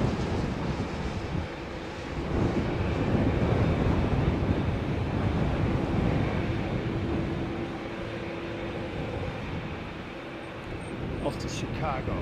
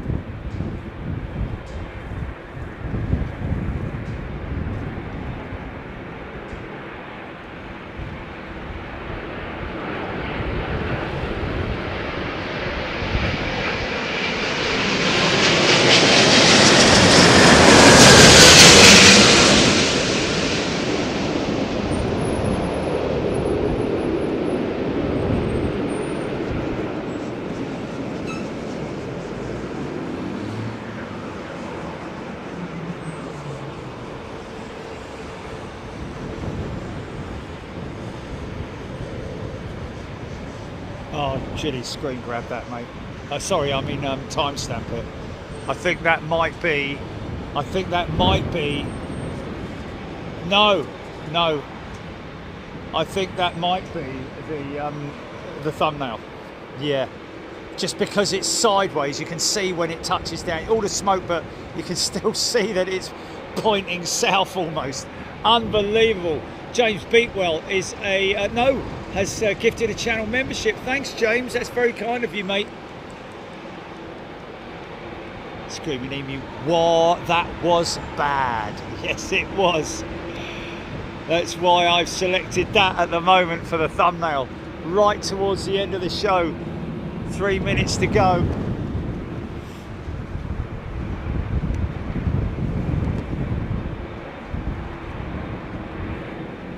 Craig Russell 787 with Turkish now arriving.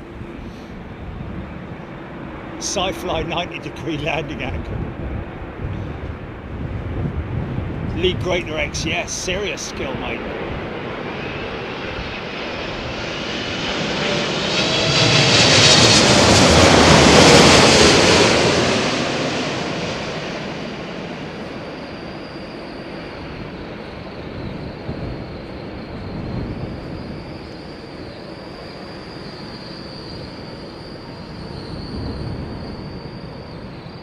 Nicely done, man. Yeah, not a lot of manipulation with the elevators there. Jennifer Bailey, £2 super chat. Thank you, Jennifer.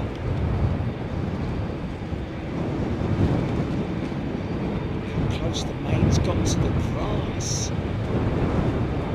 Oh, missed it screaming at you. Sorry, mate. Oh, did you? Oh, okay. Do you want to have a go then? Do you want to have a go?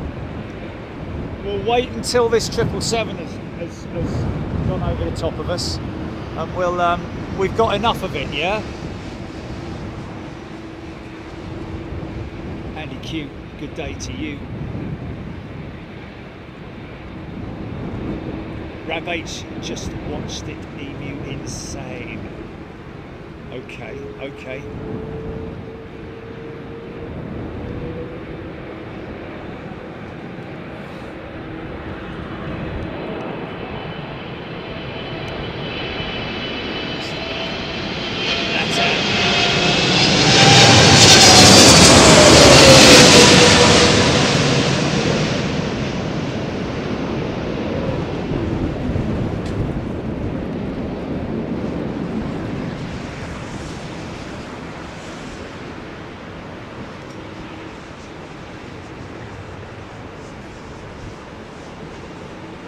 Tell you what, Julie, that might be another one.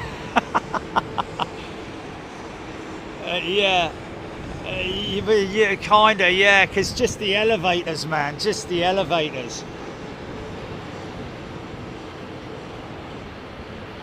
Wow, insane, man. Sally Craig has gifted 5 channel memberships. Thank you, Sally. That's very kind of you, and right on the nail, folks. Departures start on runway 27 right. And I've got to go to Tesco. Right, okay, stand by. We're going to do a couple of VARs. Okay, I've got it, Jilly, stand by. Okay, I'm ready for the VAR. Yeah. Okay, first one.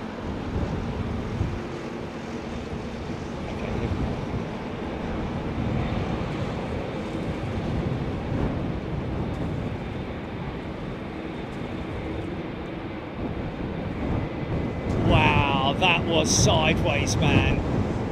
That was sideways. Great adjustment by the pilot, man. But that was really pointing into the wind, wasn't it? We've got another one to come, and I think it was that LATAM 777, wasn't it? Stand by.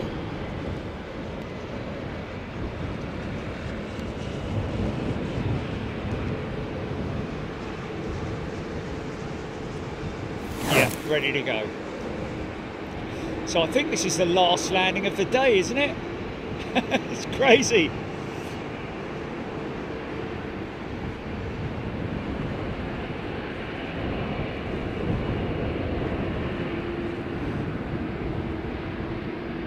wallop. Brought that in. Wow, man.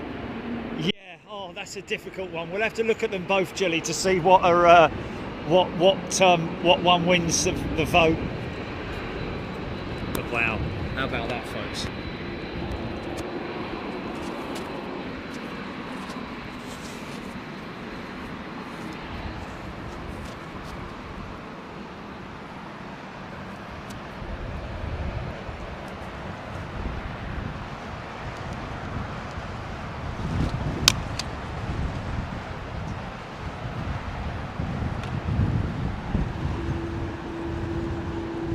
Sideways A350, really. Look at this guy. Wow, man, you want to watch out, fella.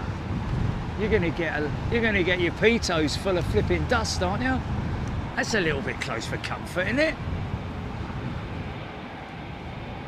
Mate, those IAEs give a right old amount of power, and any dust or objects on the... Wow.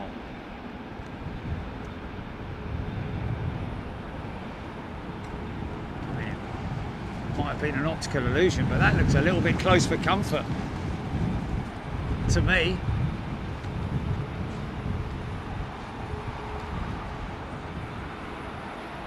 It's that sort of thing. You can get a little tiny piece of dust in your pito.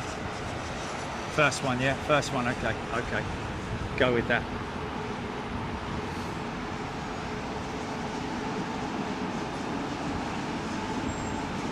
So what's this power up?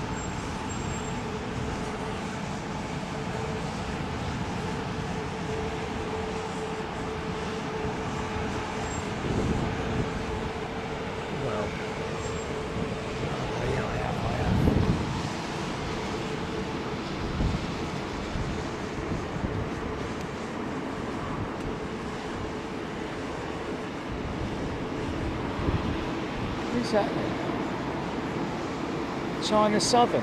No, not a freighter, is it? Cargo Lux. Oh, it's Magma, right? Okay.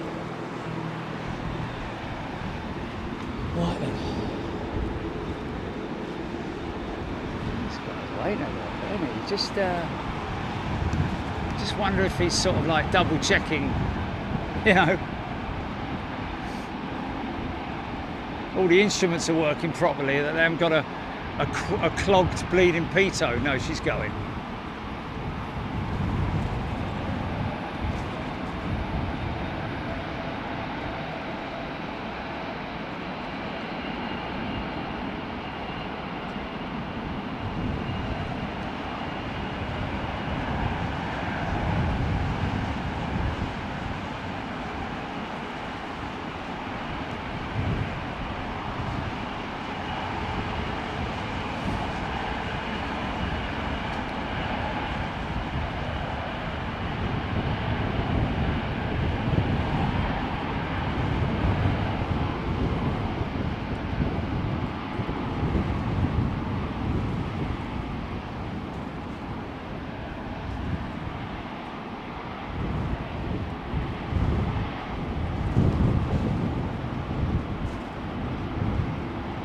See, now that one's at the first intersect. That Eurowings jet's at the first intersect. Now that's all right, but the other one was at that turn-on point of runway at the top end. It was the first one versus the second one. Obviously this one was at the longest turn-on point, but the other one was on the shortest turn-on point. But yeah, crazy. Anyway, thanks everybody. Thanks for your company today. Yeah, what another great show. Thank you, everybody. Looks like we're going to be using, which one is it, Gilly? The first one. The 350 is the one that we're going to use. I thought that was a 777. We just played out 2 777s, didn't we? Okay, well, okay, but the 350 may have been between them or something, because I know that there was a heavy 350. Anyway, we'll find it, folks, and we'll check it out. I think it's right towards the end of the show anyway. But thanks to everybody who's got involved today. You guys are fantastic. Your involvement, okay. Oh, was it? Okay, it was a BA350. Oh, was it? Okay.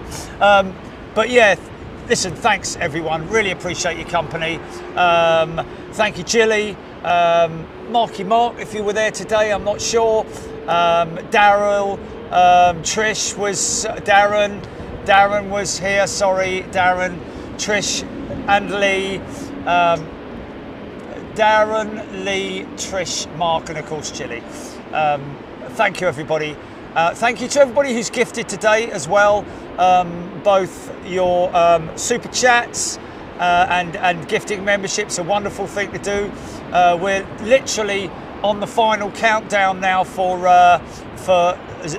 Anchorage, don't forget. But listen, thank you everybody who's got involved today. Some great chat from you guys in terms of questions, technical stuff. Thanks to our pilots for getting involved and helping us out on that as well. And yeah, thanks once again. Look after yourselves. We'll see you next Wednesday if we don't see you before. But depends on how early that bowling rematch comes to us. Look out for that on the Extra channel, folks.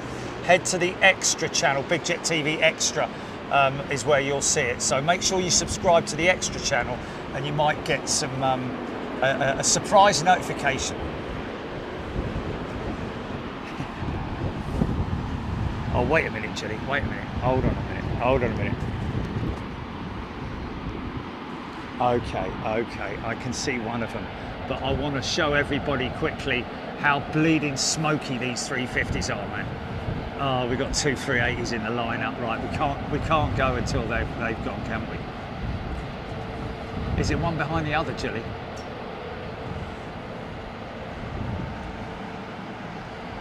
Looks like the 380's rolling straight in as well. I can just see, is that Etihad there? No, that's Saudi. I just want to show you how unbelievably smoky these, they're oil burners, these XWB engines have been notorious for quite a heavy oil burn.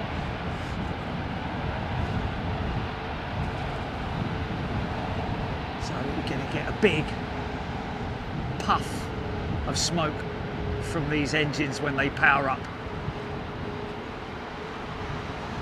Yeah. Now watch the, be prepared to see the sky go from the lovely white to an awful black.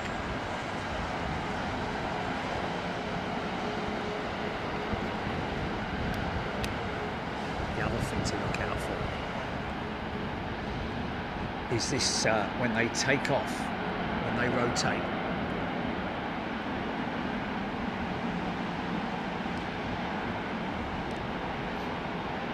Immediately the aircraft kicks to the left. And that's a natural occurrence. It's not something that the pilots induce. The aircraft naturally points to the left.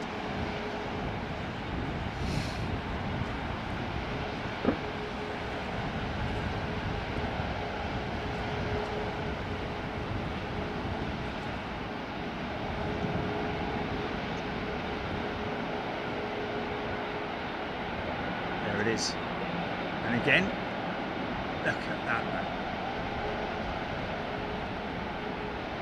All that heat, man. All that heat.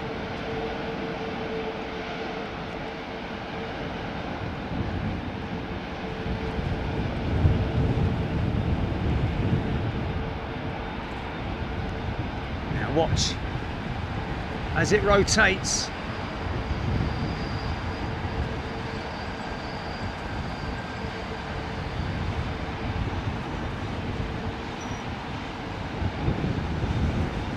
Immediately the wind will kick it to the right. Here we go. Yeah. Wow, look at that. Of course, it's the wind is kicking the tail in. It's just then in the front to the left. Fantastic, man. A sideways crawl. Get a bit of rain. I think I might just about luck out here, mate.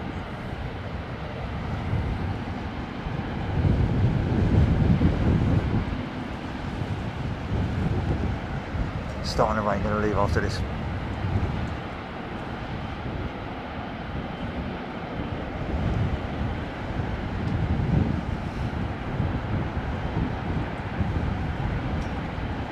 Yeah, spots of rain.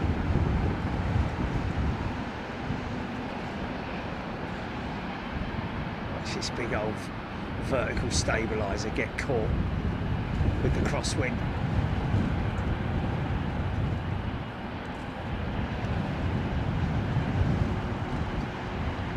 Watch the elevators, watch the elevators. Slightest little pullback, there it is. Up she goes. Big lumbering beast, man. Look at that. Get that gear up ASAP.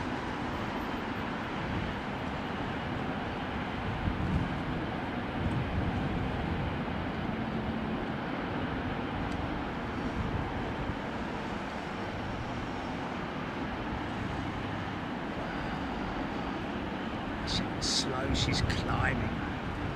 It's notorious for its slow climb rate up to 800 feet.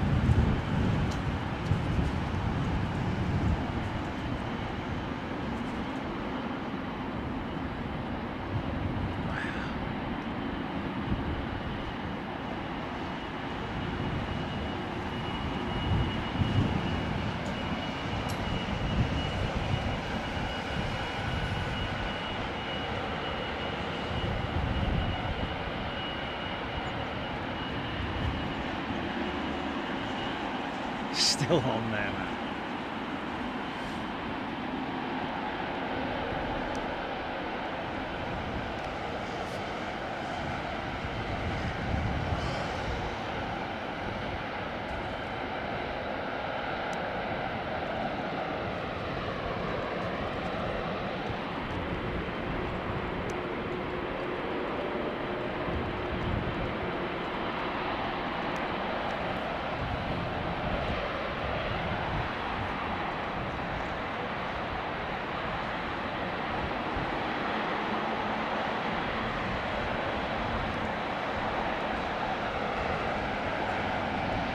Do the Etihad 380 and then I'm done.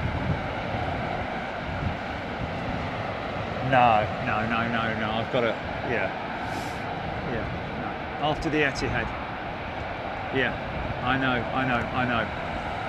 Actually, I'm going to have to go now because it's 20 minutes for me to break everything down now, and then it's going to be very tight. That's going to be very tight.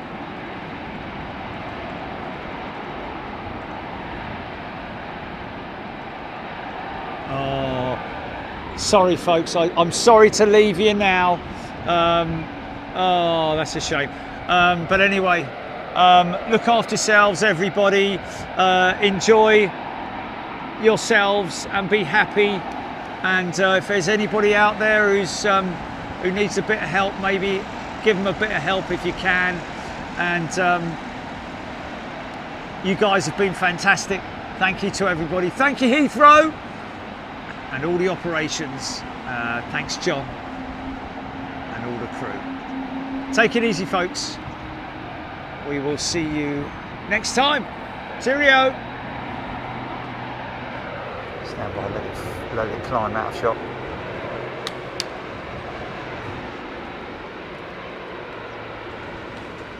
This ain't going to be fun when you're back. Well, just saying, it's like, yeah. I'll be all right tomorrow, mate. I'll be all right tomorrow. I'll be fine. Oh yeah. No. It's just, you know, it's because you're using a completely different bodily muscle, yeah, aren't you?